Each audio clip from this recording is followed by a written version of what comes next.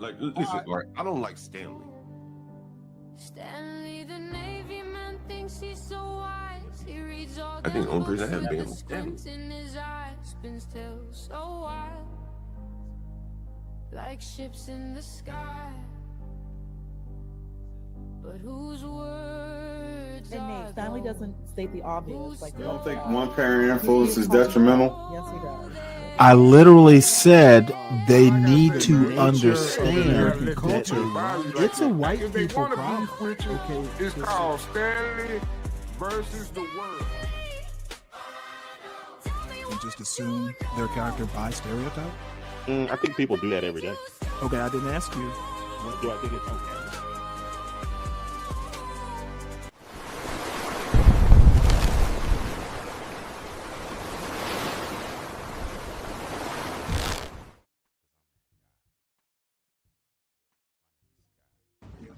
Beautiful. Is it good? House. It's a great place. House.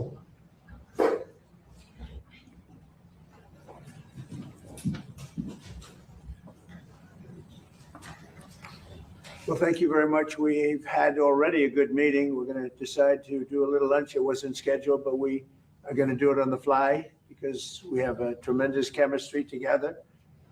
The Prime Minister of Iraq has been amazing. He won an election that a lot of people didn't anticipate could be won by anybody else other than another person who was not, in my opinion, a good person. Not good for America. I don't think good for Iraq.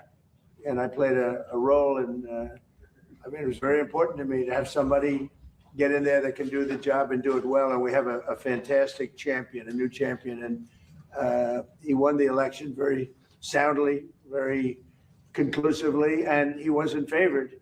But by the time they got to know him, he ended up winning. And he's going to be there for a long time. So I just want to say it's a great honor to have the Prime Minister of Iraq with us. He's been a great fighter and he's been a great fan of America. We'll be discussing that a little bit with you, but they have tremendous oil reserves. They have tremendous potential wealth, and they have tremendous wealth, not only potential. But he's done in a short period of time, he's changed that country so much, especially toward their thinking about the United States. And we have partnerships. Chris was just saying we have tremendous oil partnerships all of a sudden being formed over the last short period of time. And I guess you're going to be announcing them this week or next week, but massive, among the largest. So they have done a fantastic job over the last very short period of time, but they have a great leader, the new Prime Minister. He's a great leader. I think he's going to be there for a long period of time. And it's great to have you at the White House. Thank you very much. Thank you. Thank you. And he's a young man. He's young and he's handsome, which I don't like. I'm not happy about it. شكرا جزيلا. لقد عقدنا اجتماعا جيدا وقد دعوته إلى وجبة الغداء، وهذا لم يكن ضمن البرنامج والجدول الذي اتفقنا عليه، لكن هنالك كيمياء عظيمة بيننا وبينهم. رئيس الوزراء يقوم بعمل رائع. أنا لم يتوقع أحد أنه سيفوز في هذه الانتخابات، لكن المرشح المضاد له كان شخص لم يعجبني ولم تكن لديه آراء جيدة تجاه أمريكا، لكن كان من المهم جدا لي أن تفوزوا أنتم في هذه الانتخابات، وأنتم تقومون بعمل رائع جدا. والآن لدينا فائز جديد لم تكن حظوظه كبيرة لكنه مع ذلك نجح في هذه الانتخابات. هو شرف عظيم بالنسبة لي أن أستضيف دولة رئيس الوزراء هنا في البيت الأبيض. هو محارب عظيم، وهو أيضا من المعجبين بأمريكا والولايات المتحدة. العراق طبعا دولة غنية لديها كثير من الاحتياطات النفطية، وهي دولة مليئة بالثروات، وفي وقت قصير تمكنتم من القيام بالكثير وتغيير، على الأقل تغيير شعور العراقيين تجاه أمريكا. وكما قال كريس وزير النفط وأشار إلى ذلك أن هناك صفقات تجارية كبيرة في مجال النفط سوف يتم الإعلان عنها هذا الأسبوع. أنتم تقومون. Well, welcome to Iraq. Welcome to Stanley versus the World. Today we are in Iraq, and these are Donald Trump's Arabic lessons, apparently. This dude is just a wreck of a president. Why are we doing this? This is awkward. So, as you wander into this show, and if you are actually listening to this on a replay, please make sure that you hit the like button. If you're new to the show, please continue to watch us, subscribe to the show. Who knows, you might like it. We do news and politics, culture and history, American history here. It can get a tad boring, but if you're into that sort of stuff, stick around. You'll get some of it at least. And then there's the occasional fuckery, which these days I'm trying to avoid. Lots of it going around in these YouTube streets, and it's fun to watch. Can't imagine that it's fun to be a part of or participate in. So this is the Prime Minister of Iraq, Donald Trump, just cannot look presidential. I can only imagine what his MAGA minions are thinking about having all this Arabic spoken in the Oval Office. But, or is that the Oval Office? It may not be. But anyway, bottom line is this is an embarrassment. Dude is bad for America. Unpresidential, etc., etc., etc. Oh, by the way, support the show. بعمل رائع وقمتم بعمل رائع خلال وقت قصير. رئيس الوزراء طبعا هو أيضا قائد عظيم، وأعتقد أنكم ستخدمون في هذا المنصب لمدة طويلة. طبعا أنتم في مقتبل العمر، أنتم شاب أيضا ووسيم، وهذا طبعا لا يعجبني، لكن مع ذلك يشرفني أن أستضيفكم هنا. Please, thank you. أشكر حفاوة الاستقبال إلى فخامة الرئيس دونالد ترامب. Thank you for the warm welcome by His Excellency President Trump. وهذه هي زيارتي الأولى. This is my first visit إلى الولايات المتحدة to the الأمريكية. United States of America.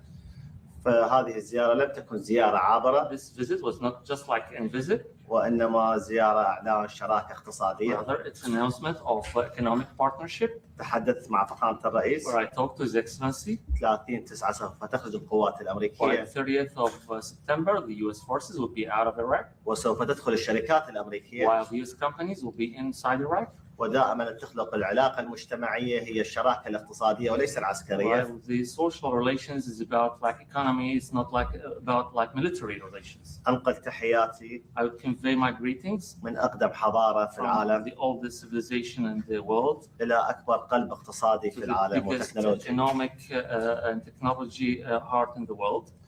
وأكرر شكري إلى فخامة الرئيس على حفاوة الاستقبال. My thanks to His Excellency the President for the warm welcome.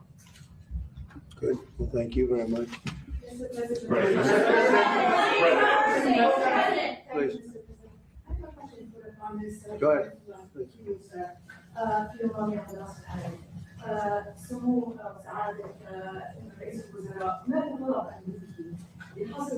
Oh, this is the Oval Office.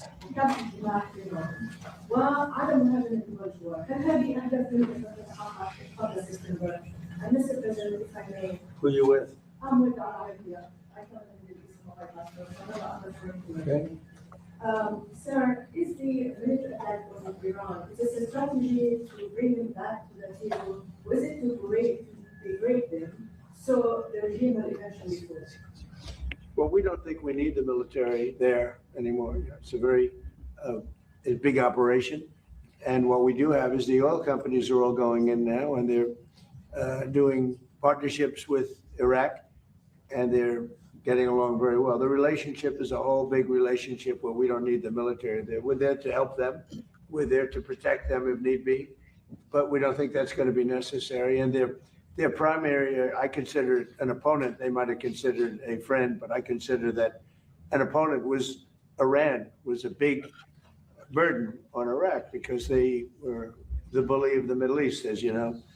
And we were just talking about that, but they're not going to have that problem anymore because Iran has been very much destabilized, and really their military power is just a tiny fraction of what it was just 4 months ago.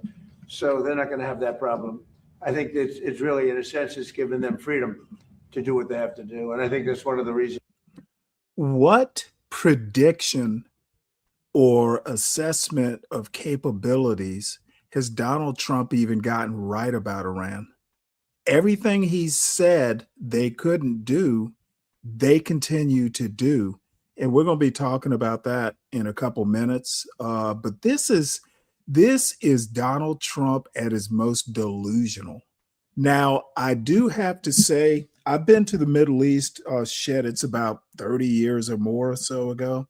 They do have an affinity for gold. They're like gold's everywhere. There are gold markets. You can buy you can buy gold in almost any form except maybe liquid. This dude is probably real impressed by all that fucking imperial Versailles looking. This is the Versailles-ification of the White House. And I'm going to use that as a show title. I rarely come up with my own show titles. But the Versailles-ification of the White House, and it might not even be original. I may have read it somewhere. But this is an embarrassment, quite frankly. Donald Trump, unpresidential. He's the huckster in chief right now. We are getting with them because of oil. Well, how 1970s? Oil is starting to be very expensive when you start counting blood and treasure. And that's half the reason we're in Iraq. I don't even think Donald Trump cares that much about the nuclear stuff. Iran isn't a nuclear power, and it wasn't when this war started. It's all about the oil. And this is just so retro. Donald Trump is a retro president. Retro huckster in chief. That our oil companies are going in there at levels that have never been seen before. So it's been. You want to answer? شكرا جزيلا على السؤال. Thank you for your question. ابتداء في منهاج الحكومي According to the program of the government, هو حصر السلاح بيد الدولة. is to restrict the possession of weapons to the state. وهذه نقطة أساسية. And this is a basic point. ولدي قرار بها غير قابل للخيار. And this is like a decision. It's not an option. تم استلام. We received أسلحة كثيرة من قبل بعض الفصائل. Weapons by different factions. واللي يسلم سلاحه and whoever surrender his weapon ويتحول إلى جهة سياسية ومدنية turned into like a political or civilian. من ناحيتنا سيتم التعاون معه. We will cooperate with them. بعد 30/9 after the 30th of September لا حاجة لوجود أي فصائل. There's no any need for the presence of any faction. لكون الفصائل because factions هي حاجة وليس مهنة. is a need. It's not a profession. وماكو مبرر لبقائهم بعد 30/9. No any justification for their existence after the 30th of September. إن شاء الله نهاية هذا العام أو بداية العام القادم. By the end of this year or by the beginning of the next year. سوف نعلن أكبر مؤتمر السيادة الوطني. The sovereignty conference is the biggest conference in the region. قرار العراق بيد العراقيين. The Iraqi decision is by the hand of the Iraqis only. وقواتنا الأمنية قادرة على حماية أراضيها. And our security forces are capable of protecting their borders. بعد 30/9 After the 30th of September, لا نسمح لأي جهة تحمل سلاح خارج نطاق الدولة. Never accept for any entity to carry weapons outside the control of a state. Thank you, President Trump. I have two questions. I was wondering if you could explain your changing thinking on the Strait of Hormuz, applying a 20% fee. How did you get to the decision you just announced? So when I put that out yesterday, we've been doing that for many, many years. It was never fair to me that we would be guarding the strait when we basically don't take anything. We don't need the oil at all. And it wasn't important for us, but it was important for allies. It was important for people that we get along with very well, including the major Gulf state countries. So I put it out yesterday. I thought it was good. I was called by different people, different countries, kings and emirs and all of the people that we all know. And we all love, and they've been very strong partners. And they said, we'd love to do it a different way. We'd love to invest in the United States with billions and billions of dollars and continue our record setting, because there's never been a time like this for the United States, with the factories, with the plants, with everything else. And we would like to invest tremendously in the United States as opposed to charging a fee. And I like that, actually, because I don't think anybody should be able to charge a fee for the straight or for any other straight relationship in terms of other sections of the world. I don't think anybody should be really in that position. Well, the problem is what he thinks look, I'm starting to get the idea that Trump is the kind of villain who wants world domination. We don't control the Strait of Hormuz. We started the fucking problem. Okay, nobody was talking about charging it, as far as I know. Maybe I'm wrong, but I don't recall, and I watch a lot of news, listen to a lot of commentary. I don't recall anyone wanting to, treat the Strait of Hormuz as a toll bridge before Donald Trump's action, ill-advised action in Iran. What he thinks doesn't really matter. You don't control the world. If it's America first, I can understand what's in American interests and stuff. But if you really think about it, Iran having a nuclear weapon, how does that really affect the United States? Okay, I'm not usually one to even care that much about Israeli-American relations, but this is starting to go too far. Okay, why is it in American interest to, whether Iran charges a toll or not, we don't get any oil from through the Strait of Hormuz? But let me tell you why. Because the bullshit about America being energy independent is just that. It's bullshit. It's a world market, and what happens in the Strait of Hormuz does affect the United States. This is out of control. Donald Trump is not in control of what's happening right now. And I appreciate, having an ally in in Iraq will make a difference until this dude decides, well, fuck you, Donald Trump. It's gonna happen. These people don't care that much about American presidents. They will always act in their self-interest. And Donald Trump doesn't seem to understand that countries don't go, well, what will America think? They care about what their people think, their constituents think. Donald Trump, for some reason or another, thinks the first thought in any world leader's mind is, what will Donald Trump think, or what will America think? Sorry, doesn't work that way. And Donald Trump is finding out the hard way. Iran, they're like, yep, we've been preparing for this shit for decades. They're literally saying, bring it on. They have done nothing. Iran has done nothing that Donald Trump has demanded. Has anyone noticed that? This dude, someone said something. Oh, I know who it was. It was that weirdo pervert dude calling me a struggle streamer. Donald Trump's a struggle POTUS right now. Dude is just trying to find a solution to a problem he created. And the solution was, you shouldn't have done what you did. But we were doing it as a reimbursement. The Gulf states are going to invest a tremendous amount of money into the United States, and that was very satisfactory to me. I think it's actually much better. If I could also ask, are you aware of why the FBI is looking into Senator Graham's death?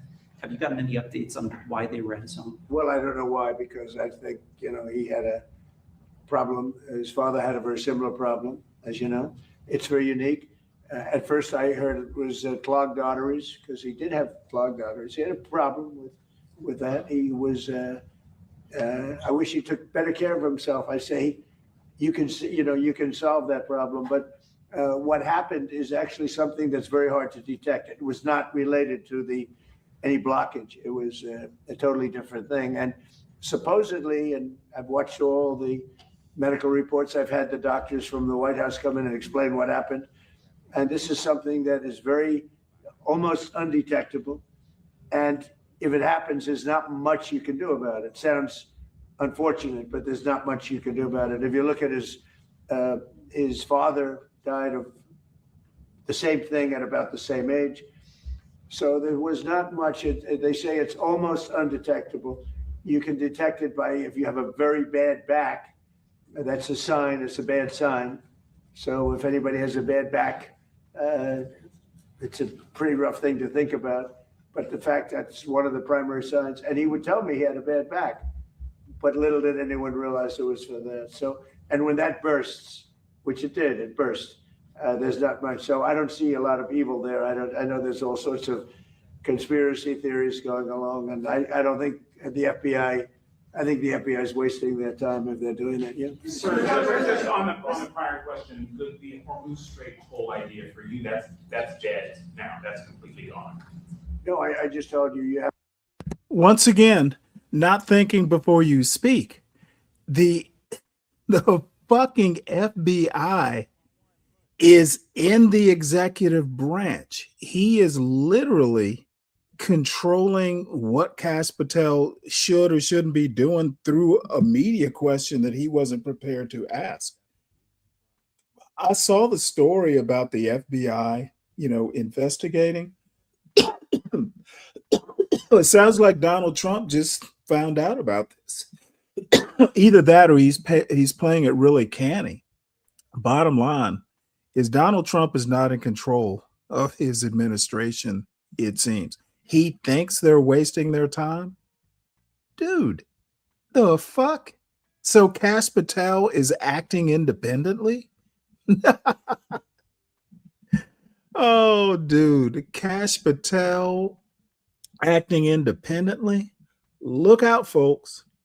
Of Saudi Arabia, UAE, Qatar, Bahrain, and Kuwait, primarily, and then others. I spoke to all of them, and they would love to invest more money in the United States at record amounts, and that would be very acceptable. And this way, there's no fee. I don't like the concept of a fee, but at the same time, it's not fair that we're protecting this strait for the entire world, for China and everyone. I don't mind protecting it for China. I don't mind protecting it for anybody, but it's unfair that we're not in somehow compensated. And we've been doing this for many years. It's bothered me 25 years ago. It bothered me. During my first term, I was doing things like you have to invest in the United States. But by doing it that way, there's no fee. They're investing and they're getting a return on their money, and it's good. But they're going to be making massive investments into the United States, and I like that much better. Can I ask you a bit about the meeting you had today, whether you discussed OPEC? There's been some reporting that Iraq is pushing for changes to OPEC or share, even that they might consider leaving it. That's the gentleman right here, because here he is. Would you like to know about it? Are you considering, Mr. Prime Minister, leaving OPEC, or are you pushing for changes within it? And Mr. President, would you support Well, I support him. You I supported him very early I endorsed him, something I rarely do, but I've had great successes endorsing. We just had Colombia, which was a big one, Argentina. Have you noticed that Donald Trump hasn't said the prime minister's name once? I haven't looked it up. I would love to hear our president pronounce the dude's name. It was a big one. We had many. I've endorsed, I think everybody I've endorsed from a foreign standpoint, they just win. Yeah.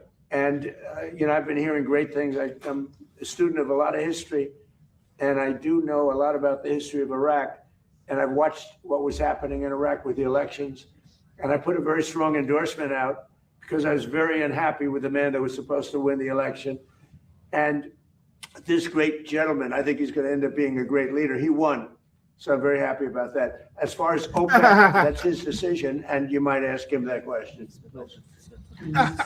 Oh boy. لا اوبك احنا احد البلدان المؤسسه لها. We are one of the countries that established OPEC. لكن نريد حقنا وحصه منصفه للعراق. We need This like is a an fair share embarrassment. for Iraq.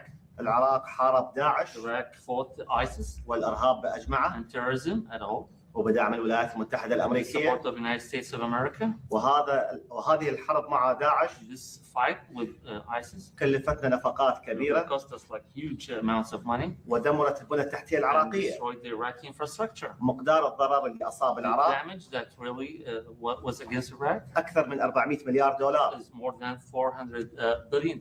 لليوم بعض العراقيين مدن مدمره. Until today, like some Iraqi cities are totally destroyed. ويسكنون في مخيمات. They like live in camps. والآن لدي خطة أعيدهم إلى دورهم. I have a plan to get them back to their homes. نريد حصة منصفة للعراق. We need a fair share. لا أكثر من ذلك. We need a fair share. Yeah, I might just answer because if you remember, even though I was a civilian and had no thought of running for president, I get a disproportionate amount of publicity, as you probably heard. And I used to say, don't go into Iraq. Don't attack Iraq. Frankly, they attacked the wrong country. Iraq. And they did a lot of damage. Yes. Thank you. Given how the Iranians have been behaving, do you have any regrets about lifting the naval blockade or giving the sanctions waivers? No, I gave them a chance. I wanted to give them a chance at making a deal. You know, we had a deal 2 days ago. It was done. And then all of a sudden, they couldn't do it. They didn't like something about the deal. They couldn't do it. And they shot first. And that was a big mistake that they shot first because we have been knocking the hell out of them. I don't think they're very difficult people. 47 years we put up with it. The SS Cole, you go back all the way, thousands of people, thousands of Americans were killed. A lot of soldiers were killed. A lot of soldiers are walking around or not walking around. I mean, they've been so badly injured.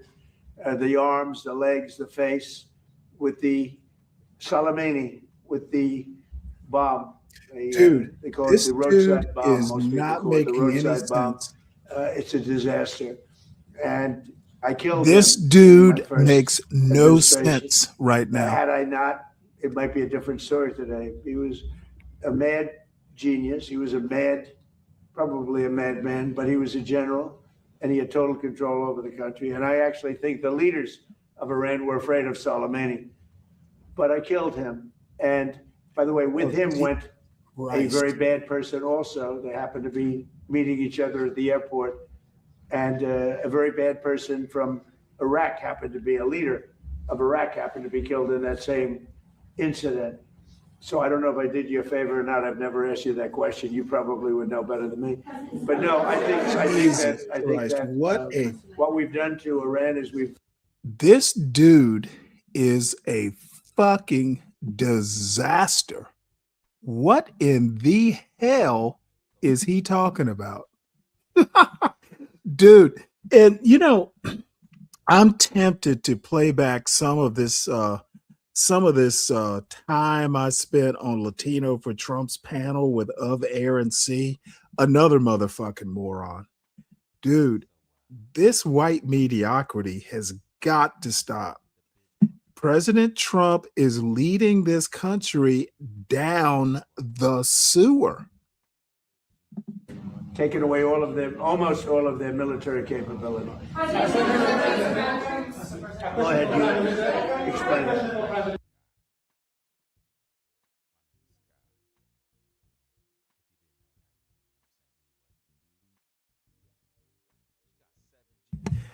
Donald, the problem isn't the military that you've destroyed. Obviously, you haven't destroyed enough of it. It's that they're not willing to capitulate. Maybe knocking the hell out of them isn't the solution. Barack Obama came to a whole deal with them, the JCPOA or whatever it's called. How come Obama was able to do it without firing a shot, and your ass fired a shot and they keep firing back? Failure. This is white mediocrity, folks. You get what you vote for. Explain. Hold on. He has to hear that. Go ahead. هو بيسأل عن قاسم سليماني وانه كيف تم قتله على يده في الولايه الاولى له في عندما كان رئيسا للولايات المتحده. فالفكره هو طبعا كان شخص ذكي جدا وعبقري لكنه كان شرير بنهايه المطاف. في حادث استهداف وقتل عراقي كان في صحبته، كانوا يلتقوا في مطار في العراق في بغداد. فهو بيسأل هل هو كان عملكم خدمة أم لا؟ ما هي النظرة بالنسبة لي؟ Oh my God. سليماني. أنا في ذاك الوقت لا أمارس السياسة. At that time, I was not in politics. وأريد كل جايتين نتحدث عن المستقبل إيش راح نسوي. In my visit, like I'd like to talk about the future. مشابهين للماضي القديم. Now, like we are fed up with the past.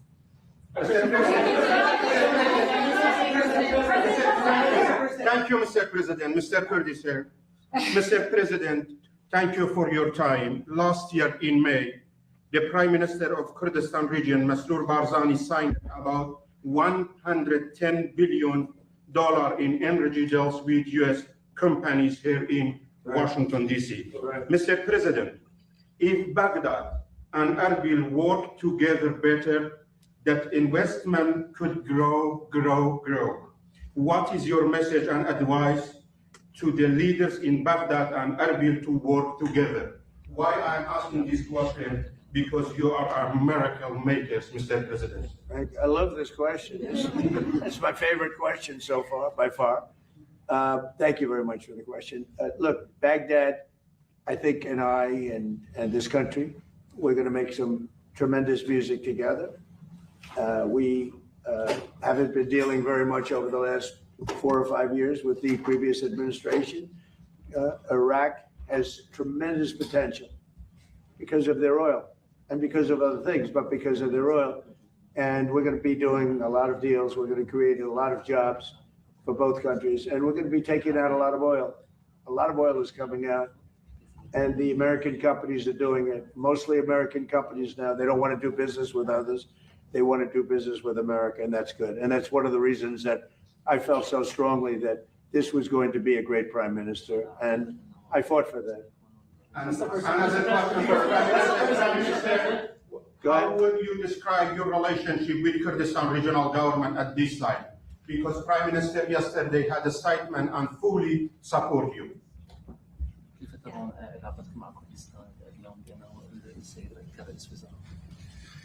أنا أنظر للعراق جسد. I look at Iraq as a body.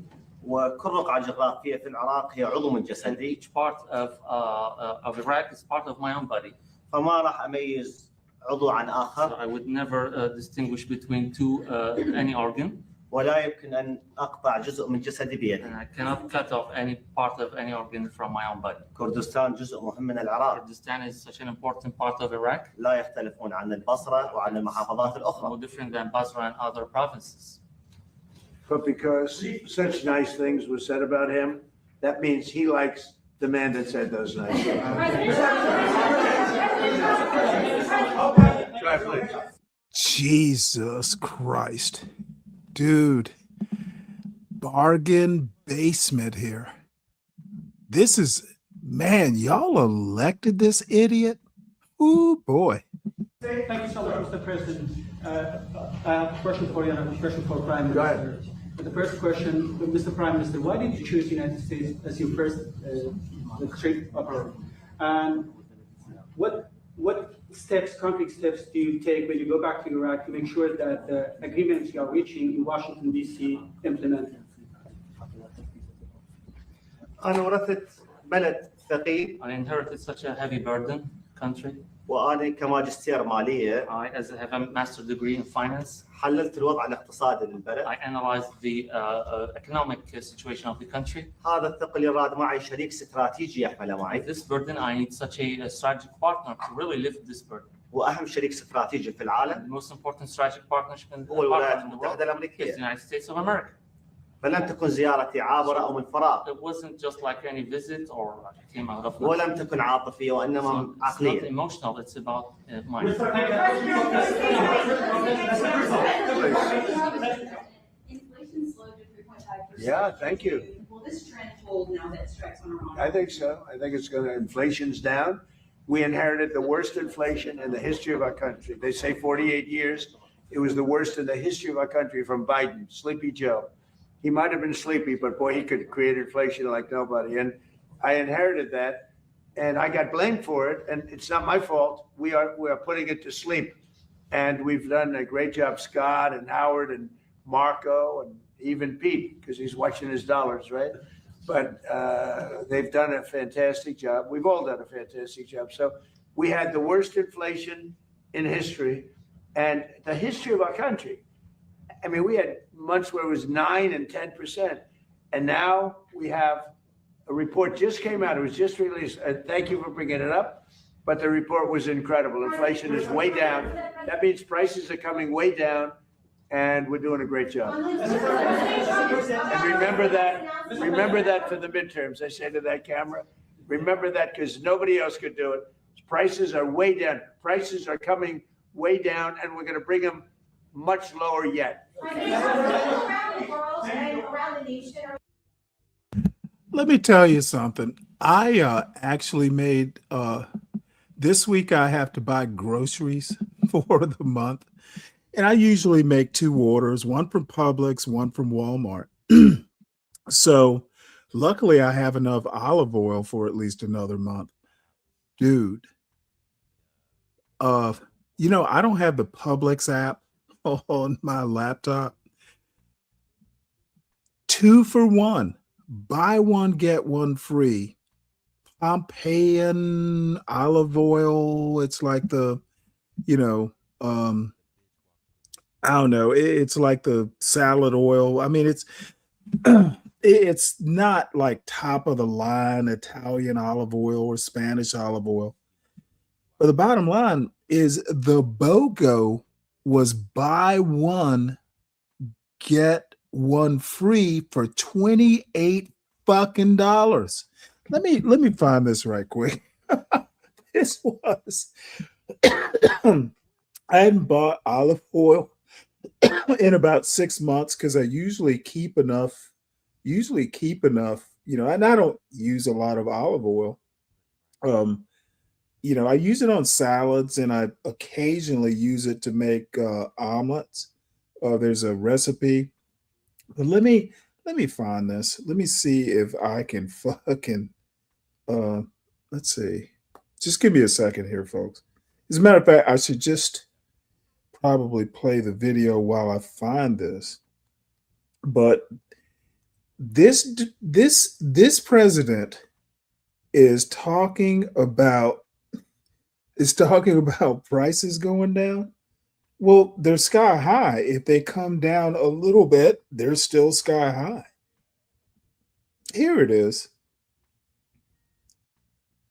No, that's not the one. Here it is. 32 ounces. Apparently they sell it at $28. Motherfucking 32 ounces. And I'll have to figure out how to get this. I was hoping I could share this out, but I'd have to figure out how to do it. But this is Pompeian Organic Robust Extra Virgin Olive Oil, 32 ounces, buy one, get one free for $28.79.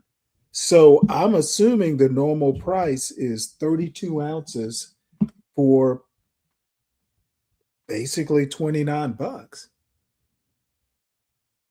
And the reason I bring this up is a year ago, dude, you could get this shit for like, I don't know, $15, which is high, but now it's double the price. Donald Trump, bad for the economy, bad for the United States. And his administration is even worse than he is. Dude is a failure. And the people who voted for this out of touch octogenarian, shame, shame, shame. Anticipating your big announcement on Thursday night regarding election machines and integrity, can you give us sort of a sneak peek about what to expect and tell? Well, I'd rather save it. It will concern that subject, and we'll have a couple of other things to say also. But I'd rather save it, but it's really big news. It's really, really big news. And our country has to shape up. But that's what we're going to be talking about Thursday is. Wait, hold it.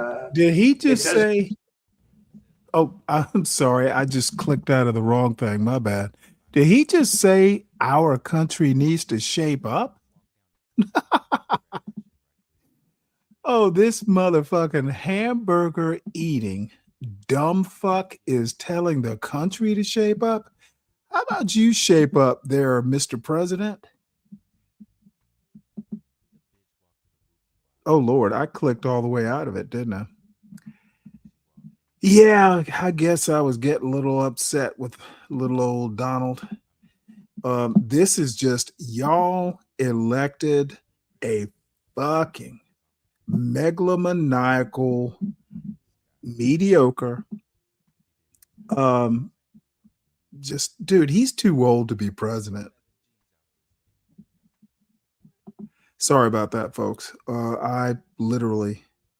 I guess I got a little emotional over Donnie. And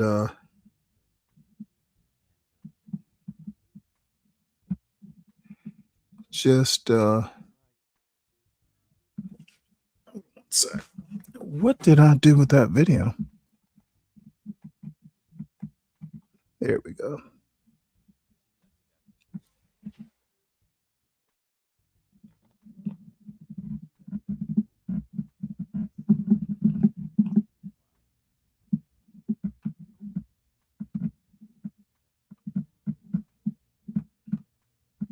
Why isn't this showing up on my history? Well, I guess I could move on, but no, I need to hear more of this, just a fuss at the sheer stupidity.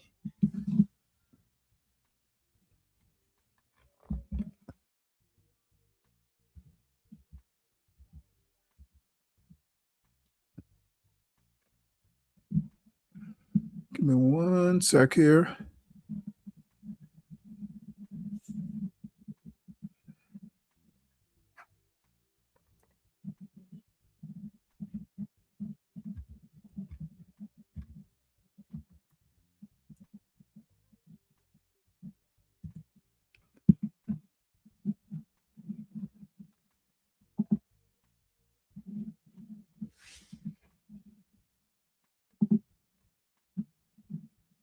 Oh, there we are.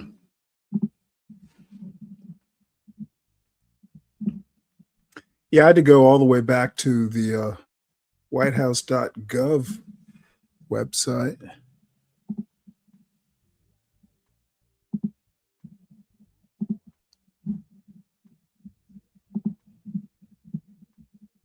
Sorry, folks, I'm a little slow today, apparently. Because without free and fair elections, you don't have a country. We'll be discussing other things too, but it's going to be a very big announcement. Yeah.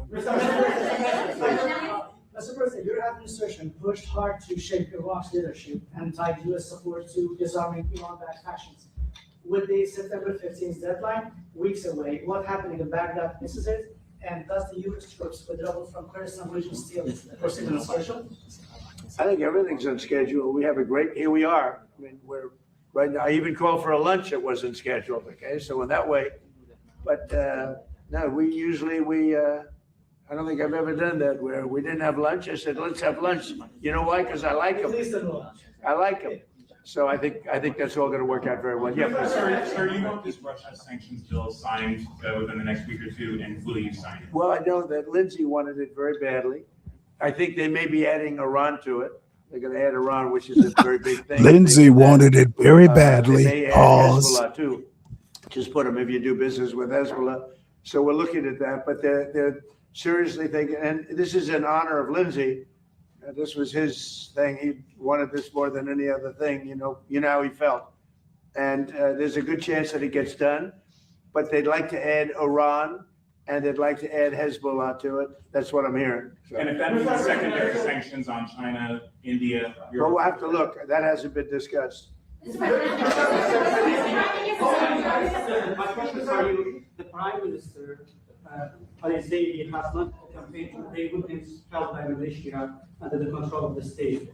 How does your administration support him to accomplish this mission? And my second question, how do you envision the future relations between Kurdistan region and Iraq? I think everything is going to work out. I think the Middle East, believe it or not, is coming together. We're getting rid of the bully of the Middle East. Iran was the bully of the Middle East. They bullied Iraq. They bullied every country. There was fear all over the Middle East with other countries. I understand that, but there was fear. But there's no fear anymore because their military capability has been knocked to hell, and there's no fear. I think the Middle East is coming together like it's never come together before. You can't have a dominant factor like Iran that would kill 52,000 protesters. You know, they killed, nobody likes talking about that. I don't like talking about it. They killed 52,000 protesters. So the bottom line, all regions, I believe, are coming together. And I think this is going to be one of the great leaders right here. It's going to be one of the great leaders in the Middle East. Go ahead, please. Just explain that, please.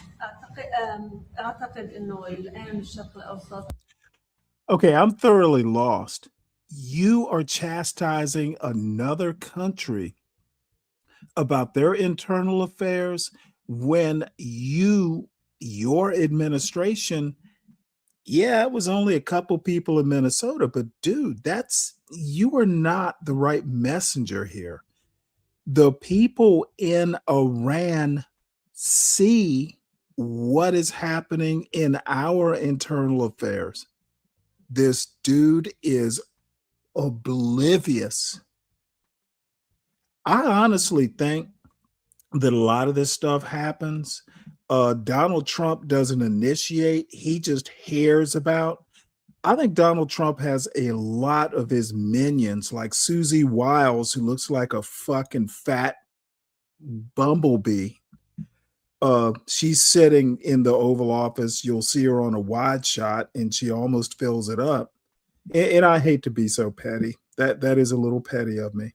But the bottom line, I think a lot of this stuff is happening on behalf of Donald Trump. He's not given permission. They're just saying, hey, what would Donald Trump do? And then they're going back like, hey, we did this. I don't think Donald Trump is quite in control right now. He is basically a more cogent Joe Biden, but he's not calling the shots. Otherwise, I hope he would understand that what he just said about what Iran did is literally happening, not on that scale, but having 2 citizens shot for no reason whatsoever. And then we're going to talk about at least one more. ICE is out of control, but he wants to criticize Iran. Dumb president. قد تم ترتيب أوضاعه لأنه إيران ضعفت الآن وهي كانت تتنمر على الجميع، فالآن انتهى هذا الدور ولا يمكن أن نسمح لقوة واحدة أو بلد واحد بأن يهيمن على كامل المنطقة. يعني الناس يغفلون عن أن إيران كذلك، الحكومة الإيرانية قتلت 52,000 متظاهر في إيران. طبعا نحن لا يمكننا أن نحن لا نتحدث عن ذلك، وأنا نفسي يعني أنا الرئيس أكره أن أفكر في هذا الأمر، لكنهم كذلك. والآن انتهى هذا الدور ولم يعد لإيران أي دور في التنمر على أي من جيرانها. And I think we could go into this for a long time. And the bottom line is that we have a fantastic relationship with many countries now. I just came back from NATO. Many of you were there and you saw how that worked out. It was a phenomenal, it was a love fest, to be honest. And they love the United States. They even like me, but they love the United States. And We're going to cut costs there by hundreds of millions of dollars, maybe. But the NATO event was incredible. Today's event is incredible. This is a potentially really great country. And many people would say it's a great country. We're helping it. We want to help it. We have a fantastic relationship with the new prime minister. He's a strong person. He's a very brilliant guy. He's very much acknowledged. What's my He name? couldn't have won that election. That was a highly What's my name? competitive election. And he went out and won.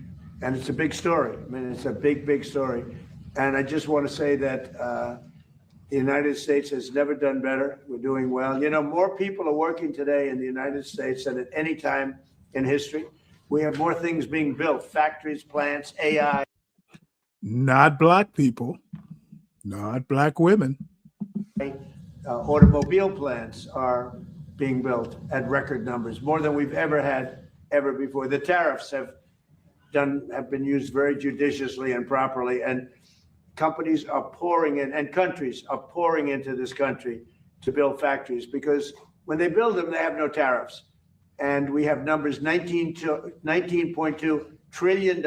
As an example, under Biden, it was less than 1 trillion for 4 years. We're at 19.2 trillion for 12 months. Nobody's ever seen anything like it.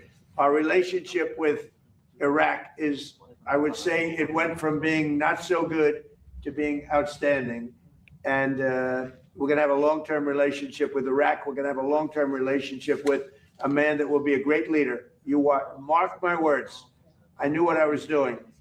This man is going to be a great leader in the Middle East, beyond Iraq. His influence is going to spread all throughout the Middle East, and we're very happy about it. And we are very happy to have you with us. Thank you very much.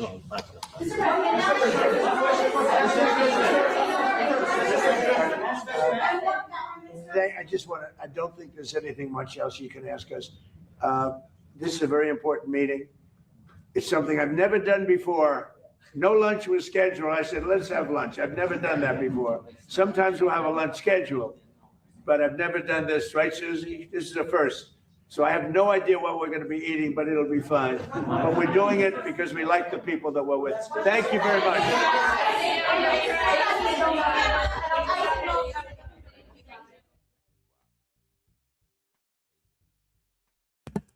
All right. Well, thank God that is over, but I figured I better show it.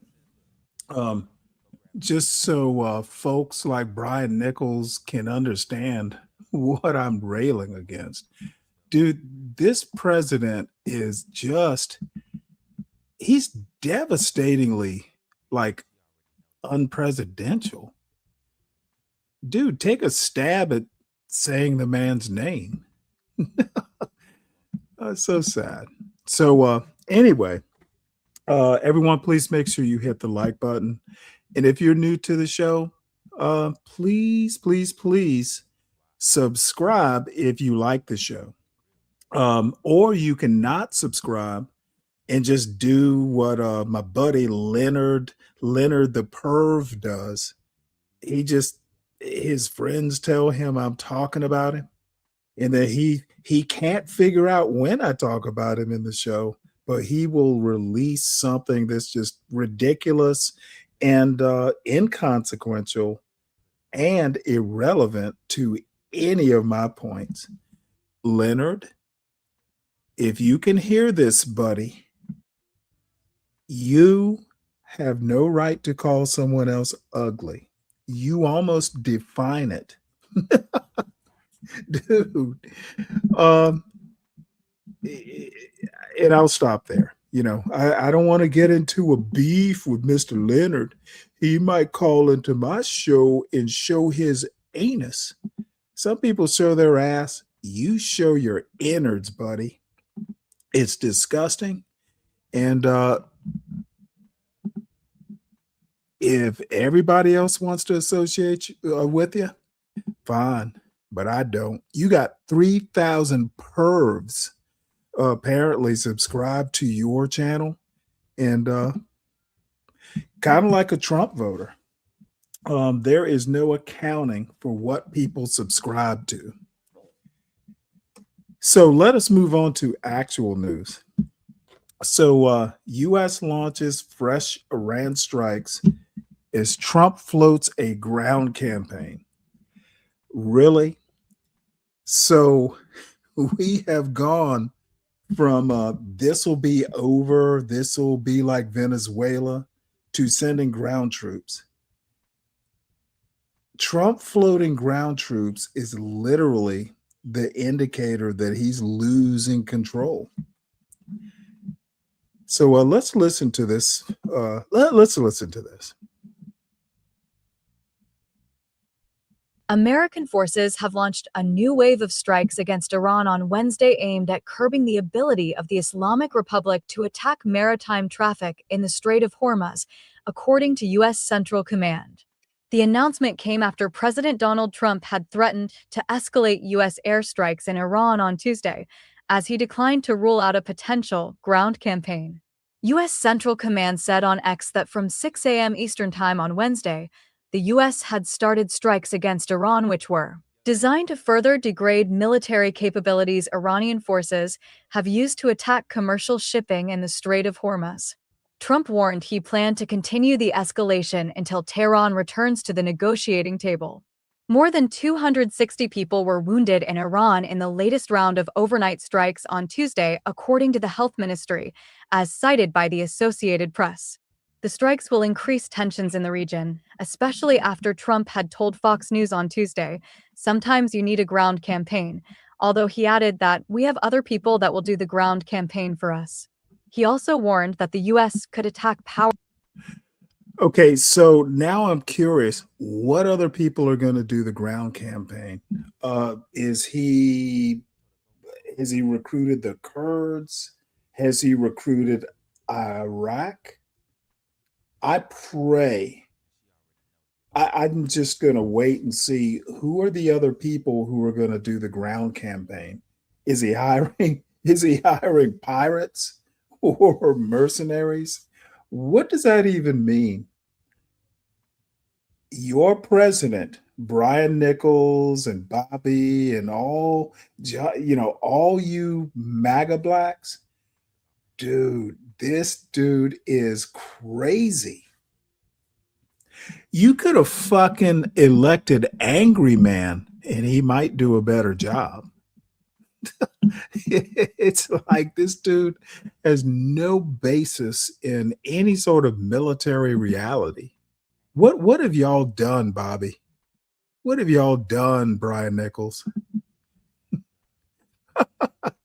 So this is from yesterday in the Washington Examiner. Trump returns to war with Iran from position of strength.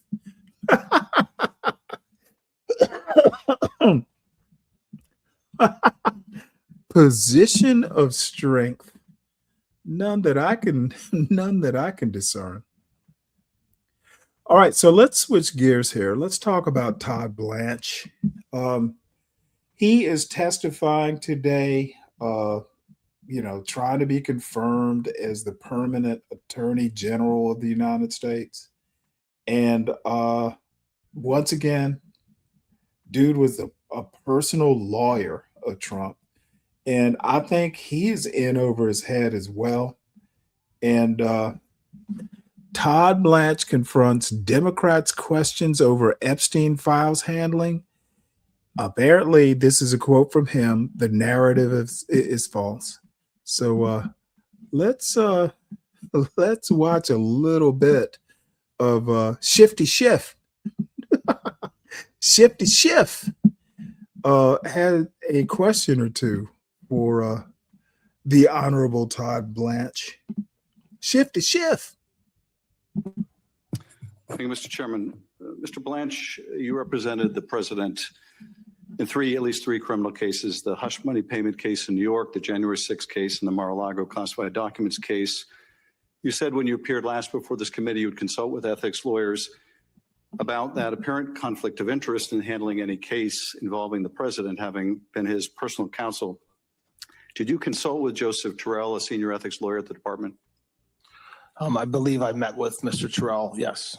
Did Mr. Terrell tell you that ethics laws and policies required that you not be involved in cases involving your prior and representation of the president. Yes.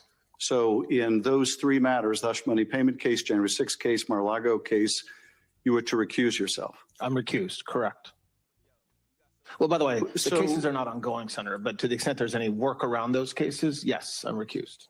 So you said to CPAC a couple months ago, the other things that are happening, there is not a single man or woman at the Department of Justice who had anything to do with those prosecutions, meaning the prosecution of the president. So you're saying that it's not a conflict of interest for you to be involved in the firing of prosecutors who prosecuted your client, your former client? There's no conflict there? Is that no, there is. I wasn't involved. So at CPAC, you're taking credit for the firing of these Department of Justice lawyers, but you're not willing to take responsibility before this committee. Is that the case? No. Okay. I'm making, there's a statement I gave at CPAC. Bragging about this at CPAC, the firing of these prosecutors, the firing of the FBI agents, the getting rid of everyone who investigated your client. You were proud of that, speaking for the Department of Justice, but you don't think that's a conflict of interest. You moved to vacate, I don't think you're going to deny involvement in this, you moved to vacate the convictions of 12 Proud Boys and Oath Keepers, which erased their convictions, restored their gun rights. These people were convicted in the January 6th investigation, which also involved the president who you represented. You were involved in dismissing those cases, were you not?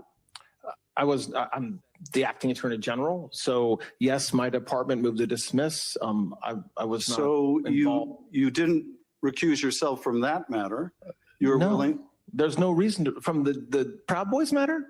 Yes, I mean, it was. Lawyer, you know the rules. There are rules that say when I have to there are be recused, rules, and that's not one of them. And there are rules. And when you're told to recuse yourself from investigations that you handle for the president, you're supposed to recuse yourself. No, when so I represented the president. you have also said, you've also refused to release Volume 2 of the Special Counsel's report.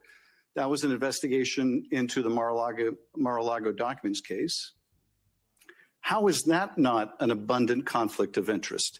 Refusing to release to the public an investigative report of an investigation into your client. I am not a judge, a federal judge. No. The department's position under you, Mr. Blanche, was do not release the report. So that position. If you went into court asking them to release it, it would be released by now. So how is that not a patent conflict of interest? What you're saying happens to not be true. I did not do that. What you're talking about happened before I became the Deputy Attorney General. So you support the release of Volume 2? No, I don't, but I'm recused and had nothing to do with that case. Like, you can't accuse me of violating my ethical rules and then lie about what I did.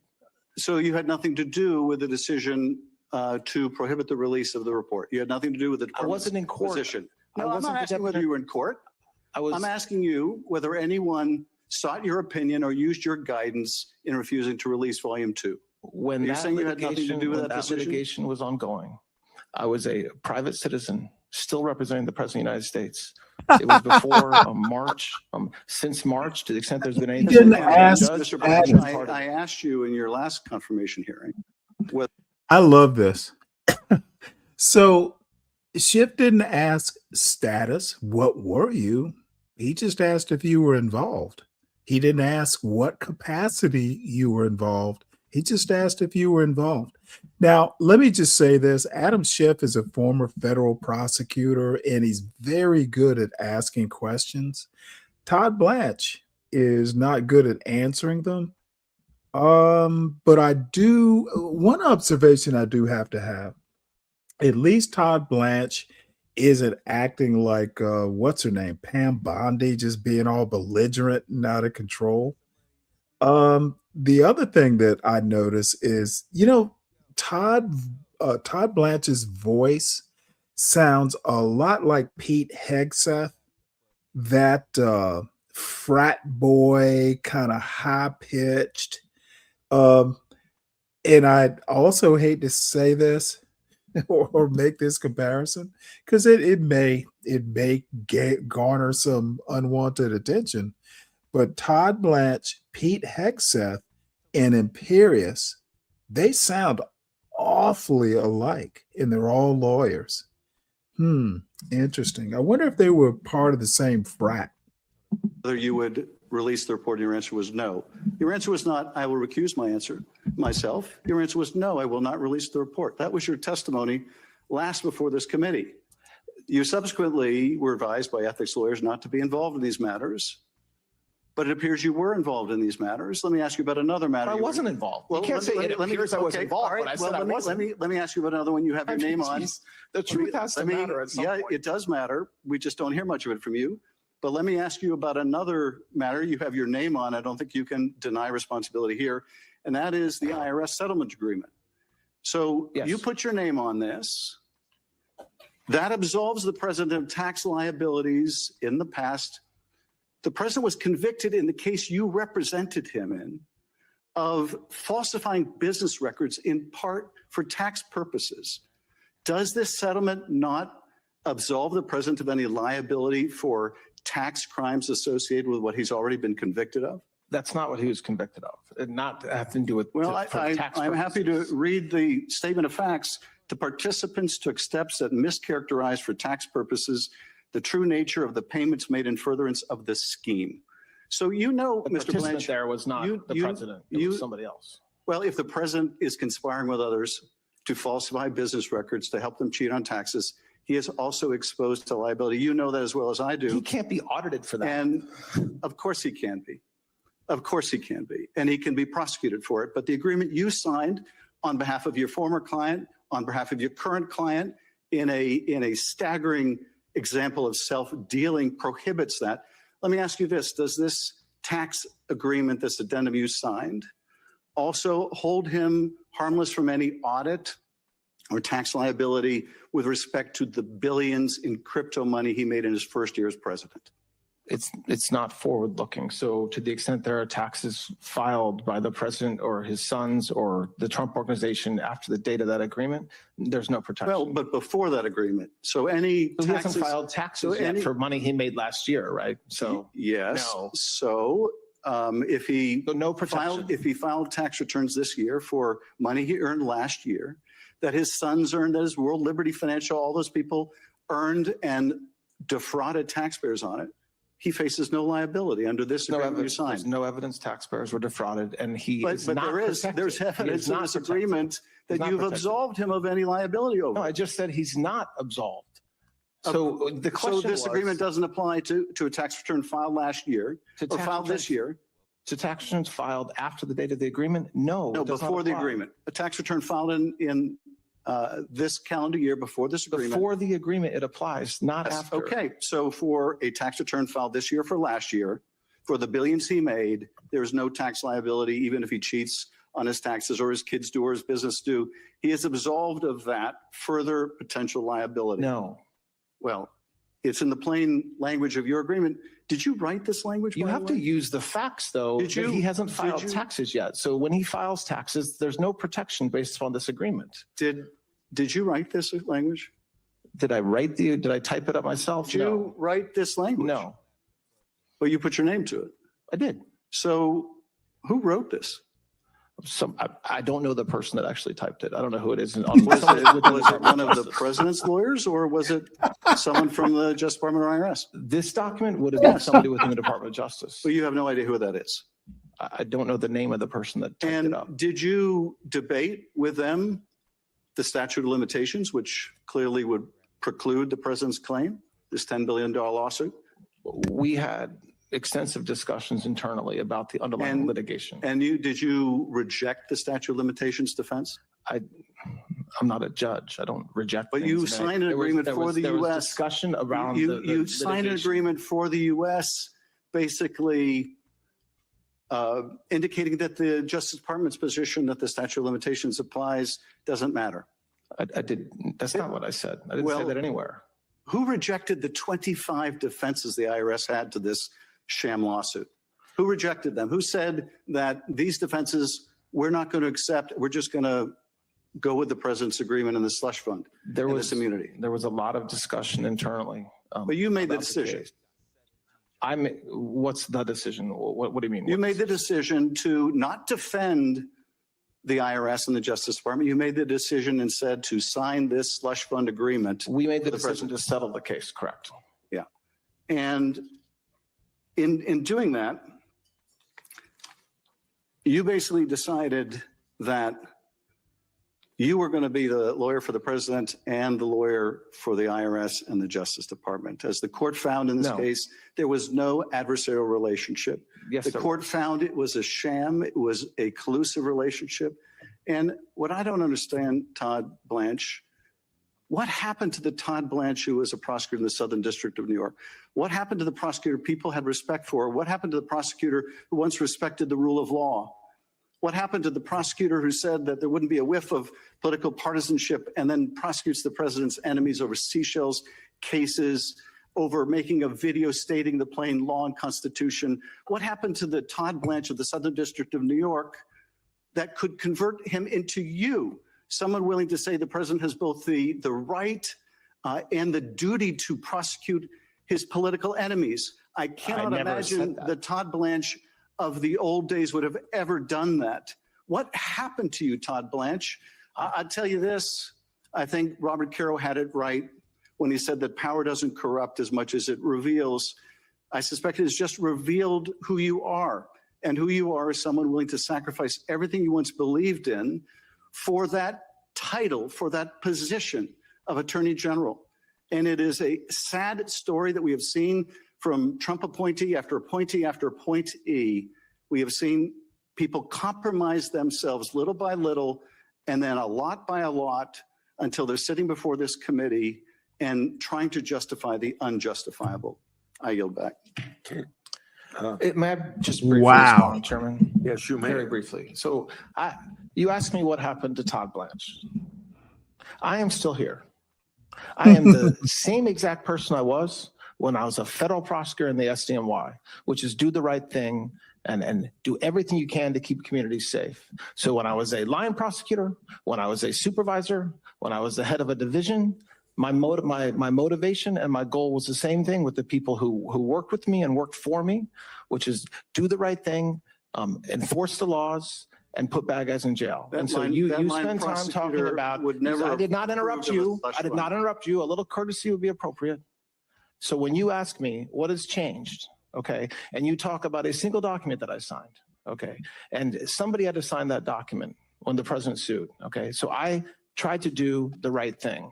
What I do every single day, and what the prosecutors in this country do every single day, and the nearly 100,000 indictments and informations that have been filed since January 20th, is exactly what everybody in this building should want the Department of Justice to do, which is to make our communities safer, enforce the laws, both civilly and criminally, and always do the right thing with integrity, which is exactly what I'm doing. So I am the same Todd Blanche I was when I was a federal prosecutor in the SDNY. Yeah, real convincing. So let us move on. So this is something I just discovered and added to the lineup. I am trying to figure out the purpose of this. So civil rights leaders announced March on Washington to defend voting rights. Now, here's my position on this, and I haven't even heard the story or read the story. Dude, they are doing the same thing Trump is doing. They're going back to the past, into the bag of golden oldies. How about come up with something new and interesting? I have a problem with this. But let's see what these folks have to say. Oh, I thought that was a video. My bad. Well, let's see if we can play this. Civil rights leaders announce March on Washington to defend voting rights. This article is written by Reuters and is read by an automated voice. And hopefully the volume isn't too low. Chicago. Civil rights leaders announced plans for a Washington march to defend voting rights, saying on Tuesday that recent court decisions have weakened key federal protections against racial discrimination in voting. The coalition, led by Reverend Al Sharpton's National Action Network and joined by Martin Luther King III, Andrea Waters King, and labor and civil rights groups, will host the March on Washington 2026 Defend the Vote March on August 28. That will mark the 63rd anniversary of the 1963 March on Washington for Jobs and Freedom, and Martin Luther King Jr.'s I Have a Dream speech. Organizers said they hope to use the event to pressure lawmakers and rally a response to the erosion of voting protections. The campaign centers on the Supreme Court's April ruling weakening Section 2 of the Voting Rights Act, a key provision used to challenge voting laws and electoral maps that discriminate on the basis of race or dilute minority voting power. Organizers said the decision has intensified a long-running fight over Black political representation. Some Republicans defended the court's decision, arguing that race-conscious redistricting is unconstitutional. Sharpton, however, called the ruling a bullet in the heart of the voting rights movement, underscoring the stakes civil rights advocates see surrounding the court's decision. The march follows a Wall Street demonstration last year that drew hundreds to downtown Manhattan to protest against what they said was corporate America's retreat from diversity, equity, and inclusion initiatives under pressure from the Trump administration. Defending the vote means defending the foundation of our democracy, Martin Luther King III said in a statement. 63 years after my father stood at the Lincoln Memorial, we are called to march again, not only in remembrance, but in action.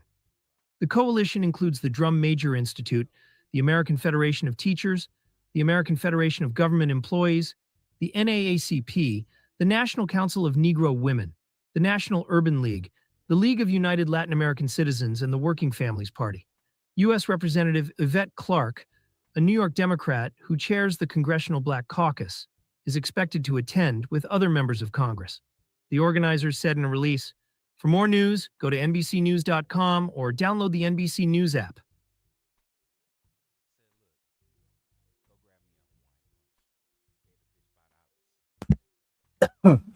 Well, hey, SKC, you're talking about DEI. I'm kind of lost.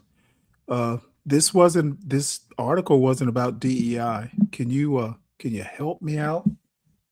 Not sure where you're going with that comment. And by the way, I guess I forgot, that little Nightbot thing keeps saying that the link is posted.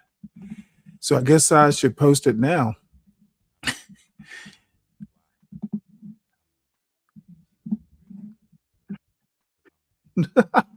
Let's call today's link the Coon of Coons link.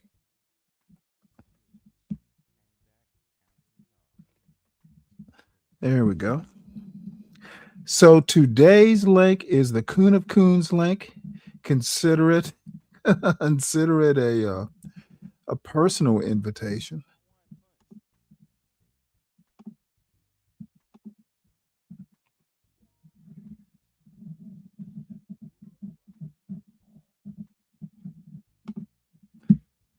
Let's see, did that even come out? Oh dear.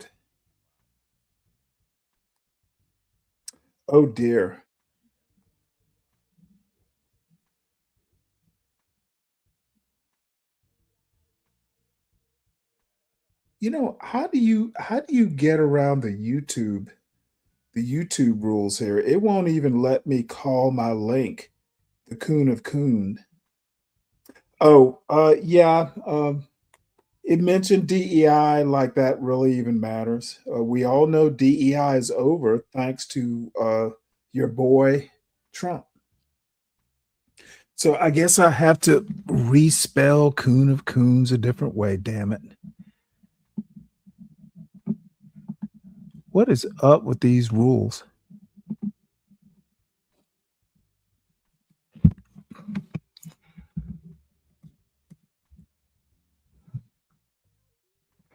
Let's see here. Let's see if spelling it with a K will work.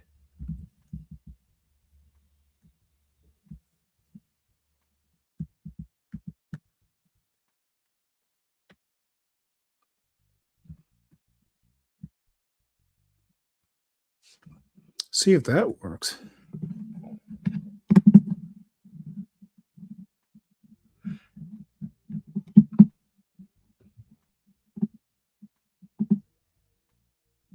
There we go. All right. So, SKC, that's a personal invitation if you want to come up. Haven't talked with you in a while. Hopefully the family is all well.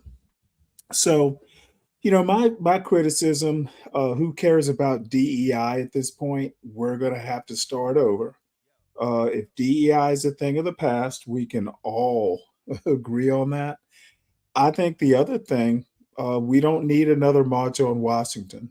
I think it's probably going to be a dud. So we'll leave it at that and move on. Let's talk about ICE. Let's talk about some DEI, as a matter of fact, now that I think of it. The shooter in Maine was a new ICE recruit. So tell me how some new ICE recruit has a pistol or a weapon enforcing the law as a recruit. Now, he might have been qualified according to the Trump standards, but this sounds like mediocre white boy DEI.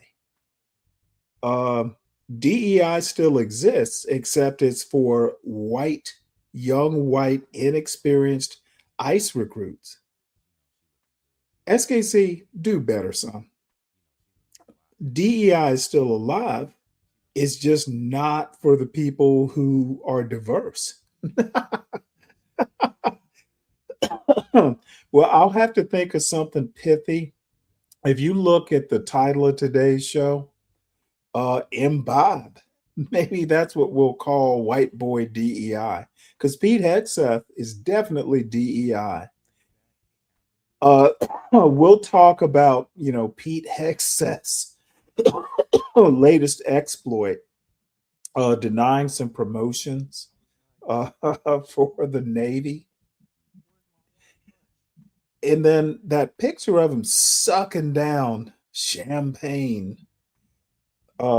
Something about it was actually something that Khan Shonery said yesterday, and I responded with the bias, the merit-based implicit bias. Pete Hegseth said that all the promotions in the military should be merit-based, like they were never merit-based.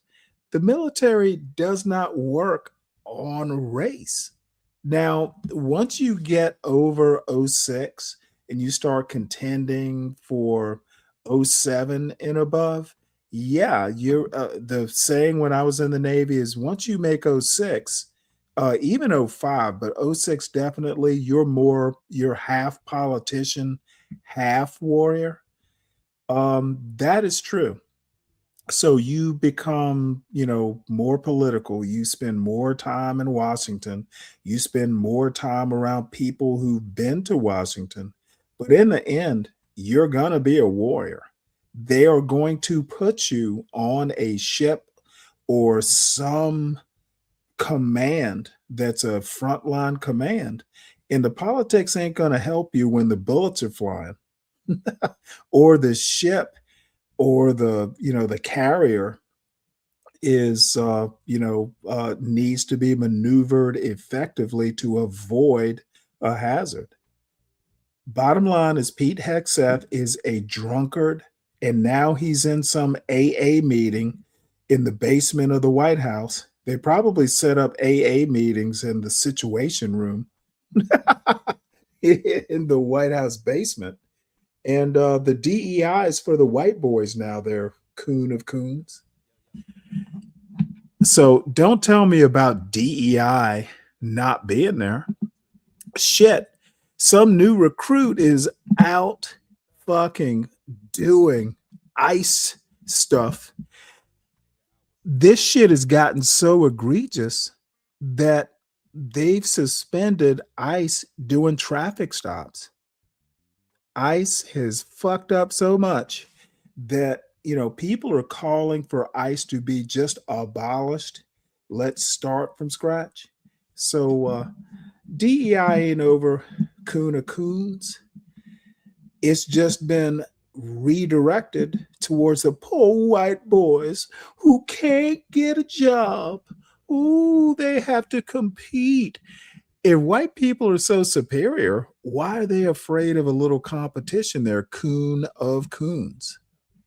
Son, don't be bringing that DEI bullshit like DEI hasn't been gotten rid of. Next thing you'll be talking about affirmative action. Keep up with the times, coon of coons. So let's go to this travesty. And this is the story that I titled the show after. This motherfucker was an army major in the fucking like reserves or National Guard or something. And he talked a good game. This dude is fucking up the military. It'll take decades to recover from his dude. Just because you get off the bottle, that doesn't mean you're not drunk anymore. That bottle affects your brain and your decisions forever. Opportunities narrow for women as Hegseth blocks more promotions. This article is by Greg Jaffe and read by an automated voice.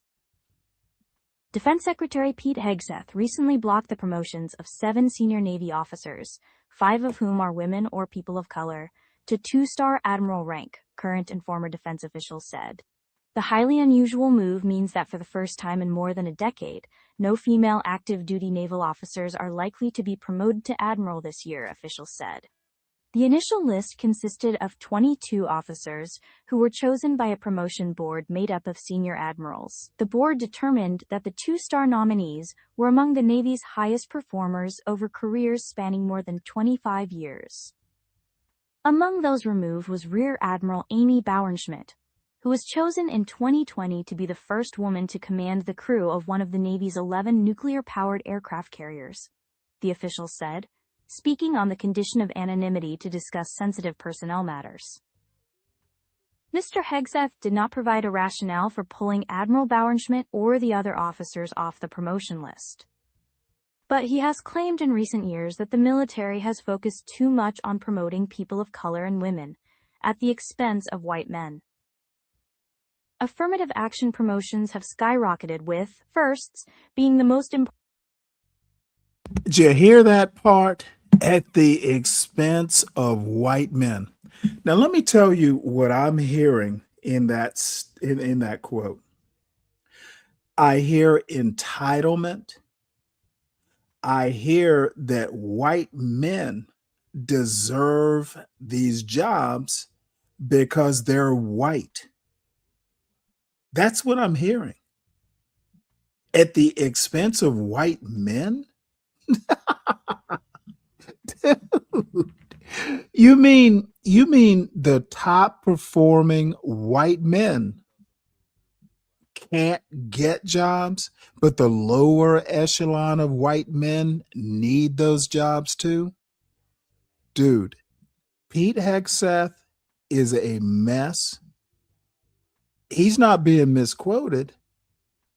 The dude is basically saying, hey, even the lower echelon of white men deserve their star compared to other competitive people. At the lower echelon, if you're number 99 or I can't remember, if you're a class of 100 and you graduate 99th in your class, but 30 years later, some woman is competitive with you, you deserve the benefit of the doubt because you're a white man.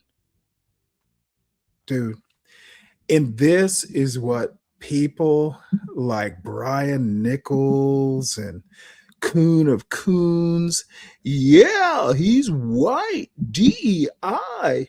Oh boy, that white man be deserving because he's white. He's disadvantaged because he's white. Dude, that's affirmative action for mediocre white boys. That's DEI for whitey. Coon, hit the link, babe. Hit the link, man. I actually want to know why you're harping on DEI when it's been disabled and reoriented. Come on, SKC. Come on, Brian Nichols. Where's Deacon Dave when I need him to defend this obviously stupid policy? I guess I'm not going to get any takers, so I'll have to move on. Imbibe. They're holding fucking AA meetings in the Situation Room just before they put the cameras down there to record these cabinet meetings. So funny enough, Mexico files criminal complaints in U.S. over 17 migrant deaths. I wonder if Mexico is going to be extraditing like the Homeland Security Secretary or the president. You know, President Trump basically went in and captured Maduro. I wonder if Mexico is going to invade and capture Trump. Yeah. It was only a matter of time before criminal complaints from other countries started rolling in. They will be quashed, of course. So let's shift gears again to more state and local news. So I've been kind of following this story. California, the University of California system made a rumble of, hey, let's reinstate SAT scores. Let's start using them in the admission process again. And I actually don't know. I don't personally have a problem with it. I think that SATs and IQ tests are, I think 9 times out of 10, they do the job. It's just that one time, that 10%, that you actually need to start weighing other factors. So I'm not exactly sure why they abruptly suspended timeline to reconsider SAT in admissions, but let's listen. UC abruptly suspends timeline to reconsider SAT in admissions by Jaweed Kaleem. This article is read by an automated voice. The University of California Admissions Board has voted to rescind, for now, its timeline to study whether to resume SAT or ACT requirements in admissions, a move that leaves one of the university's most closely watched debates unclear a day before the Board of Regents meets in San Francisco. UC's Board of Admissions and Relations with Schools, known as BORS, announced last month that it would convene 2 work groups through next year, one to weigh the role of standardized tests in admissions, the other to re-examine high school course requirements for acceptance to UC. At a Friday meeting, the board voted to pull back on the plan, and the links that explained it, which appeared on the UC website late last week, have been removed. There is no replacement plan as of yet, according to 2 members of the board who attended the meeting, and several UC professors who are aware of the decision and who have been advocating either for or against testing requirements. The decision shelves, possibly for months, a process UC said would be a careful, evidence-driven review that was praised by UC President James B. Milliken as comprehensive. It is unclear why the plan was suspended. In a statement Monday evening, UC Academic Senate Chair Ahmet Palatzoglu said the Senate was not rescinding its commitment to a comprehensive review of standardized testing and admissions. The Admissions Board is a committee of the Senate. Recognizing the significance of this issue, the Academic Senate is revising its timeline while ensuring the forthcoming review is thorough, evidence-based and informed by faculty expertise, said Palazzoglu, who is also a UC Davis chemical engineering professor. Palazzoglu did not announce a new timeline or plan. He is expected to elaborate on the matter during scheduled remarks at the Regents' meeting Tuesday. The plan had faced criticism on multiple fronts and cast UC in the national spotlight over the use of high-stakes standardized testing in college admissions. UC went test optional in 2020 and later test-free after a unanimous Regent vote rooted in part in concerns that the test screened out students of color who often lacked test prep resources, and that scores correlated too heavily to race and family wealth rather than readiness. UC, the nation's most prominent public university system, stands all but alone among elite institutions in maintaining test-free admissions. Many of the private universities it competes with, including all Ivy League schools, Stanford and Caltech, have reinstated the testing requirement suspended over COVID-era disruptions or racial equity concerns. Faculty outcry that first-year STEM students were severely deficient in math skills built up over months before the admissions board in June said it would study reinstating the UC test policy. If tests were again required, the earliest the policy would have taken effect was the fall 2028 application cycle, the plan stated. Some faculty argued the university was moving too slowly. Others, including those opposed to reinstating testing requirements, said UC officials would have little data to look at about how using test scores related to the preparation levels of students who enroll, and argued that standardized tests' correlation to wealth and race could shut students out of opportunities at UC. Concerns over timing of reversal? The timing has unsettled some faculty. Michael Stryker, a UCSF physiology professor and board member, said the interval between the board's reversal on Friday and the Regents' July 14th to 15th meeting was so short that it could cause confusion. I can see the Regents being surprised that what they read in the newspapers about the testing debate is no longer true, Stryker said. The professor declined to reveal details of the committee's deliberations that led it to cancel its plans. The admissions board posts public minutes on its website, but those take at least weeks to be uploaded after a meeting. UC had carefully laid out the roadmap. One work group would have investigated the advantages and disadvantages of relying on SAT and ACT scores and California's 11th grade Smarter Balanced Assessment. A second group was to examine whether the 15 high school courses required to get into a UC campus may be overly prescriptive/rigid, and whether they address changing workforce needs, widespread adoption of AI, UC faculty concerns about preparation, and shifts in how students learn. The Regents are scheduled to discuss the course requirements Wednesday in a public session. Any changes would have required Regents' approval. A decision on either of the issues was not scheduled for this week's meetings. Next steps uncertain. With the plan removed, it is unclear what UC will do next. Stryker, who said the board is not scheduled to meet again until the fall, emphasized that it still holds power over admissions matters and could reevaluate testing concerns later. I cannot imagine they will not address the issues that prompted the roadmap later this year, said Stryker, who was moving off the board and said there would be additional turnover by the new academic year. But BORS can then act much more rapidly if it chooses to do so. Swesdalina Stankova, a UC Berkeley math professor who recently helped recruit more than 3,000 faculty who signed open letters supporting testing, was blunt about the discarded roadmap.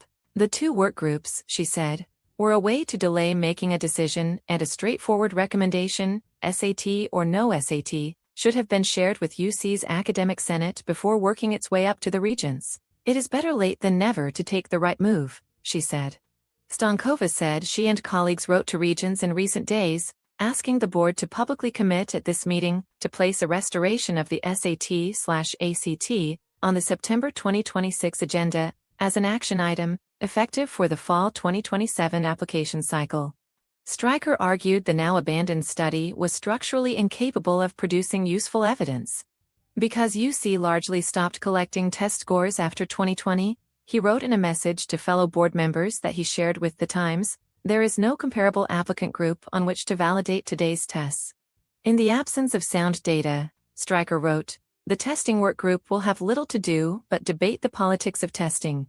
He said the board should recommend restoring standardized testing for fall 2027 admissions and study its effects over 4 years, using methods UC used when it last evaluated testing in 2020.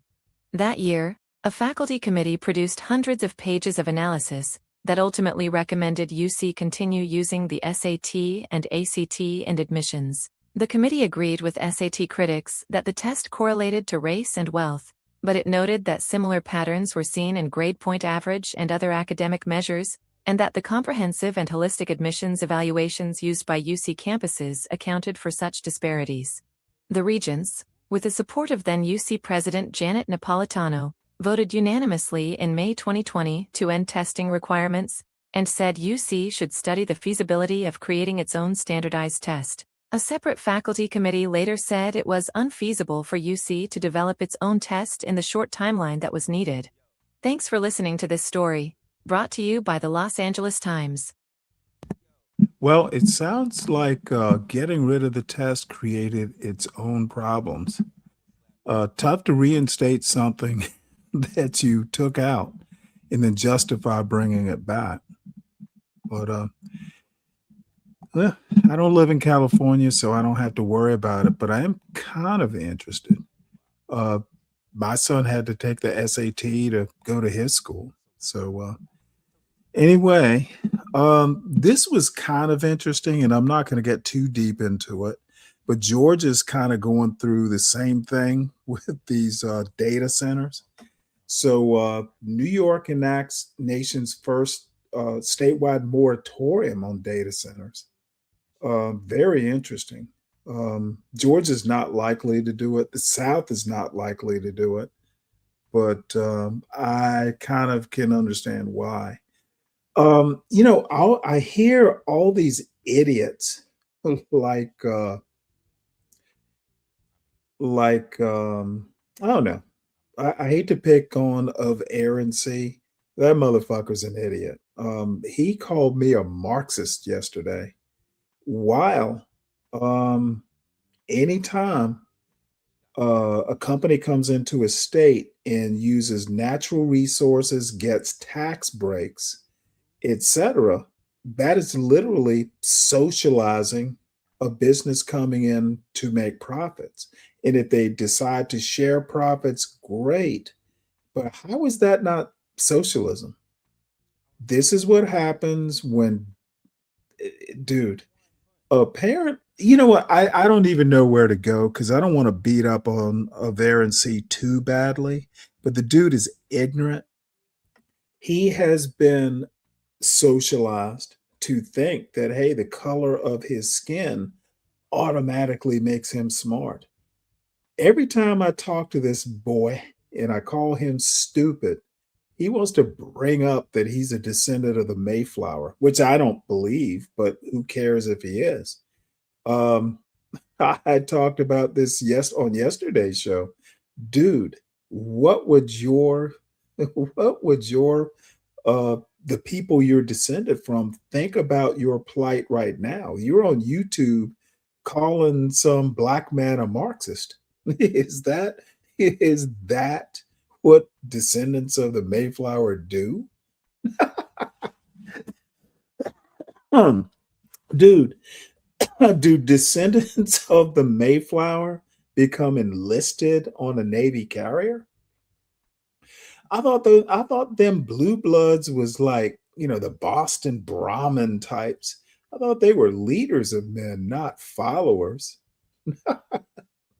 Every time this fool wants to talk about his blue blood, I also remind him that had we been on the same ship in the Navy at the same time, you wouldn't be calling me Stan or Stanley.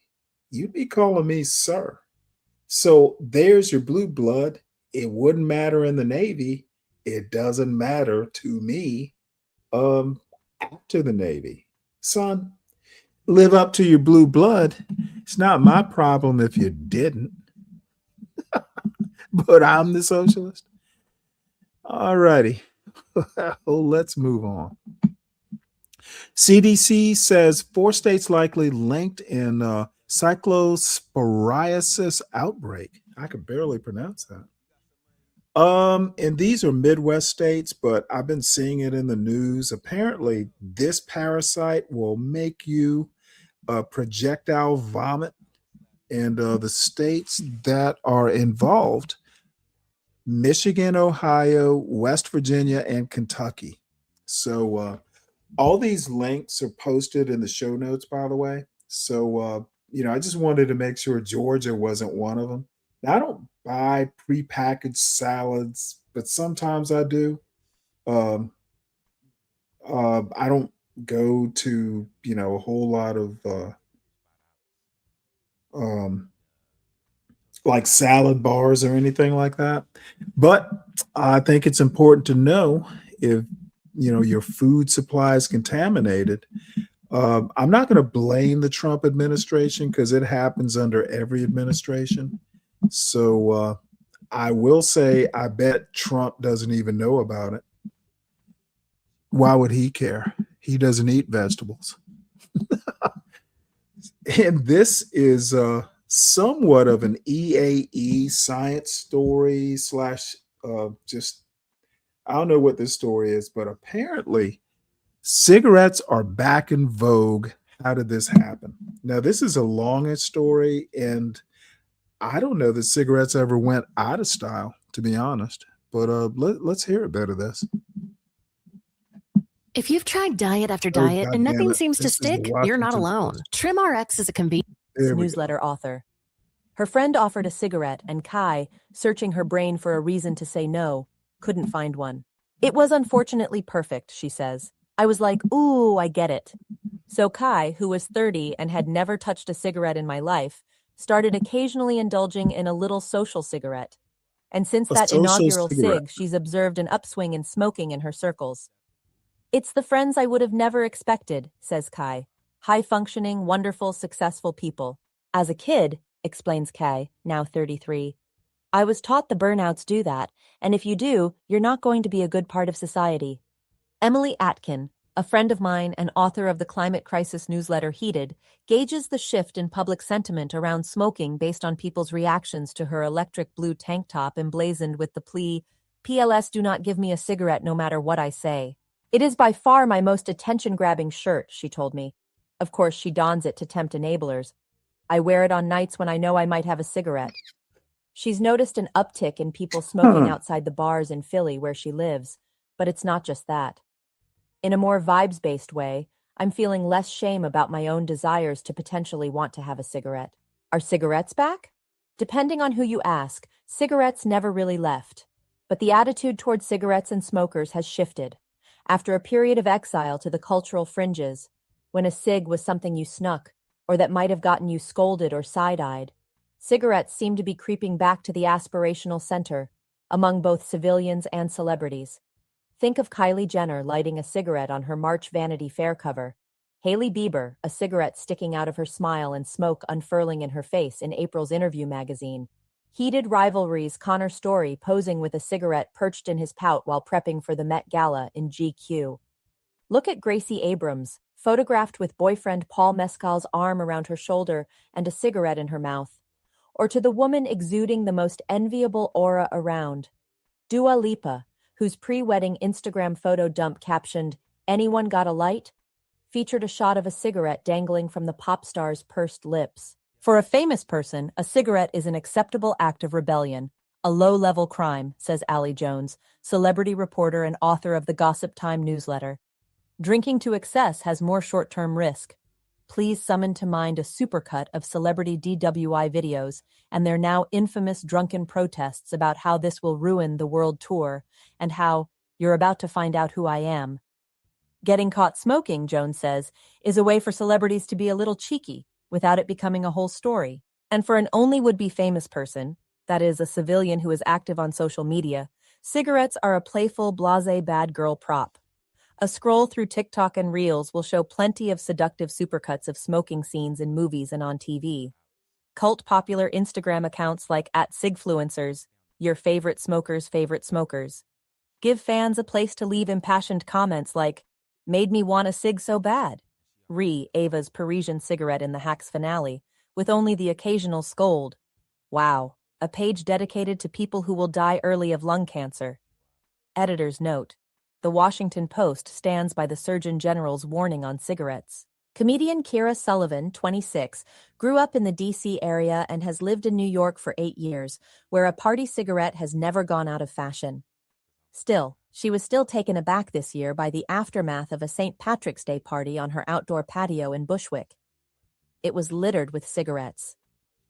Friends in her more conservative hometown used to recoil when she'd suggest a smoke break.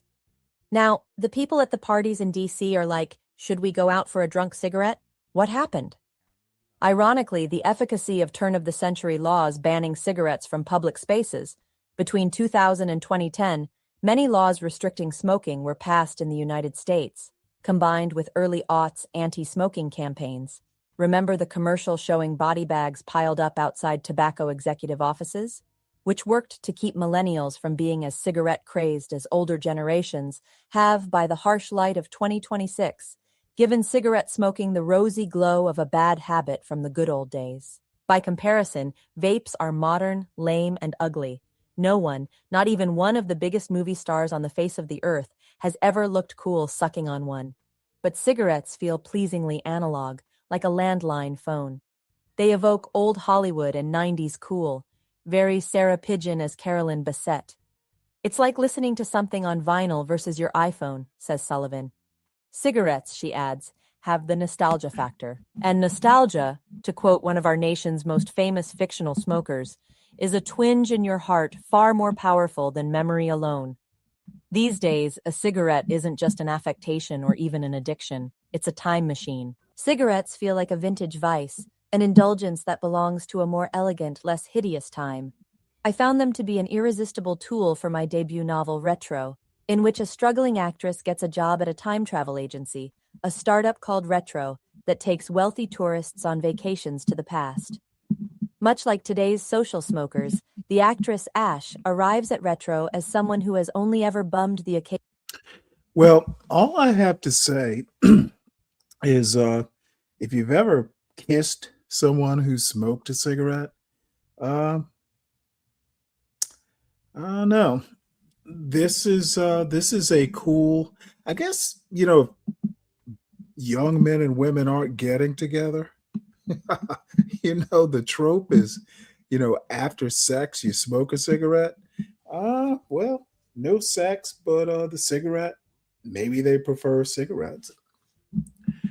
But it is what it is. So there we go.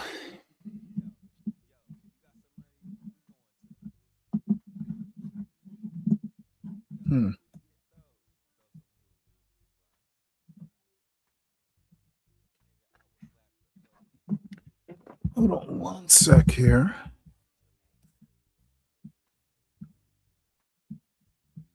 All right, so we are going to move on.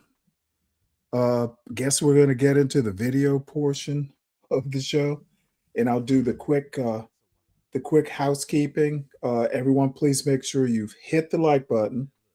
If you are new to this show, please make sure you subscribe. Check us out. Kick the tires. Not a lot of messiness. I do notice yesterday I looked at a couple messy videos and the numbers were up. Today it's kind of back to the normal routine on a weekday, and numbers are weak. But we have to sally forth because some of the silly stuff is just dumb, and some of the important stuff you need to know about. So that's where we are. So this is Todd Blanche again against Cory Booker, who I think is another former federal prosecutor. Let us see. And the volume's up. There we go. Good afternoon, Mr. Blanche. Good afternoon. Our president has a very well-documented history of attempting to corruptly influence government officials to advance his own personal interest. He called the Republican Secretary of Georgia asking him to find enough votes to overturn the election. He withheld military aid to pressure Zelensky to investigate Joe Biden's son. For these things, he has been impeached, He's been criminally convicted in Georgia, indicted in Georgia because he uses his power to unjustly influence people. When a president routinely pressures public officials for his own personal benefit, the Department of Justice has to remain independent. This brings me really to you, and I think what has you at the center of so much concern is that you seek to lead the Department of Justice after being the president's personal lawyer. The American people are really entitled to know whether your allegiance to the rule of law is your focus or your allegiance to one man who clearly has an insatiable appetite for revenge, self-enrichment, and the abuse of power. So I want to talk about your record. Under you, the department has prosecuted people that have caught folks on both sides of the political aisle by surprise. Jim Comey, Letitia James, my colleague Adam Schiff, Federal Reserve Governor Lisa Cook. This casts a shadow over your ideas, any ideas of independence. You directed the arrest of Mayor Ras Baraka of my city of Newark. You weren't at Delaney Hall on May 9th, 2025 when he was arrested, but yes or no, did you have a conversation with Special Agent in Charge Ricky Patel ordering him to arrest Mayor Baraka? I had a conversation. I didn't order him to arrest. I authorized the arrest, which is my job.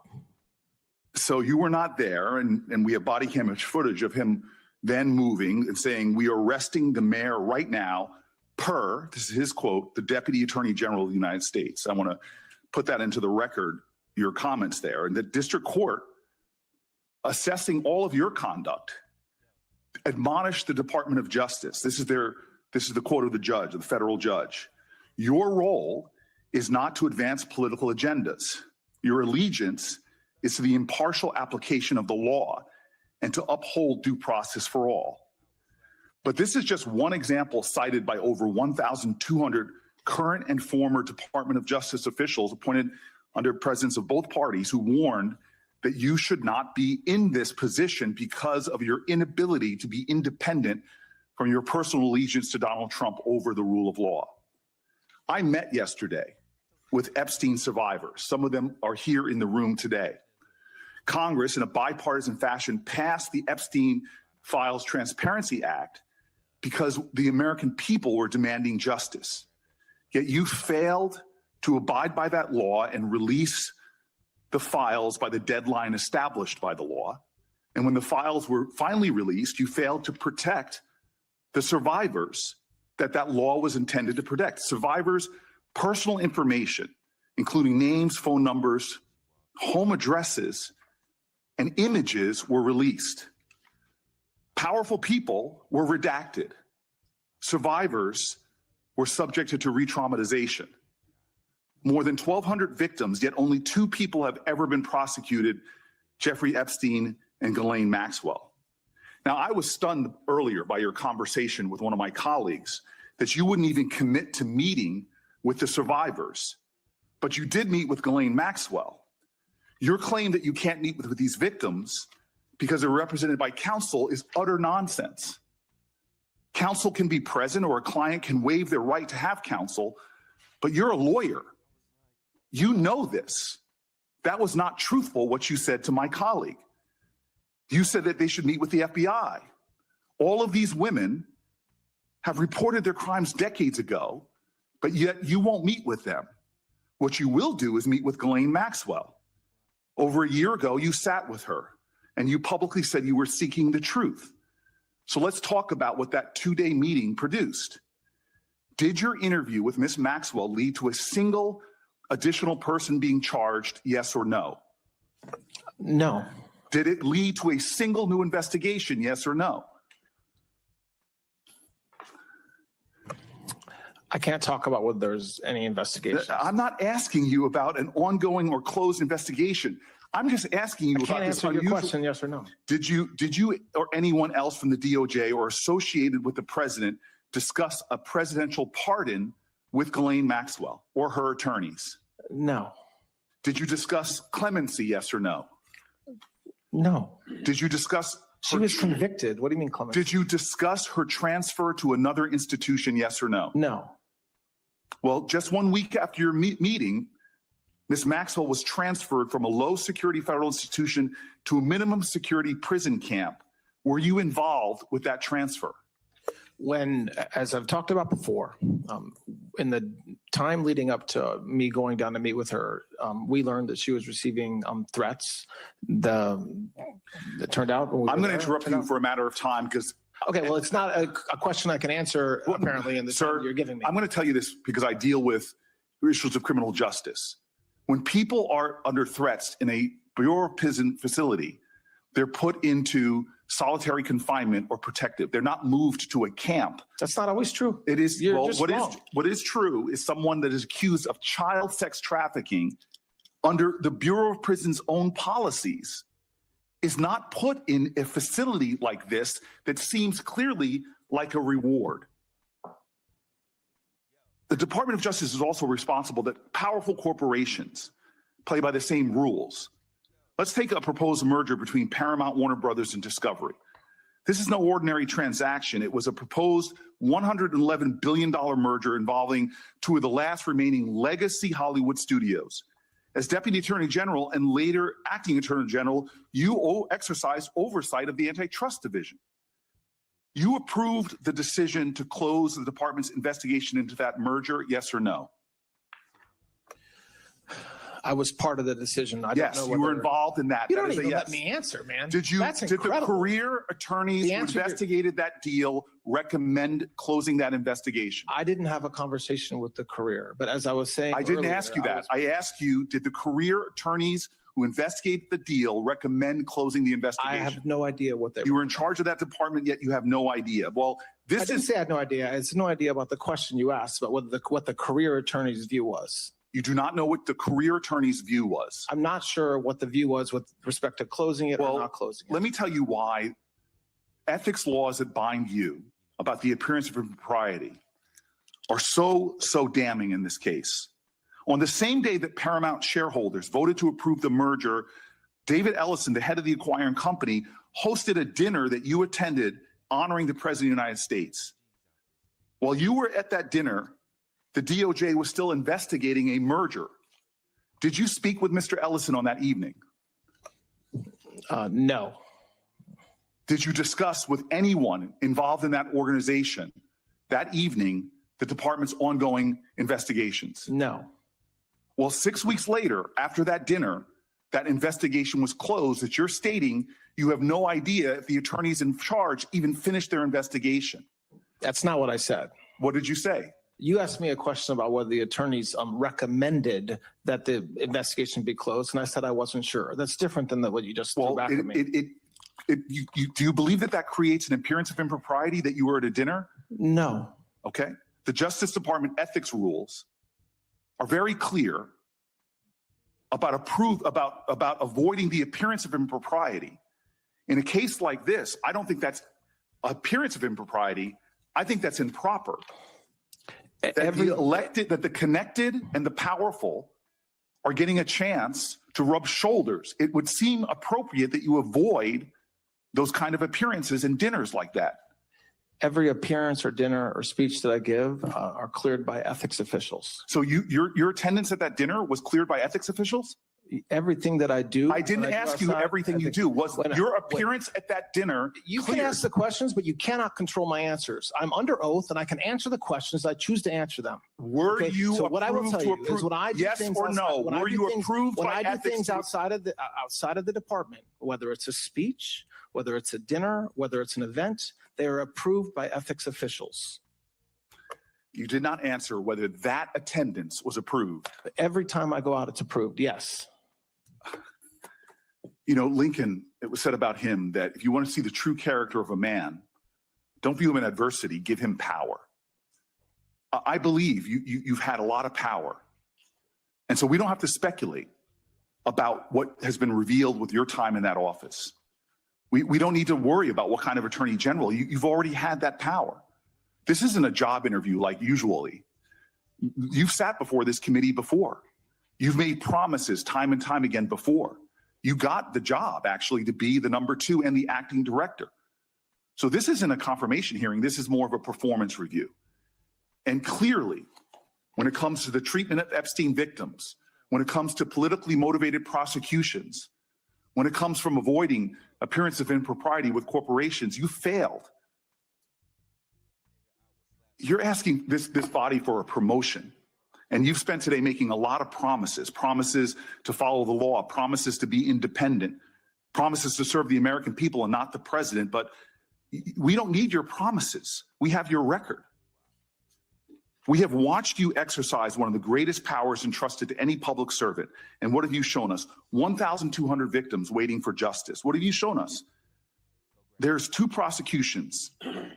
While the people involved, the victims, are waiting for action, one of the people prosecuted gets the most cushy arrangement possible after you visit with her.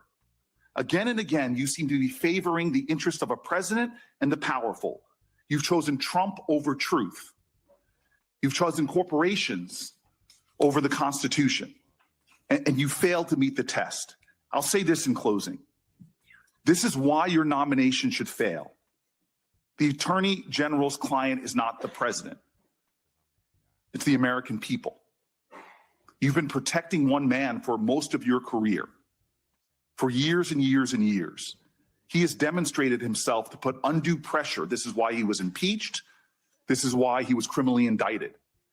If your record and your testimony today should show us anything, it should show you, in my opinion, that you should not be confirmed to this job. Yep, and that is a Pyrrhic statement.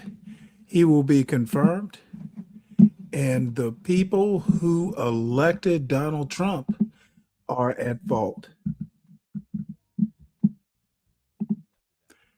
And the truest among them, those rats will not be jumping ship. They'll go down with Donald Trump. All right, so looks like this show is not hopping today. Too bad.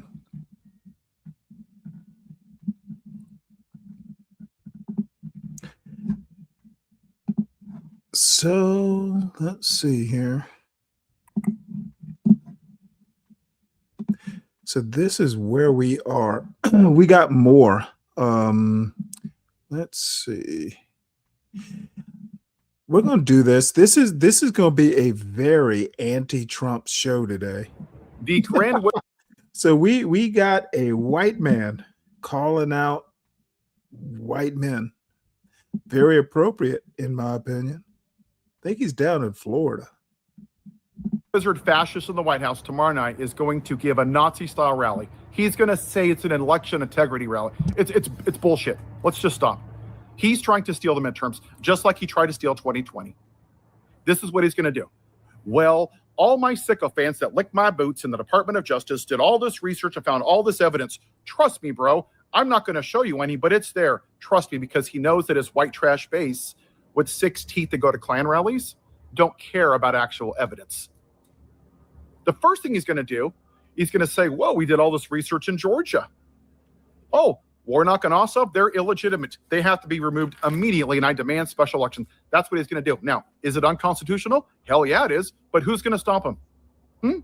The Republicans? The Democrats? That's cute. Why is he going after Georgia so much? This is why. Why is he obsessed with Georgia? Why?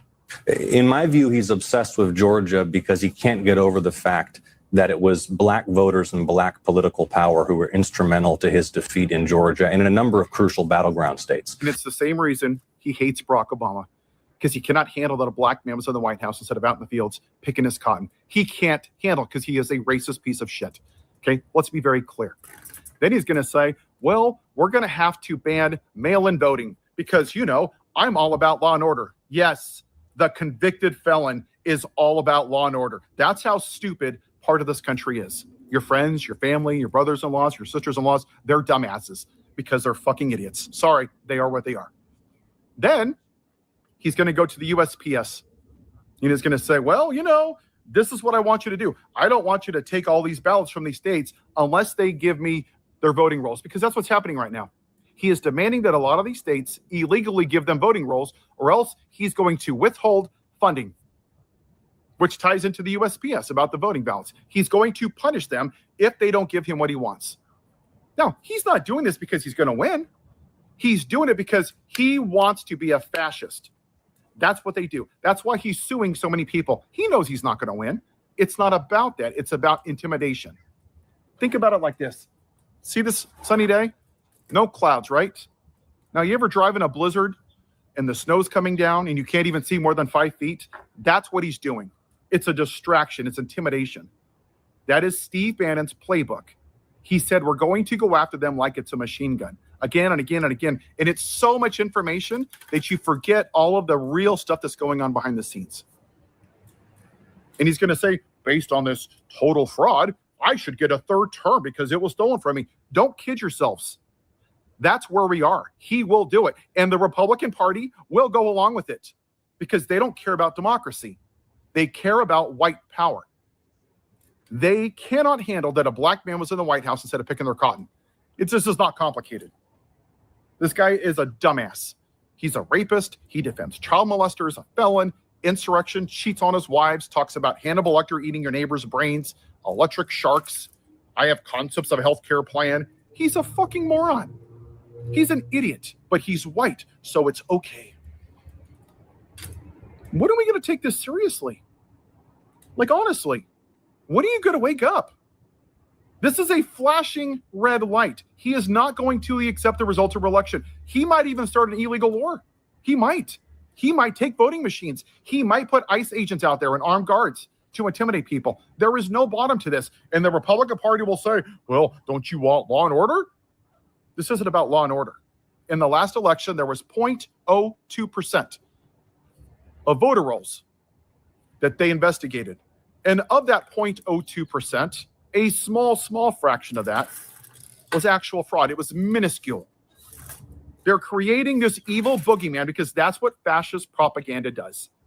This is the same playbook that Benito Mussolini took when he became the fascist ruler. Tuesday through Sunday, he ran El Papel de Italia, which was basically fascist news propaganda. Fascist Fox News propaganda, because that's what it is. Because they are an executive propaganda branch of Donald Trump's administration. And they will just push out the bullshit lie after lie after lie.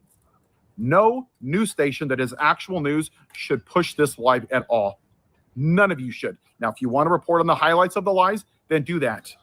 But every time you amplify this dumbass in the White House, you're complicit in this. Y'all better wake up really damn soon. We literally have concentration camps. 50 people have already died. We already had an insurrection, and 77 million dumbass Americans said, oh, I don't care. He promised me cheap gas. He promised me lower taxes. Literally, this country has already accepted political violence. It's okay as long as it's my side. We're in a very, very dangerous spot. And if y'all don't wake up really damn soon, I won't be able to make these videos in a year because I'm going to have brown shirts coming around here knocking on my door asking me questions. Wake up, America. Now, as we discussed got earlier, the crucial U.S. midterm elections are coming up at a time when the partisan divide feels more stark than ever. Because this is actually, believe this or not, it dovetails into this last video and something, oddly enough, Imperius and I talked about a while ago. But the most interesting comment, tell me, Bobby, how is this guy anything like JP? He didn't say anything about welfare or I must know. That is an odd comment. This dude was talking about Trump. I've never heard welfare mom JP talk about Trump. So help me out here. And we'll go ahead and play this video, which, well, I guess I'll set it up.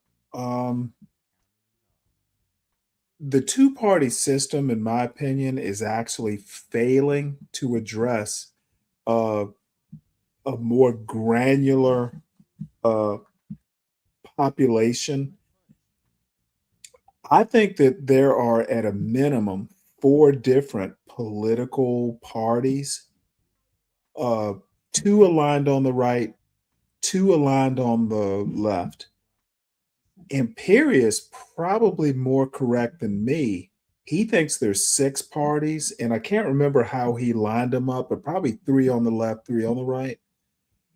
This lady is saying there are 9 parties, and the more granular, the better. So I want to listen to what she has to say. I hope Imperius is in the bushes because he should be here to comment on this, but he's probably terrorizing some black folks somewhere. and Bobby, let's see what you got. He is very feminine and a conspiracy theorist. Yeah, if you want, if he can behave himself, I actually would love to hear his thoughts on this. He doesn't have to come up to the panel, but we talked about 2 parties. At least I talked about 2 parties not being enough. He and I talked about at least 4 parties. He thinks there's more, and I'm not saying he's wrong. I just, I just see it as 4 at a minimum. There can be more. So anyway, y'all fuss over his name's Paul something or another. And I actually I don't watch every video, but this one seemed to be something that was worth showing. And I agree. So there we go.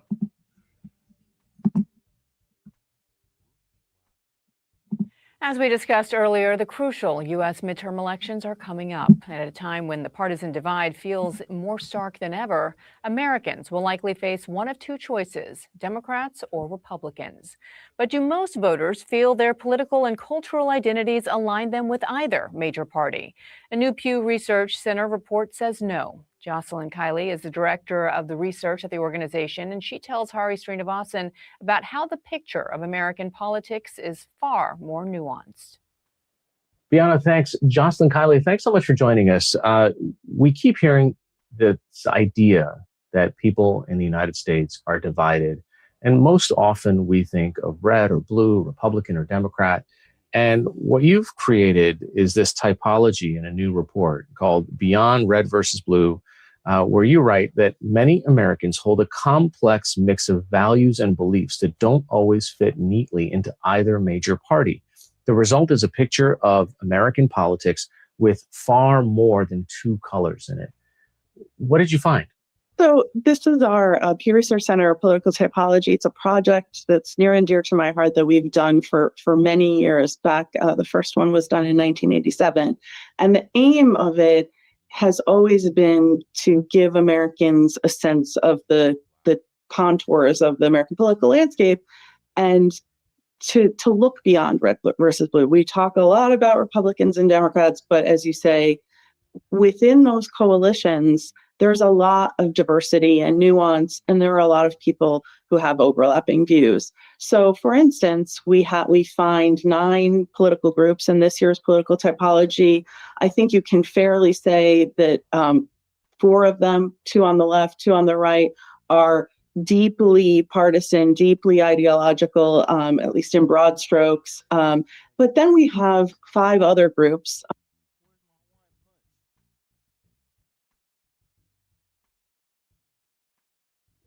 I'm sorry, I was on mute. No, she's wrong about the left. There are 2 factions in the Democratic Party. Now, I'm just talking not the fringe groups. I'm not talking Antifa. I'm not talking, the fascists on the right. I'm talking mainstream, within the Democratic Party. There's the DSA left. There are the normie Democrats, we are called, because I'm one of them. And then on the right, you've got MAGA, excuse me, you got MAGA, and you've got like the center right. I think there's my baseline for parties. And the thing is on the left, the DSA, if you actually watch some of these people, and I watch a lot of them on YouTube, dude, they align more with MAGA on some of these populist points. People like my beautiful darling, I wish I were that young, Brianna Joy Gray. She doesn't like normie Democrats. They sometimes find alignment with the populist right. So and this lady's an expert. I'm not. I'm just spouting my Stanley stupidity. She may know more. I just disagree with her, at least at this point. So let's backtrack this a little bit.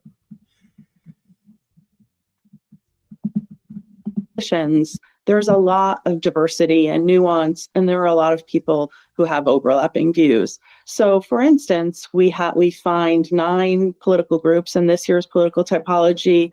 I think you can fairly say that 4 of them, 2 on the left, 2 on the right, are deeply partisan. Oh, by the way, we did this test, at least I talked about it on the show about 2 weeks ago. This is a Washington Post thing, I think. Now, she may be the author or, whatever. So anyway, we did talk about this. See, sometimes I talk about relevant stuff. Deeply ideological, at least in broad strokes. But then we have 5 other groups. One is fairly politically disengaged, a group we call the tuned out middle, but then 4 other groups that are more mixed in their political values, even as they generally align to one party or the other. So I'll give you one example. Actually, the biggest group in this year's political typology is a group we call the Order and Opportunity Left. This is a group that is more Democratic than Republican by actually a fairly wide margin, but still has about a quarter of people who identify as Republicans and Republican leaners as a part of that group. It's a group that's economically liberal, fairly financially stressed, racially and ethnically diverse, but on some issues of social issues around immigration, I think you'd characterize their views as more moderate. And so even though they're on balance more in the Democratic coalition than the Republican coalition by a fairly wide margin, they have some values that pull them to the middle or even in some cases a little bit towards the Republican Party. You asked more than 10,000 adults these questions, 30 different questions, and you're not necessarily asking about, well, did you vote Democrat all the time? You're asking really questions about values. That's right. So the aim of this project is to, sort of show Americans how their values array. And so you're absolutely right. We do on the survey, we ask questions about their partisanship and who they voted for. But in order to create these typology groups. Oh, wow. She's director of research for Pew. She's an important person. Interesting. Instead, we ask questions about their views on immigration, their views on race and ethnicity, their views on the role of government in the social safety net, government regulation, any number of other issues that when we talk about our politics today, these are the issues underlying those partisan coalitions. And so then we use the answers to those questions to find groups in the public, and then we analyze those groups. You didn't put this on a spectrum. It wasn't a single line where you could say that the extremes by both sides. I mean, as you start looking at the sort of values question, it really ends up twisting and kind of turning into some sort of a 3D shape where you can have political values that might actually diverge from your spot on the spectrum, so to speak. Yeah, that's exactly right. We often, including in a lot of my other work, we talk about the political spectrum from liberal to conservative, and that is real and that is important. But it's also important to illustrate, I think, what we see in the public, which is that there are a lot of people who hold a mix of values that are maybe conservative on one question and liberal on another, but then somebody else who is conservative on the question that other person is liberal and liberal on the question that other person is conservative about. So one of the things that we're trying to do with this project is to show, the ways that our politics are consistent in this ideological way, but also the ways that there are, sometimes places where the crossover isn't necessarily clearly aligned with ideology. Okay, let's go through this box little by little here. So on the extremes, tell me, what do these groups have in common? You call them, highly ideological, politically engaged, whether it's on the right or the left. What do they have in common? And then maybe what actually breaks them apart into pulling them into these separate. My personal interjection is what they have in common is there's not enough of them. We need way more people, left, right, mixed. It doesn't really matter. We need more people involved in this shit. Okay, there are too many fence riders or sofa voters.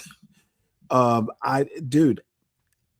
gonna say, and this is just based on my stupid ass opinion, dude, we got oh my Lord, I'm gonna put myself in extremis once again. Dude, I'm willing to say 90% of the people, the shows I watch, and this is just my little corner of YouTube, our little corner. Most of y'all know about, more shows and ideas and opinions than I do. But just in my little pied a terre, dude, 90% of these motherfuckers are not only disengaged from the day-to-day politics, 90% of them don't take the time to vote. So the people that actually think about who they vote for and all, they're rare. We need more of them. We probably get a better breed of politician, if more people would just do, you can say civic duty, but half these motherfuckers, like of Aaron C., that motherfucker doesn't vote. That motherfucker just gets drunk and sails around on his boat and fucking goes, punches the clock. And half the time after he punches into his menial job, motherfuckers on YouTube. I see that all the time too. Motherfuckers will be at work on YouTube. You'll never convince me someone is working hard talking about fucking bullshit on YouTube. Now, maybe I'm showing my age, but back in the day, you worked hard. And being on YouTube, I don't see how that factors in. But again, I'm old and cantankerous. Boxes. Yeah, and they do have a lot in common. So I'll start with the left. We have a group we call the leftward progressives. That's 7% of the American public. We also have a group we call the loyal liberals. That's 11% of the American public. They are the groups on the Democratic side who are most likely to vote. Their voices are fairly loud in our politics. And they, in broad strokes. Wait, hold it. Hey, Brian Nichols, if I hid you, that was totally by accident. It was not intentional. Retype whatever it was you said. Totally, I just picked up. I'm trying to use this fucking iPhone, getting used to, how it works. So totally by accident, Brian. Please forgive me. You can say that both of these groups are deeply liberal. It's absolutely the case. And yet there are important differences. And I think one of the most interesting things is that the leftward progressives, even though they are progressive across the board, they have really strong critiques of the American economic system. They also have some skepticism about the role America has played in foreign policy.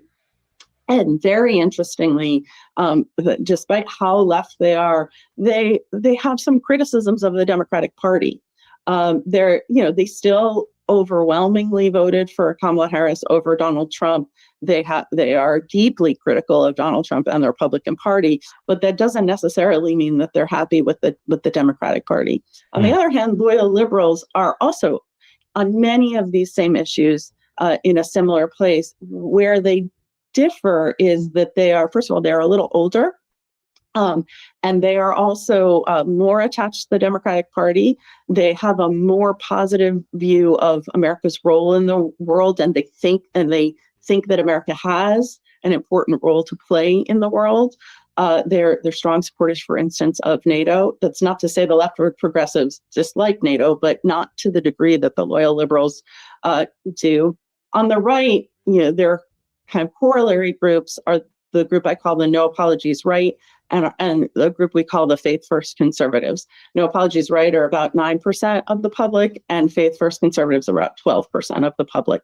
Again, both of these groups are deeply Republican. They strongly supported Donald Trump in 2024 and largely continue to be strong supporters of Trump today.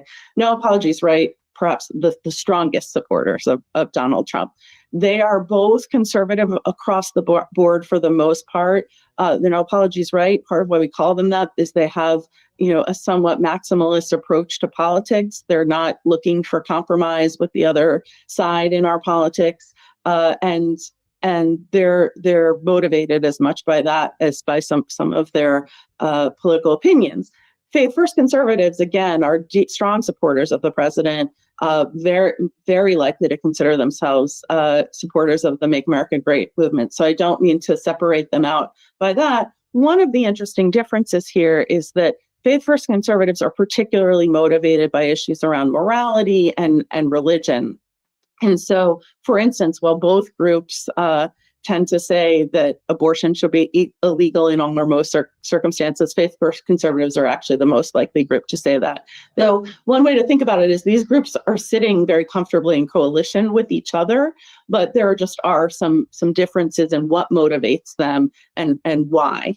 When I hear you talk about the groups on the extremes and the issues that they care about, and also the numbers in America of how many percentage of people kind of fit into these groups, you're talking about the two extremes on either side that comprise 20% on either side. But that seems to be all where the noise is coming from. They seem to have a disproportionate impact on the national conversation, the debate, even policy. I think we see reasons for that in our data.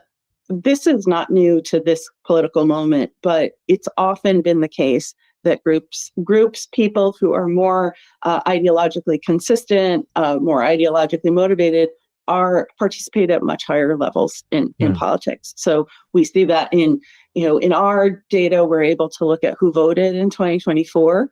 So we can see that those groups that I was just talking about are the groups that are most likely to have turned out in the 2024 election. They're also more likely than other groups to say that what will happen in this midterm really matters for them. And we see it pop up in any other way that you can imagine measuring political engagement, how closely they follow news and information, whether they go to rallies, and whether they give money, and so on and so forth. So to some extent, that explains a little bit that they have a larger voice in our politics. Let's talk a little bit about the big giant hunk of the 5 groups that you have in the middle. You have one group that's, as you kind of say, has checked out.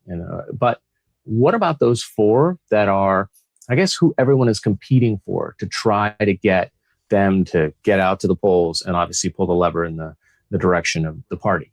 Yeah, and even within there's some nuance. So I'll start with, for instance, the group we call the unconventional right, which is a overwhelmingly Republican-oriented group. It's younger than some of the other groups on the right. They are conservative across many issues, but not as deeply conservative as those groups I was mentioning before. And on some issues, including some cultural issues, particularly things like abortion and guns, I would characterize their views as more moderate than the positions that the right and Faith First Conservatives take. They're an interesting group because they turn out at much lower rates. If you think about competing for their votes, targeting that group, it's fairly unlikely, I would say, that this is a group that would be easily swayed to come over to the Democratic side. But The question is a turnout question. Can the if you're a Republican strategist, how do you get this group to turn out and not stay home? And I think one of the interesting things about that group is, as I say, they overwhelmingly voted for Donald Trump in 2024, but on the last measure we have of his presidential approval among this group from a couple of months ago, that approval had fallen to just over 50% among this group. So and that decline is larger than among any other group in our political typology. And there's a corollary group on the left that we call the left out left. They're economically liberal. When they vote overwhelmingly for Democrats. They're fairly young. They're very disaffected with our politics today. They're very economically stressed. And so the challenge there is for Democrats to get that group excited to turn out for them, because like the unconventional right, it's fairly unlikely that Republicans are going to be able to target people in that group. And then one of the other groups that I haven't talked about yet is a group we call the pragmatic and polite right. It's 11% of the public. It's actually the oldest group in the typology. It is majority Republican, but not overwhelmingly. It's about 56% Republican. On balance, this group voted for Donald Trump over Harris in 2024. But this group has really soured on the president over the course of the year, the last couple of years. And some of that is this group, the pragmatic and polite right, is a group that is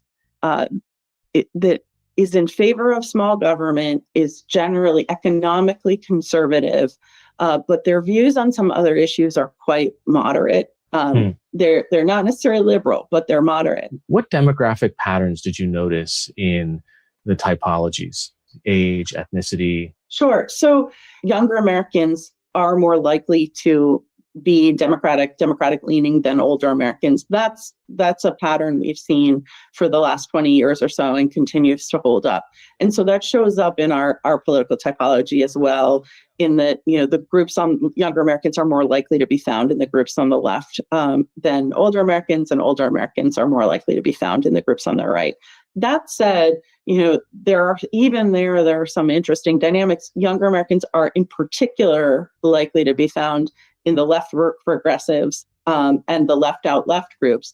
Both of those groups, for different reasons, they are Democratic leaning, but they have critiques of the Democratic Party. So there is a disaffection we're seeing among younger Americans around race and ethnicity. Again, broadly, Black, Hispanic, and to a somewhat lesser extent, Asian Americans are more likely to be found in the groups on the left compared to white Americans, and white Americans are more likely to be found in the groups on the right. But even against that, one of the things that's interesting is that white Americans are overrepresented, one might say, in the left or progressive and loyal liberal groups. And Black and Hispanic Americans in particular are fairly highly concentrated in the Order and Opportunity left and the left out left. And those are both groups that are very Democratic leaning, but have a mix of views that are somewhat liberal, in fact, quite liberal, especially on economics, but more moderate on some social and cultural issues, issues around gender identity, and to some extent around immigration. Those groups tend to be more Black and Hispanic as well. Let's take an example to try to show where values might move you around in different spots, right? Immigration, hot button issue, depending on your demographic, depending on which of these 9 groups. I mean, I don't see it as an automatic that, if it's immigration, then you're automatically here. That's right. I think one of the things about immigration, for the most part, it does fall out on an ideological spectrum, with the most conservative groups, the most supportive of restrictive immigration policies, and the most liberal groups, the least supportive of these. But one of the interesting things is that it depends on which questions you ask about immigration. So, for instance, we ask about whether those in the country illegally should be deported, or there should be a path to legal status. And on this question, we find the No Apologies Right and the First Conservatives overwhelmingly in support of large-scale deportation efforts. The unconventional right are somewhat split on this question, but most of the other groups, including the pragmatic and polite right, are minorities of those groups, say there should be a mass deportation effort. On the other hand, if you ask people about the importance of border security, having strong borders, and so forth, you find that across most groups, most people say this is an extremely important thing for the U.S. So often and the groups that stand out as being less likely to say this are the leftward progressives in particular, and to a certain extent, the loyal liberals. But even there, the loyal liberals, a sizable share of that group says it's important to have, it's important to the country to have strong, secure borders. And what's interesting about that is that we often talk about immigration in terms of a debate between the sort of extreme restrictive immigration policies and much less so. And in fact, most Americans and most of these groups are somewhere in the middle when it comes to immigration. Jocelyn Kiley, Director of Research at the Pew Research Center. Thanks so much for your time. Thank you.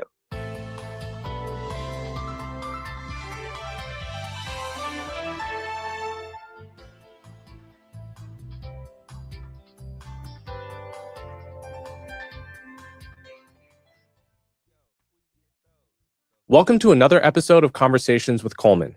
My guest today is Richard Hanania.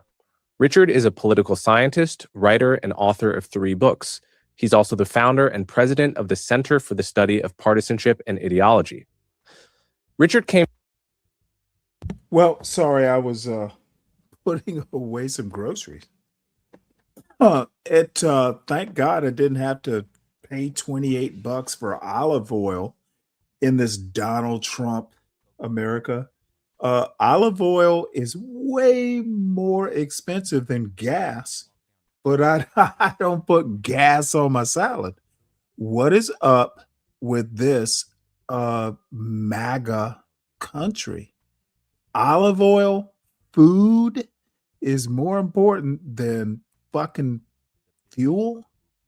Well, what's wrong with this picture there, 12th man? What's wrong with this picture, coon of coons? Why are we fucking paying this much for olive oil? Somebody tell me. Last year, we weren't paying this much for cheap-ass olive oil. This is Pompeian. Dude, y'all, you MAGA voters have ruined the country. Damn it. So there we go. Oh, my Lord. Uh-oh. I just checked my Discord. Let's see. He's playing on another panel at the moment. It didn't. Who is? Just go ahead and announce it. I'll be able to survive it because I'm kind of enjoying my little dumb show. Mariah, you actually have a lot of more control than you know. Now, who's this? Is it 12th man? Yes, sir. How are you doing today, Stanley? So far so good. Right on. I good to hear you. Well, you too. So, any thoughts on? Apparently, you had thoughts on that video I just showed. Well, yeah, but that's all water under the bridge now. No, we actually, can move it's on. not. No. Trump is still president. The water is still Oh, flowing. you're not letting me get away that quick. I don't really care. Your point is it's water under the bridge. Let's isolate that statement. I'm saying no, the water's still flowing under the bridge. So now you well, can of course. Okay, then it's not water under the bridge. like the past is the past. It's still happening. The water's still flowing. The better statement would be the water is flowing under the bridge, not it is flowed, past tense, under the bridge. That's Now, please water, continue. though. It's not your feeling. Yeah. You're not going to be able to swim your way or tread water out away. You said flowed, Flowed, as if it's the past. I'm saying it's flowing, ing. It's still flowing. It's not over. Okay. The president is a maniac who is mismanaging the Iran war, foreign policy, and that's all to distract from the way he's mismanaging domestic policy. That's my point. Now let's concentrate on that and stop telling me about water that's flowed. We got lots of water flowing in Alaska. You're You gonna know stick that. on the water. You're gonna stick on the water analogy, aren't you? People are catching fish like nobody's business, having a good old time, Stanley. Yeah, so fishing is what we were talking about, right? Well, that's what we should be talking about. Okay, we should be talking about people catching fish, but That's right. not the fuck up in chief who is getting this country's reputation militarily. Dude, America is taking a beating because of our commander in chief. How so? Dude, Iran is still controlling the Strait of Hormuz after 5 months. I thought we were the best military ever on earth. I think we are. Well, you obviously in your hovel playing with Sam Fisher and getting drunk every day, you're not keeping up with the latest war news. Iran is still independent and claiming control of the Strait of Hormuz. When the U.S. attacks, they're still attacking back. Did you know that? Not very much, though. Oh, not very much. Well, dude, they're not hurting anything. Okay, yeah. Once again, maybe you never understanding. Like firecrackers. Maybe you not understanding, and you're isolated up there on your 20 acres, and maybe you've lost a grasp of reality, much like Trump has. Dude, Iran still controls who goes through the Strait of Hormuz, not the United States. Trump has blockaded, he's reinstated the blockade, he has done sanctions and then gone back on the sanctions. Dude, Iran survives and they are firing back. Trump literally has lost the bubble, as we used to call it in the Navy. This motherfucker is a struggle POTUS. He's struggling. He keeps telling us that inflation is down while I'm paying a BOGO, buy one, get one free, of 32 ounces of mid to low grade olive oil for $28. Dude, $28. That's not bad. That's a good price. Okay. Well, see, no, it's not. It is in Alaska. 28. Well, fuck Alaska. Y'all ain't up there. Back in the actual United States, like the real United States that I happen to live in, $28 for a bottle of 32 ounces of fucking olive oil. Dude, when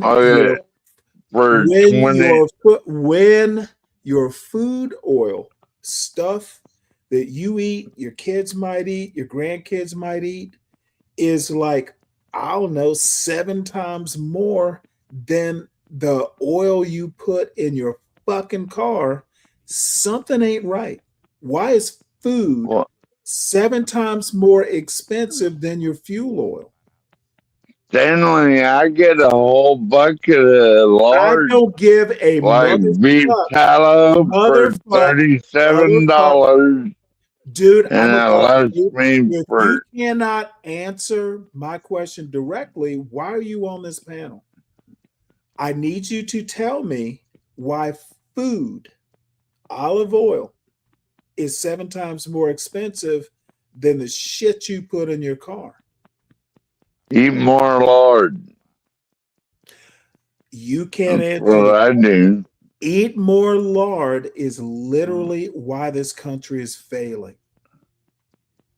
We put an eat more lard president in office, and you can't answer why I can't give my grandkids, who don't exist yet, but dude, if I wanted to sit them down and give them fresh cut vegetables from granddaddy's garden and put a little bit of olive oil and just a tad of honey, maybe a little bit of balsamic vinegar to make my young grandkids enjoy crunchy vegetables from the garden.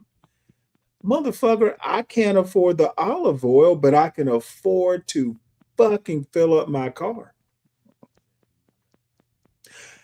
I would much rather the shit I put in my car cost more than the olive oil I am thinking about feeding my very few years in the future grandkids. Trump is ruining my grandfatherhood. Your son ain't even had a baby yet. What are you Yeah, talking you about? you apparently can't keep up with the joke.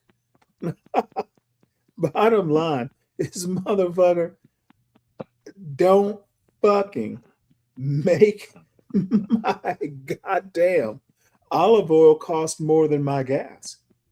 I have a problem with You want your son to have a baby, that way you Okay, can this be a isn't about my son. grandpa. This is not about my son. It's about why food oil is You costing. want to be a Okay, grandpa. this is That's what literally, it is. yeah, you drunken slip away from my point. That's what people on YouTube do. But I'm going to try and keep you fucking focused. Why is my olive oil costing more than my fuel oil by seven times? I didn't think it was that expensive in Georgia. I don't know. You don't live here, but trust me, I'm living here and I bought groceries today. That's why I'm talking about it. I didn't pay for that goddamn olive oil because I have enough here. But at some point I might need more olive oil, and I'm gonna pay way more. 7 times more, $28. Dude, your president is a fucking failure. MAGA is sending this country down the toilet, and you want to talk about lard? Dude, what French fries taste better. I mean, everything tastes better fried in lard. Why are you talking about lard when I'm talking about olive oil? Beef tallow, Stanley. I know what beef tallow is, sir. What I'm trying to get your very wet brain to deal with. Hey, don't call me that, Stanley. That's not nice. On the daily necessity of food is actually more than 7 times, but I'm just going to go with my numbers. Dude, why is olive oil way more expensive at the grocery store than me going to fill up my car at the fucking gas station? Why is food this expensive? Why is Trump ignoring prices at the grocery store, who is doing something about this while Trump mismanages a fucking war that nobody cares about? It's not important. Iran, unimportant. The war never should have been started. Trump is fucking up and pretending like he's doing America a favor.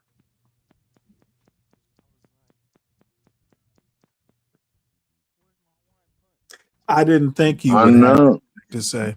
Why did Obama and Bush? I just need you to concentrate on the question.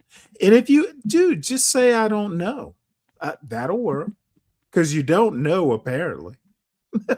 Why did Obama and Bush bomb the Middle East for 20 years? There you go. Obama and Bush, Obama and you didn't care those Obama 20 years. Now you care. And Trump is not smart enough to do better than Obama and Biden? Is that what you're suggesting? And Bush? And Bush. And George Washington. And Lincoln. All 46 presidents, 45 presidents were never able to figure it out, but Donald Trump's doing better. Hey, I want my olive oil to cost $28.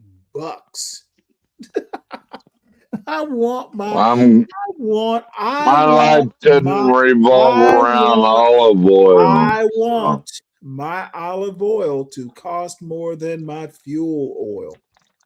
My life doesn't revolve around olive oil, so I don't give a fuck about your cost. Your life is isolated. Olive oil. Sorry.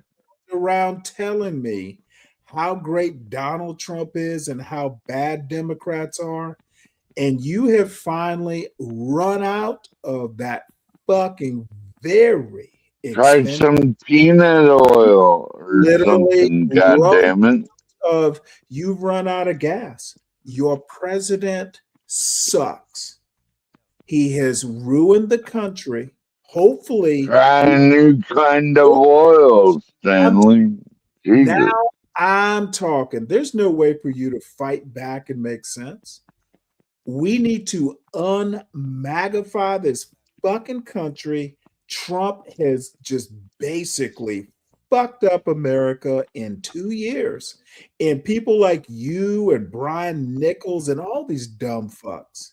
Ooh, he's the best president ever. Dude, Obama didn't fuck this country up like Trump has already done in 2 years. And he's getting he didn't? He is literally getting rich while he's fucking America. So I'm done. Don't even bother. You have done a horrible job defending the fuck up in chief. I just need to move on. But I'm bitter. Move on then, Stanley. You feel better now? Bitter. I'm fucking bitter that each and all 77 million of you fuck ups, dude, just thank God I don't have the power. I'd be a Mao. All y'all need re-education. You're a good dude. Y'all need to Stanley. be marched in. Y'all need to be marched into these fucking ICE detention camps. Sat down in a goddamn classroom, and we're going to talk about the Constitution until you can recite that shit by rote. Y'all can't even get the man. All mediocre white boys can't even get the white boy shit right. The Constitution is maximum white boy shit, and even Trump is defying the Constitution. Why? Because it's not white boy enough? Dude, y'all have fucked up. 77 million plus one Donald Trump. Y'all done fucked up this country. Major. I don't feel like it's that fucked up. Who gives a fuck? Dude, you can barely think, let alone feel. So don't tell me what you think or feel. It's obvious Donald Trump is not good for America. According to who? You? Yes. Anything else? Well, I didn't mean very much. Well, I guess in your mind it shouldn't. You're just one man, Stanley. Hey, oh, you're just one man. Motherfucker, I might have to buy my goddamn olive oil for $28. Like, this isn't like good imported olive oil. This is like some Eat more spinach. A bitch. Okay, bitch. Eat more spinach actually addresses the problem. See, of course you're going to figure out alternatives to my point. Bitch, I like olive oil. Sorry if your dumb ass doesn't know what good food is. If you actually knew what food was, olive oil and spinach go great together. You can even make like a I don't know, olive oil and spinach. Dude, make a pesto out of it, dummy. Olive oil and pesto, a spinach pesto.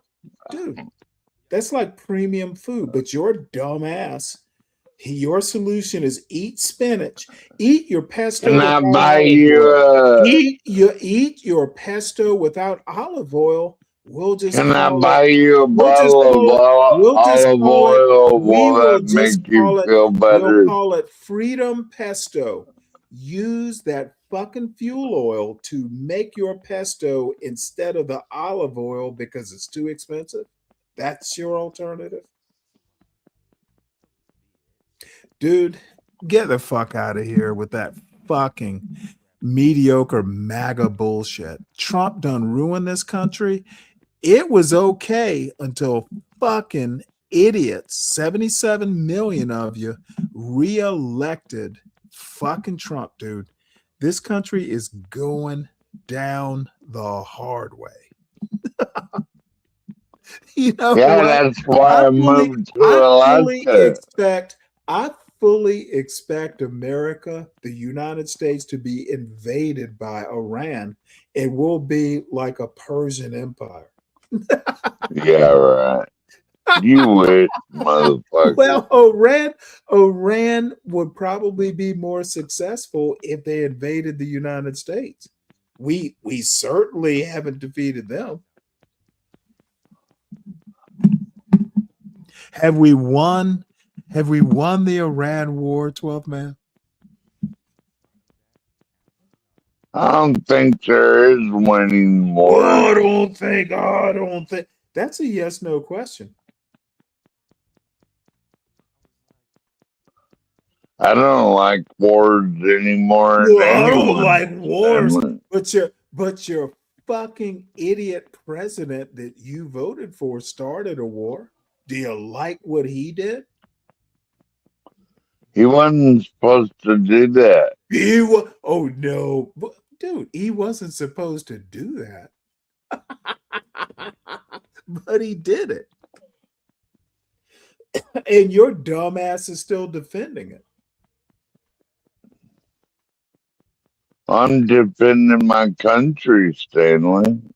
I mean, well, wait, hold it. I'm gonna always stand by mine. Your fellow dummy put something in the chat that's interesting. So it's something. What did he say? He says, "Oh, this is Palomino Ricky Z. I thought you didn't need money, Stanley. You probably wish Ryan was still here, don't you?" Okay, I'm confused. He needs money for some of that oil. Oh yeah, okay. Is that what he's saying? Dude, I didn't buy that oil. I couldn't afford it. Yeah, tell your daddy Ryan to come here and send me a dono so I can afford some cheap ass olive oil. Yeah, I didn't even get the joke. What's the cheap olive oil, Stanley? A Pompeian? Do you know the difference? Yes. Can you tell the difference between virgin olive oil or if it's not virgin? You can. Generally, the more virgin it is, it'll have a peppery aftertaste. Now, I'm not a connoisseur, but there are blends of olive oil. There's like cold press. There's all kinds of like domestic olive oil. The imported tends to be the best. Now, the Pompeian, I think it's a blend, but it's not like shit. But it shouldn't be. It shouldn't be like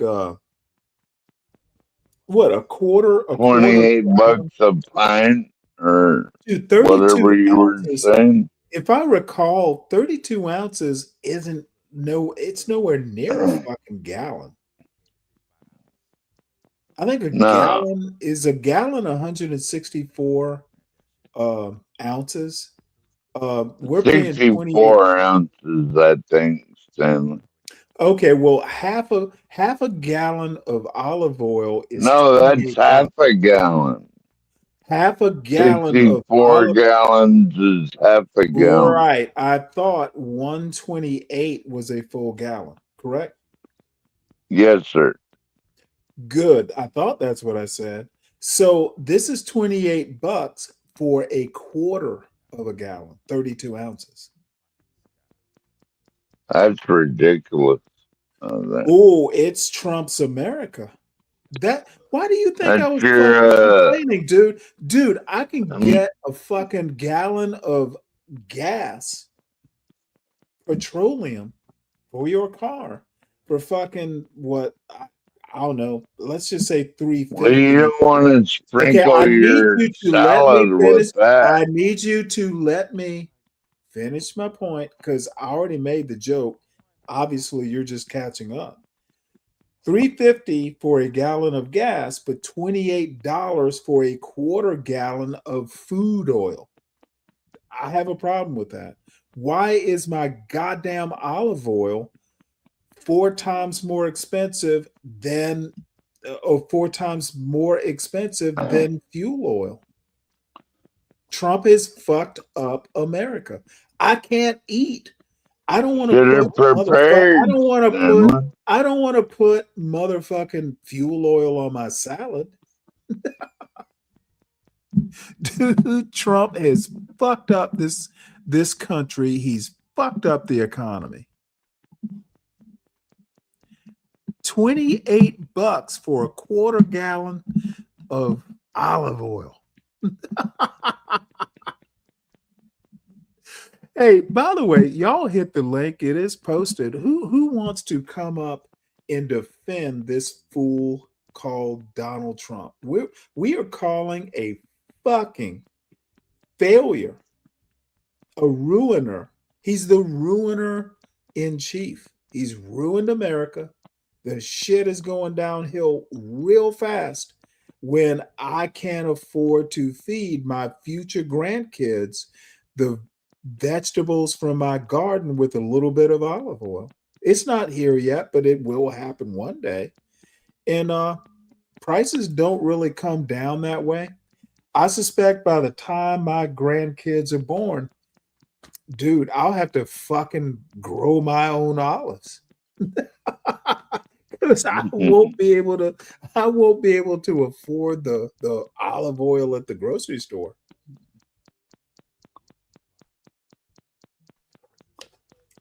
So anyway, let's I didn't realize how expensive olive oil had gotten, Stanley. Oh, but I did because I don't use it. I actually made a grocery order today.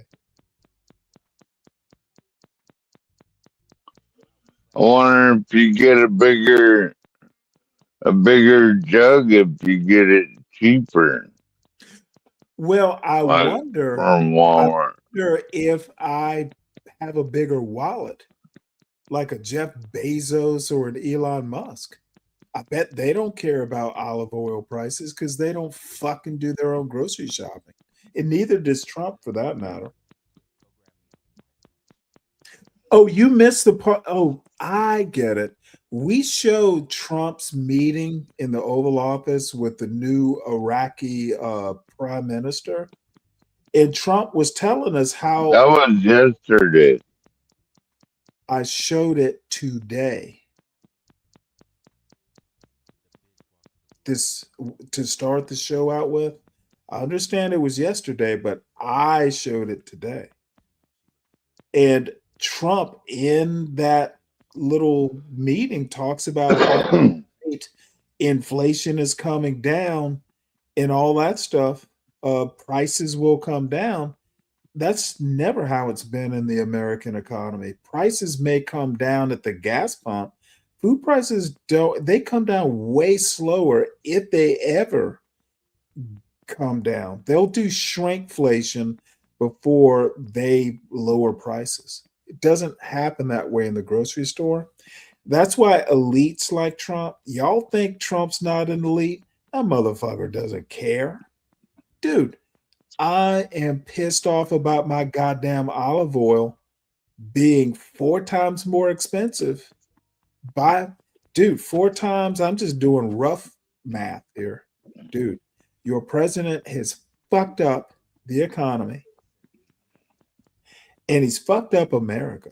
That's why he's looking at foreign policy, because if he concentrated on domestic policy, honestly, there won't be a civil war. There'll be an impeachment.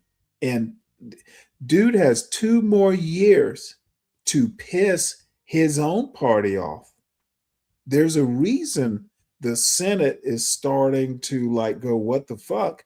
Because they have to get elected, and Trump endorsement is not going to be enough. People are starting to realize just how horrible mistake they made. 77 million of you fuck ups. Y'all done fucked up America. Hopefully there are smart people on both sides of the aisle that have a plan to unfuck what Trump has done. Stay up in Alaska, buddy. Stay cold. Yeah, it's nice up here, Stanley. Yeah, I don't like give I don't need no air conditioning or nothing. It will be nice until you want some olive oil on your salad. It won't be so nice. Well, I just sent you a little something for your olive oil. Hopefully that'll help out. That's actually funny. Good one. That's a good one. I have to give you that. I need the help. I'm gonna put it in my future grandson's Trump account. We'll let it, by the time he's actually born, maybe I'll be able to afford some olive oil. Well, you better tell your son to get busy if you want a grandbaby. Nah, motherfucker. No.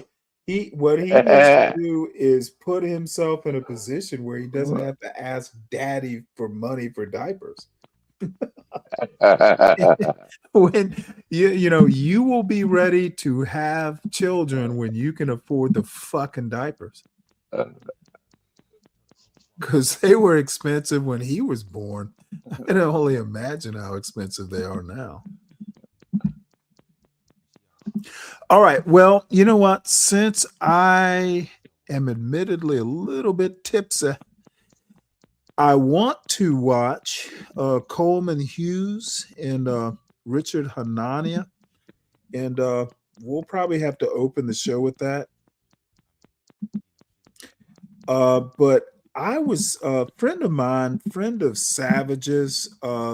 got to talking about something, and I think I'm just on a tirade at some of these dumb black people, some of these dumb cloth diapers. No, Mariah.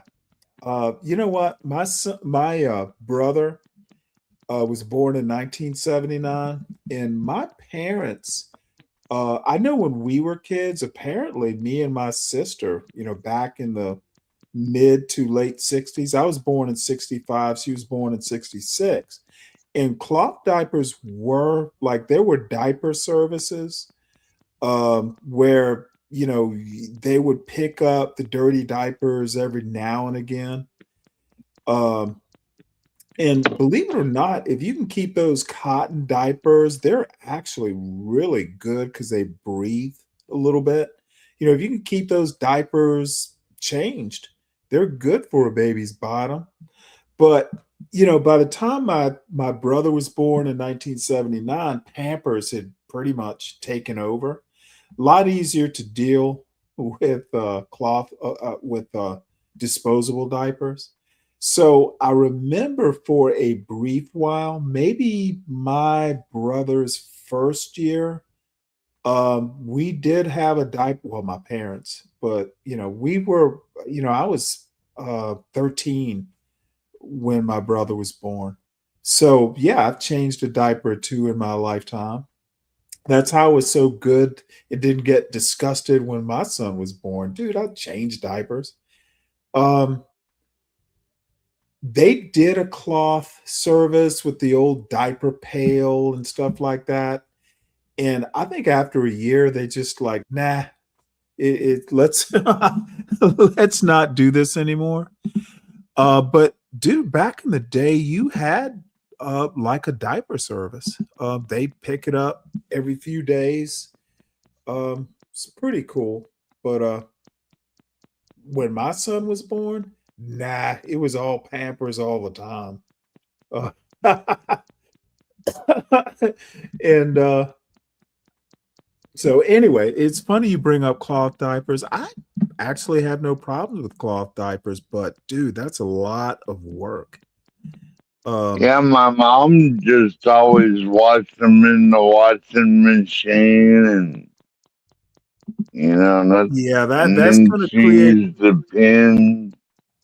She used the not clothespins, but those ones where you had to stick the pin through the diaper and close it. Yeah, Ola, there were actual diaper services. Yeah, it's almost, I don't, I'm like 13 and, my mind is not concentrated on, how diaper services work. But yeah, I've used cloth diapers to, helping my parents out with my brother. I've used clothespins, those big ass pins with the pink or the blue little top things. Yeah. I'm, hey, what can I say, Ola? I'm kind of old. I remember those days. Not as well as my parents do, of course. But yeah. And then when Now the you get problem, old, you need them again. Gotta I have don't a think so. diaper again when you get real old, Stanley. Well, let me put it to you this way. When those days come, I'm never going to talk about them on YouTube. I will make sure that's a blessed mystery. I never talk about the hard times that I've had in my family. Y'all know about the successes. You don't know about the failures because it's YouTube. Y'all don't need to know that. Yeah, it's none of your business. Have you ever noticed that I always talk about the great stuff that's happened to me and my son and everyone else in my family? Y'all don't need to know the failures. I don't need YouTube to help me with the failures. That's on me. But y'all can help me celebrate the successes. That's how, in my opinion, why would you have a YouTube to talk about your shitty life? Because it's not all shitty. Tell us about the successes. YouTube is there to help celebrate the successes. You You don't socialize. Yeah, kind of like the government. You don't socialize the messed up times in your life. Come on now. That's not what YouTube's for. So, this man on your screen is an old buddy of mine I hadn't heard from in a while. I know him through Savage Entertainment. He has decided to start doing some lives again. And of course, I got the pop up because I subscribed to his show. And he started talking to, about something. And, me and Deacon Dave, wound up in his chat. And of course, I am going to be the asshole because I don't agree with pretty much anything he was saying. But I didn't go up on the panel. He didn't have time. He didn't drop the link. But I had some things to say in his chat. And I think he's 100% wrong. And the reason I bring this up, and I may look at something Latino for Trump did earlier. A lot of these content creators live a data-free existence. They consistently want to talk about what they've experienced, and they seem to think everyone is experiencing life the same way they are. And this is why I think they're all dumb. They are literally obtuse. There's no way to give them credit for stupid premises. And this is unapologetic manhood. I think the world of him, but I also think that what he's telling us should be framed as, hey, this is what I've experienced. If you ever run into this in your existence, here are some things you might want to know. But these people frame it as if the world actually works the way they're experiencing it. And I think that's obtuse. It's like, that's not how life works. What your fuck ups are not universal fuck ups that everybody's gonna fuck up. I think these people think small. And it's not like I'm the end all and be all, but dude, if someone who's as dumb as I am can see the flaws. You're not very dumb, Stanley. Oh, I don't know. I get told by people like Leonard and fucking Ponder and CM. Dude, I get called dumb at least 100 times a week. If not personally, I hear it on other shows. I have no clue what I'm talking about. And I can accept that, but I'm not going to I think some of these people are just fucking hilarious. Well, I'd rather chat with you than most of those other motherfuckers, man. 'Cause you know what? I Well, think they don't know what they're talking about, most of them. You need to be telling your friends that I'm this wise, but I'm not. Don't worry about it. And let me just do a quick housekeeping thing. This is one of the more interesting things, and I love it. This is why I love my show, dude. People will cycle through here. They'll stay for a couple minutes. They'll go, well, this shit is boring, and leave. But here's the success. They dropped by, checked out, what I was talking about, and they'll go, nah, this isn't, I'll go somewhere else. But they checked in. And I can verify this because like overnight, I'll get like 20 people checking the replay out. But that's views. I may have 5 people in my chat, but 200 people checked out a 5-hour show. A lot of those came after the show was over because, I got to figure out a better time, but this particular late afternoon into early evening is just better for me. But people check me out. Maybe 40 of you don't get into the chat, excuse me, at one time, but 200 people, 150, 200 people, dude, I have 360 subscribers. If 200 of them, if the number is 200 of 360, check out the show. I'm okay with that.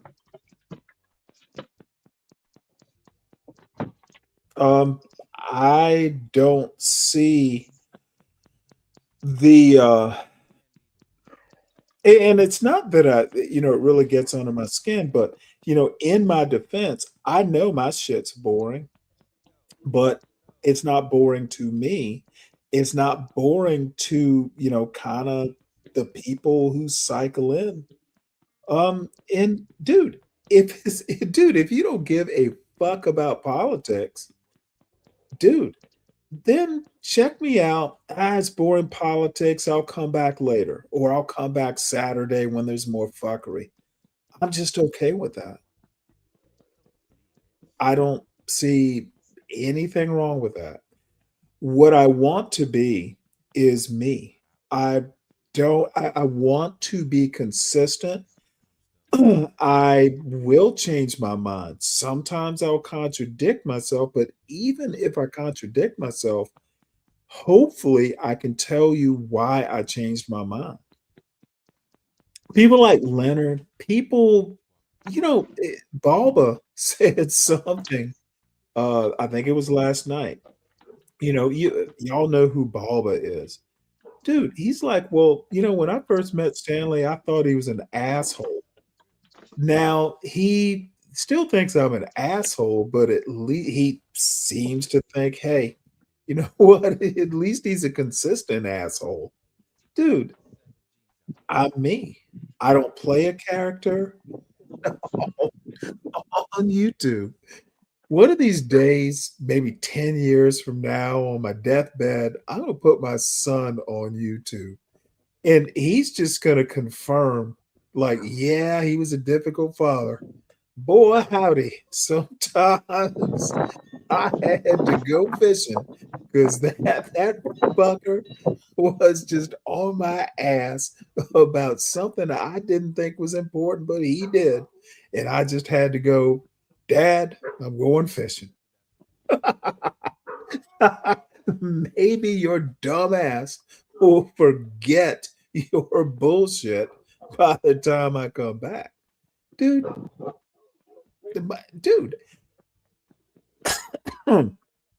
I've had my family go, whoa, can you stop being an asshole for once? Dude.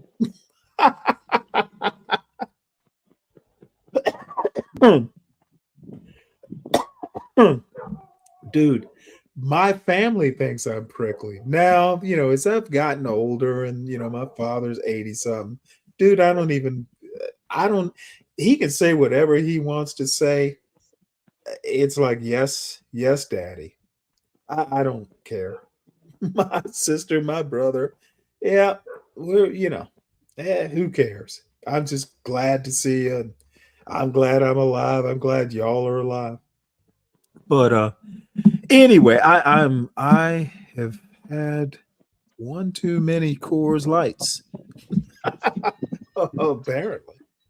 But hell, that's some pretty weak ass beer. That's like pea water, right? Yep. Well, I'm sorry.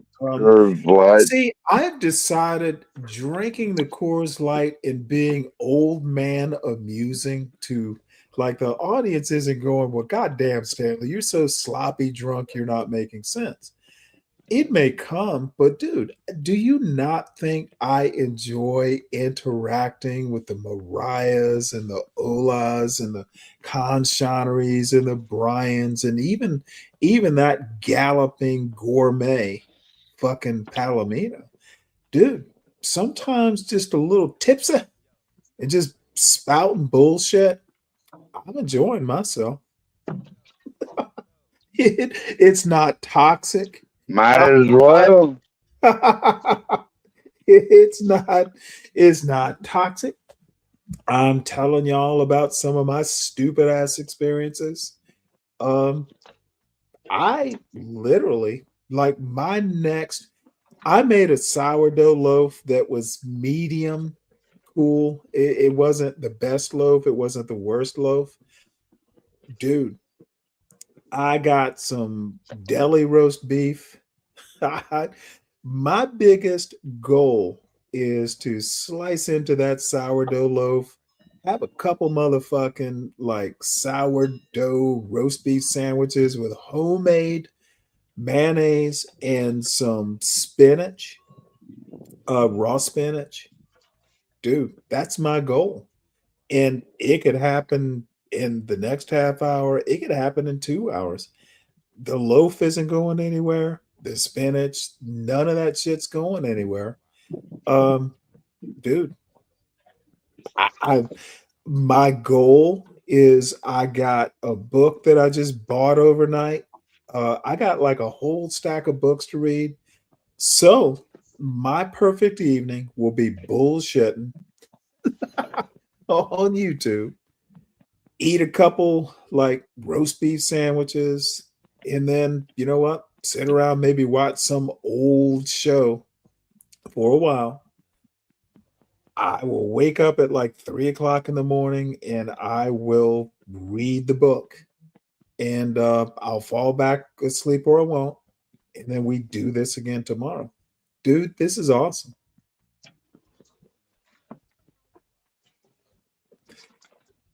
I hope. Well, I think my freezer just died. Really? Did it blow up? Well, the compressor died, I think. Just now? Yeah. Well, I'm sorry to hear that.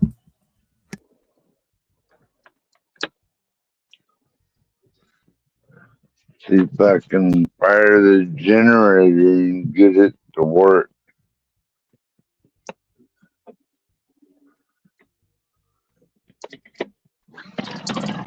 So did you mean the compressor on your generator? Because they have on my freezer.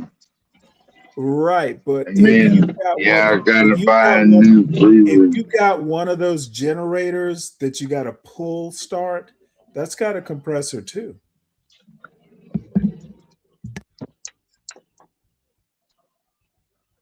That's a Honda. Not quite Totally the same reliable. function, but those pull like lawnmower engine type of things, they got a compressor.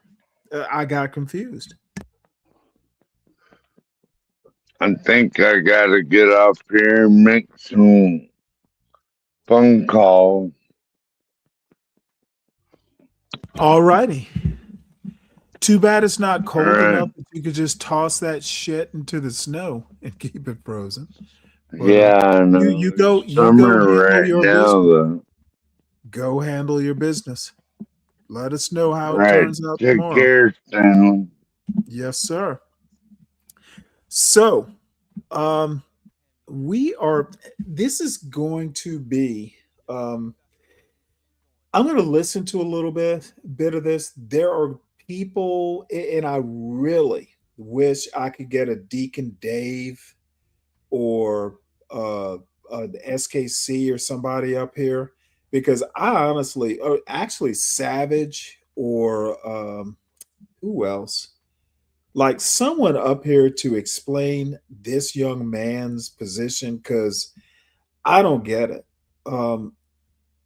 Like a Sharon or Angry Man, one of these idiots, dude. What you see in your own life isn't how all black men, definitely not all black people, are experiencing life. Your fuck ups are not you.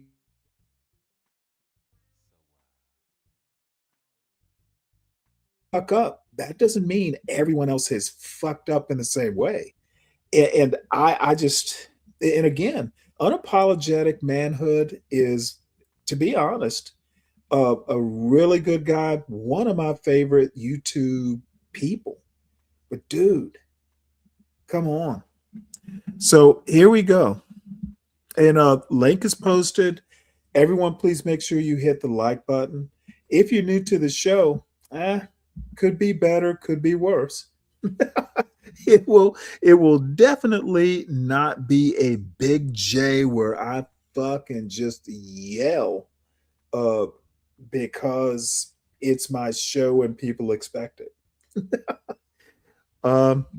So here we go. Oh, by the way, like the show, subscribe if you think you can stomach it, and then we go on. Your dad, like it's very hard for parents to take criticism, especially the generation before, I guess, my generation. She might be around the same age I am. She's probably older than me. I'm 40, right? But it's very difficult for parents to acknowledge the trauma that they put their kids through. They'll say something like, well, I didn't know. I did the best that I could. You misremembering it. That's not how it happened. And they'll just plainly try to shut you up and just try to make it seem, try to gaslight you. That's not how it happened. You're misremembering it. You should have helped me fight. That kind of stuff right there. And hey, wait, Ola, you say you don't have to deal with social misfits? I think I'm a social misfit magnet. You will have to deal with social misfits. I think the content creator and the channel owner's kind of a social misfit. So they'll have to deal with at least one. And maybe I'll just say I'm the social misfit. So, subscribe. And dude, if you can help me out, get me out of my social misfitism.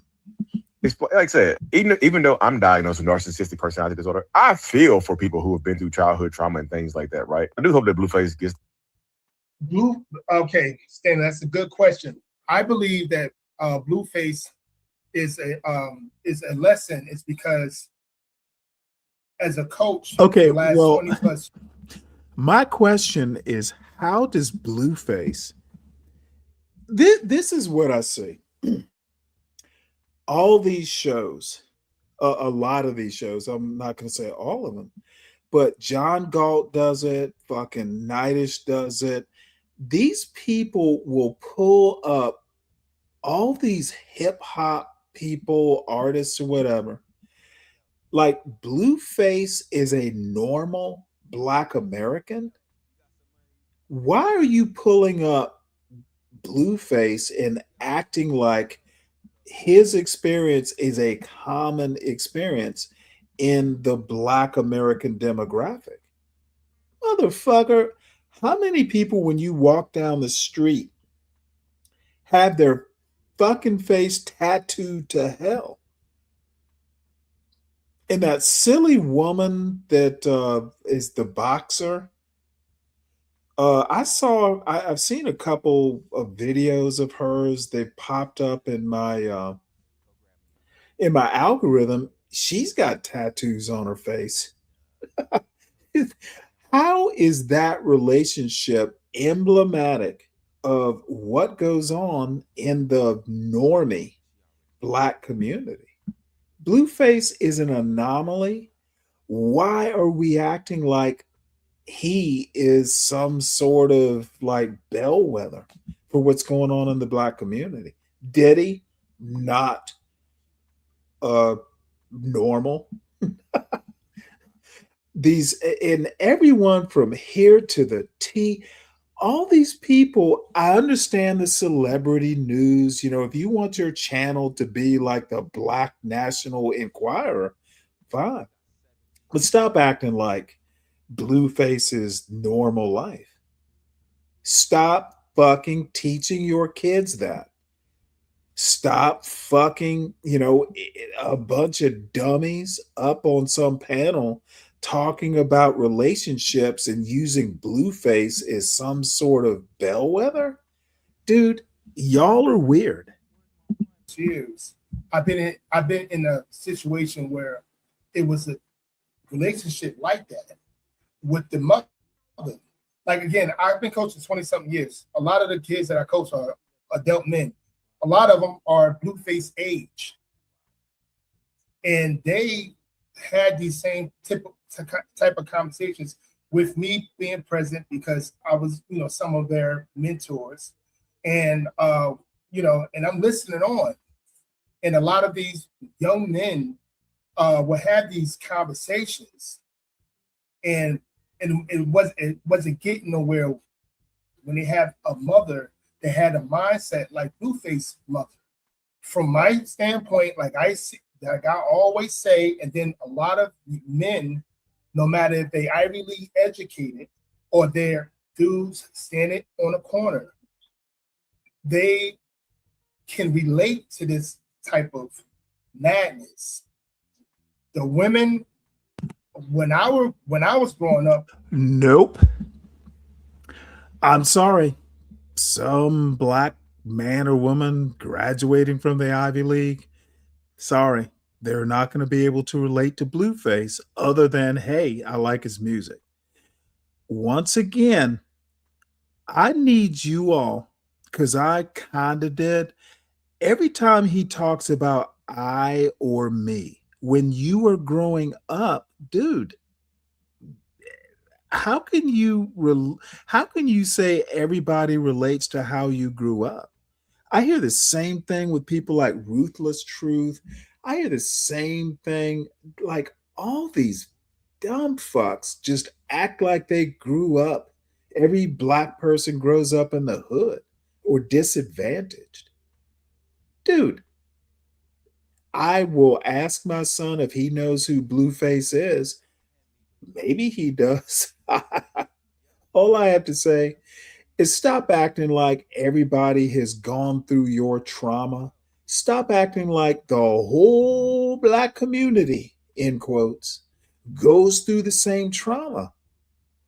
Dude, I listen to people like Clifford, and I go, your daddy did what?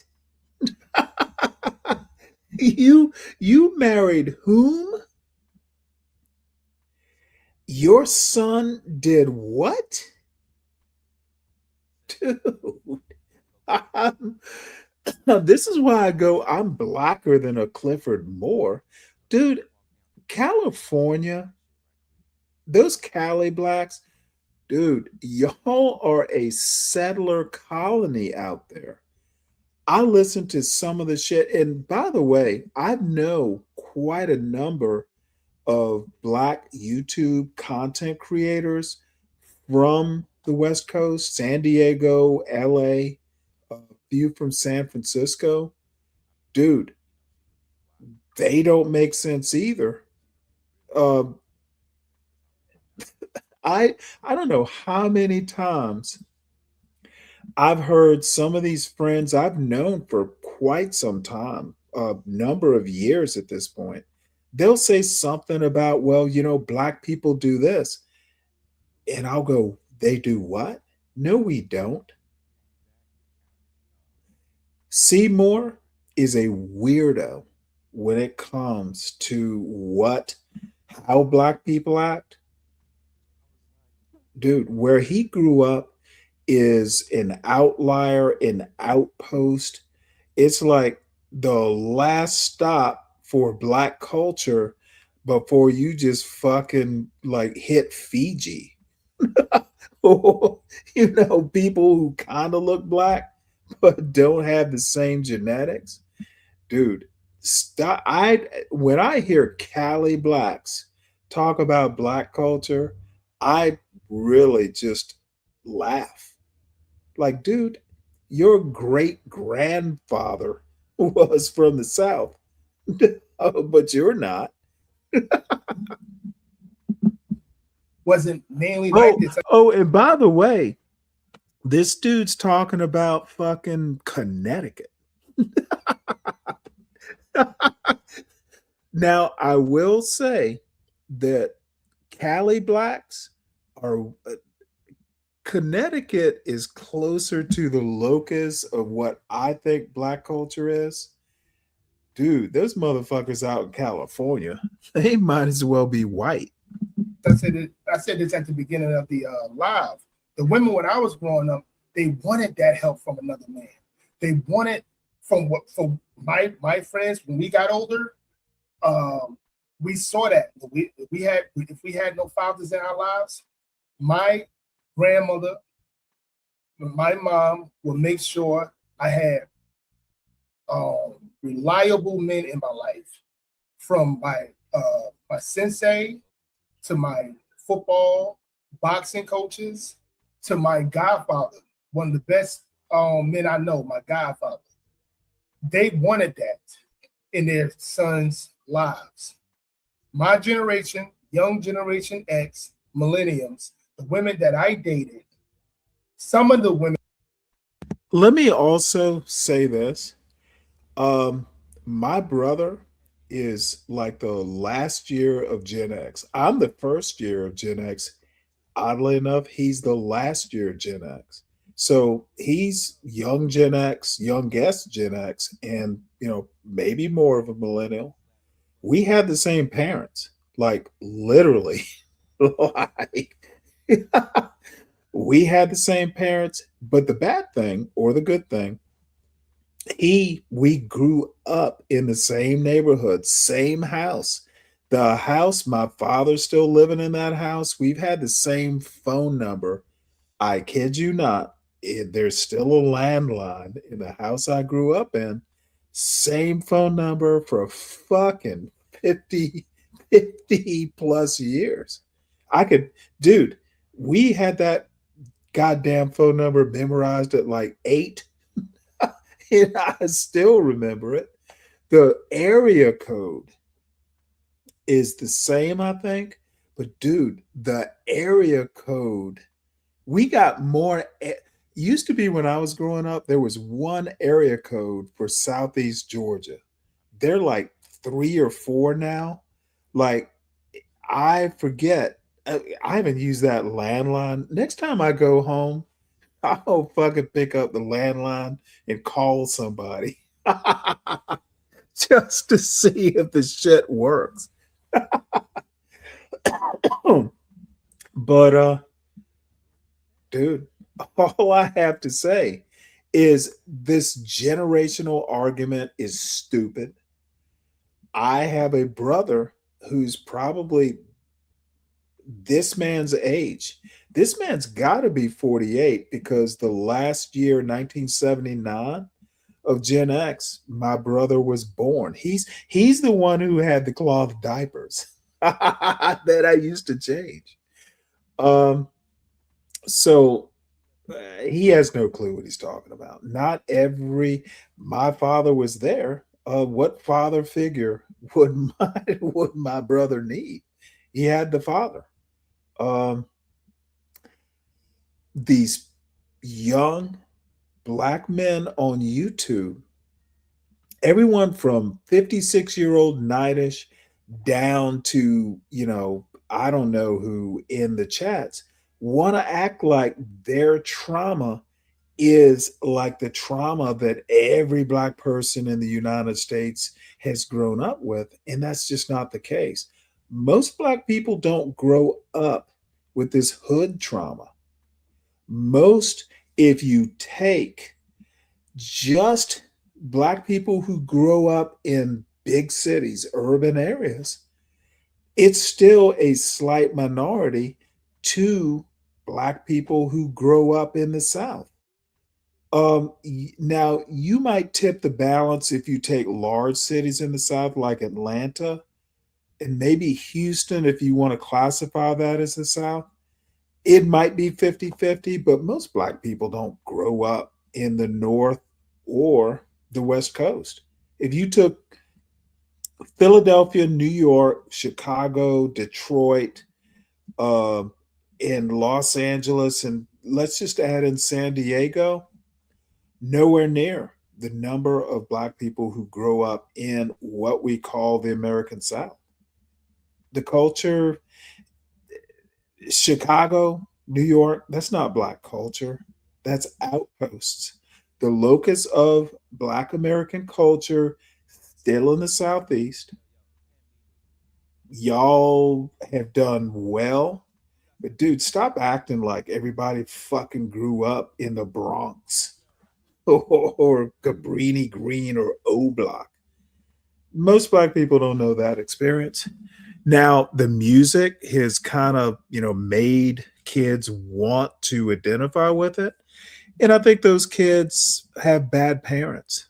Parents need to make sure, that kind of identification is, stunted or just nipped in the bud. But sorry, I'm glad you turned out well. But not all black people go through, what you had to go through. Women that I dated, they raised son husbands. Like I said at the beginning of the live, a son husband is a woman that raises her child to be not just her son, but her husband. And many men that I know understand what I'm talking about. Like, first of all, those type of women. Many men that he knows, probably friends he grew up with in similar circumstances, stop acting like all black men went through your trauma. That cannot stand in relationships. They always in and out of relationships. Some guy always leaving. A lot of them have multiple baby fathers, or they might just have one baby father, but can't keep, and he left, but they still can't keep in relationship with other men to either have a marriage or have you because of how she is set in her ways to raise her son to be her natural husband. I know men, educated men, to hardworking men that, was raised like that, but was determined not to be like the way a Blueface is. With him, didn't really learn nothing from the situation. He's been so traumatized that he cannot. What the fuck? Why is Blueface even some sort of example you hold up not to grow up alike? This is weird. Dude, why is Blueface held up as some symbol of normalcy? If you in your life grew up in similar circumstances, you need to keep the argument tight. If you grew up like me, if you grew up like Blueface, most black kids don't grow up like that. They know about it through a song or Blueface's art. I don't know it, but dude, stop acting like you didn't even grow up like Blueface for that matter. Similarities maybe, urban lifestyle maybe, but there are a bunch of people. Even someone like John Galt, for instance, that motherfucker grew up in Alabama. He has learned all this citified shit as an adult. He didn't grow up in the hood. Alabama might have some places, that are hood-ish, but dude, there's fresh air. There's places to go. Alabama, if you grew up in Alabama, motherfucker, that's not growing up in the big city. John Galt's bullshit is an affectation. He will tell you about the hood, but that motherfucker didn't grow up in Southeast. Dude, John Galt, that shit's an affectation. Now he does well. He walks the walk and talks the talk, but that motherfucker didn't grow up in the hood. He grew up in goddamn Alabama. If you ever take the time to listen and parse what he's saying, that motherfucker isn't hood. He's assumed the hood. Built his life in a right order. So I know men that found a woman that was the opposite of how they grew up, the opposite of their mom. And that mother that tried to raise him to be a son husband did whatever she possibly could to try to destroy her son's relationship, either with his girlfriend or wife, because she raised him. It's almost like incest, I should say. It's almost like incest on how these typical women that raise son husbands, not all women, these typical women that raise son husbands, not just black women, because I've been with Hispanic women and white women as well, and they do the same damn thing. Or I coach Hispanic, white, and black kids, and they, and a lot of times it depends on what type of neighborhood it is, but mainly when I coached and mentored that, it was a mixed neighborhood. Still to this day, that's what I actually understand his quote son husband thing, but dude, that's like a divorce. Like, I don't know. It's way more complicated than he's explaining it. And I understand he is trying to articulate his thoughts based on his experience. And I think he's sincere. As I said, unapologetic is a good guy, but somehow or another, people tend to think that their experience, their window on the world is the house that they were raised in, and they look out the window and they think everybody's like how they were raised. The world is like their house. Dude, that's why there's books. That's why there's art. That's why it's imperative on parents. Dude, once my son got up in age, one of the things that I think I did right was my son didn't grow up technically in a two-parent household after he was 8. And I was very intentional about, my sister and my mother too, but my sister I grew up with, I trust her implicitly. I don't, I remember her going one day, well, is it okay to spank him? I'm like, what? Whatever the fuck you decide to do, I trust you implicitly. We grew up the same way. I mean, I prefer you didn't, but if you did, just you would have a reason for doing it. Now, I might not agree, but I'm not going to tell you you got 3 kids of your own. No, I trust my sister implicitly.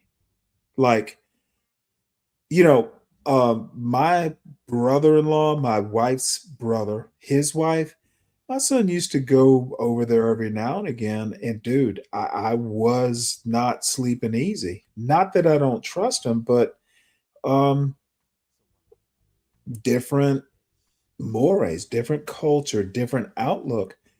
Dude, I slept like a baby when my son was at my sister's house. It's like, dude, I know he'll be okay. And I grew up with her. I guess what I'm trying to say, and I'm sorry, I've had a couple Coors Lights, so I'm kind of drifting. Um,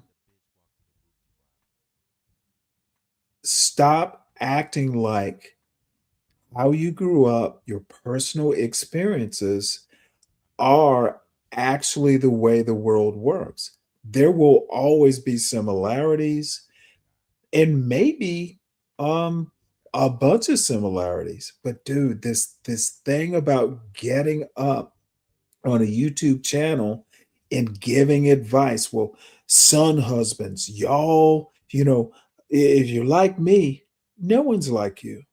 How about stop acting like everyone is like you or grew up the same way? They're, I don't know, probably not making the most sense, but I get real offended when I hear people going, well, if you're black, X, if you're white, X. that America's never been like that. It's never been that kind of homogenous. It's just never been. Even back in the day, even back during fucking slavery, even back in the dark old days. The one thing that I appreciate about the United States is, dude, not every family's the same. There will always be the kind of differences. Sometimes those differences will make you rich. Sometimes they will put you in the grave. You just have to figure out what's good and what's bad. America has a lot of opportunities, but every opportunity isn't your path to, riches. Sometimes those opportunities lead straight to what is it? The road, what is it? The road to hell is paved with good intentions. There are a lot of good intentions in these United States. So your choice is there, and that's why parenting's so important. Um, this son husband thing, I think it's not quite the archetype that unapologetic wants it to be, and I think that sort of archetype happens in actual intact families, to use a term. I think he's just wrong. I think this particular point he's making is too focused on his personal experience. It could use some objectivity. And I actually kind of, this is what I'm fussing back and forth with him about in the chat. Dude, there's no objectivity here. A lot of these coaches and mentors don't even want to have nothing to do with the way this society is, because we talk about this. I go to coaching seminars at least every other year, and we talk about how this society is changing. We talk about that all the time. How the kids are very. A lot of these young men are very emotional. Can't deal with what's the word I'm looking for, Stan? You probably know. Can't deal with adversity. A lot of them. This like young millenniums, generation Z, and now we're going into the alpha generation. And we talk about this all the time. This is why I believe Blueface is a lesson. Being as though I have things to do later, this is a huge topic that I believe we would talk about all hours, because this is our society. A lot of these young men that's coming from the very sensitive, overly emotional way of thinking, way of doing stuff, and lack of probably better words to add to that. This is why a lot of them are being raised to be son husbands. The people that were around them that could have helped that woman. Hey, Sin, I need you to help me out with this comment. Yeah, I actually had that conversation. Help me. I haven't been reading the whole chat. So help me with that point, put it in context. Yeah, I told her that I would have a problem with it. Now, I wasn't there to enforce it. I wasn't there to check up. I just trust that she didn't. There was no reason to. So there you are. I just said I have a problem with it. So I assume, and I never really, said thou shalt not, but on this one I did. And I trust she didn't. maybe I'll ask my son. He's 20. Maybe he'll remember, maybe he won't. But I just assume I looked her in her eye. There was no prevarication. There was no but I told her directly, it's not something that I would approve of, and that was that. And I've been in this situation. I've been in these situations before. Like I said, most of the women that I dealt with, they were raising their son to be a son husband. They were absolutely raising their son to be a son husband. Still to this day, I see them today. Now, a couple of them growing up now. They don't understand adversity. They don't, I'm sure that happens, but is this actually a feeling? Yeah, absolutely. You got to get out in the world. The school systems now, or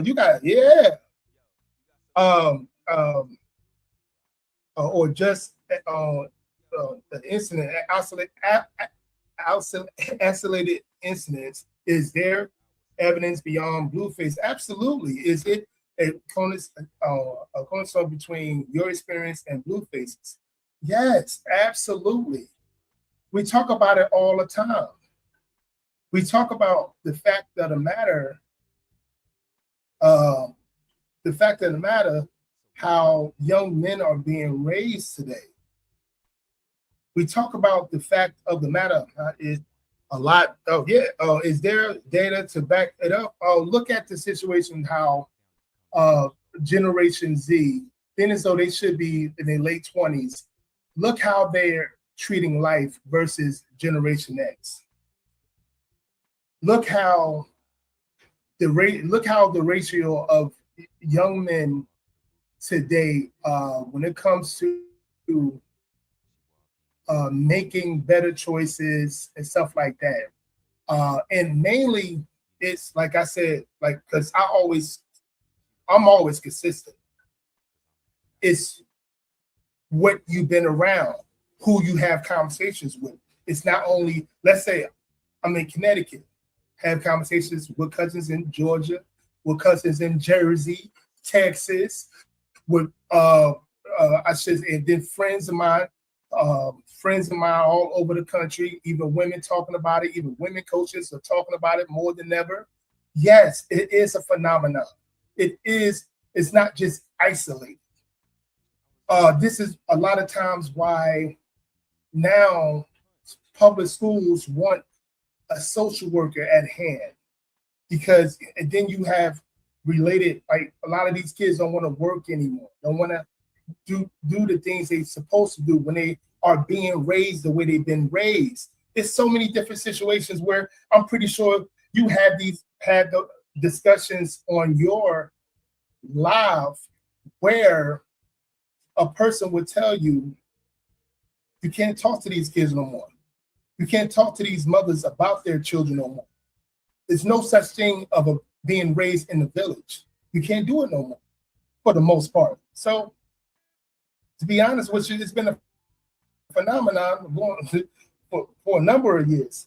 When I started seeing a change in young men, coaching and mentor, like being outside, as they say, touching grass, was in 2000. Hey, Dirty, ask the question. I watched this earlier because this popped up and I actually hopped into his chat for most of the show. He was on his way out for an interview or something, but yeah, I'm in the chat and I'm going back and forth. This is Unapologetic Manhood. I first met him on Savage's show months ago. He's been up on my panel, and we'll never agree on much, but what we do agree on is we enjoy the going back and forth stuff. So this dude, in my opinion, is a great young man and an ally. We just don't agree on shit, but I'm not mad at it. I think there's some things that he assumes about the Black quote community that he gets wrong because he's only looking at it from his perspective. And look, it's not that I agree It's not that my perspective is not myopic as well, but I'm older. I met Black people from all over this country, in the Navy and all over the country. Dude, if you just look on YouTube, Black people aren't all alike, even in their perspective on YouTube. And I'm not even just talking about our own little fucked up sector where nobody reads books. um, I met Black people from all over the world who didn't call themselves Black because they're not racialized. Black Americans as a demographic are great, but we have our limitations as well, just like any other demographic. Stop thinking that, gee, just because I grew up a certain way, every Black person in America grew up the same way. Dude, I grew up in an environment where the N word was, dude, N word in my house. I talked about this a little bit last night.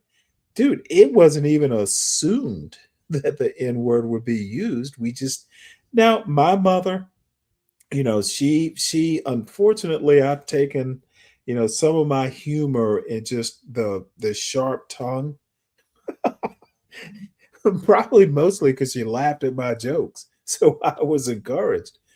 I've never heard I've literally, my father is 80 goddamn 3 years old. I don't think I've ever heard him use the N word. And I kid you not, his parents, my grandmother and my grandfather, I've never, they're from like Adel fucking Georgia, in the heart of Jim Crow, Georgia, in Cook County.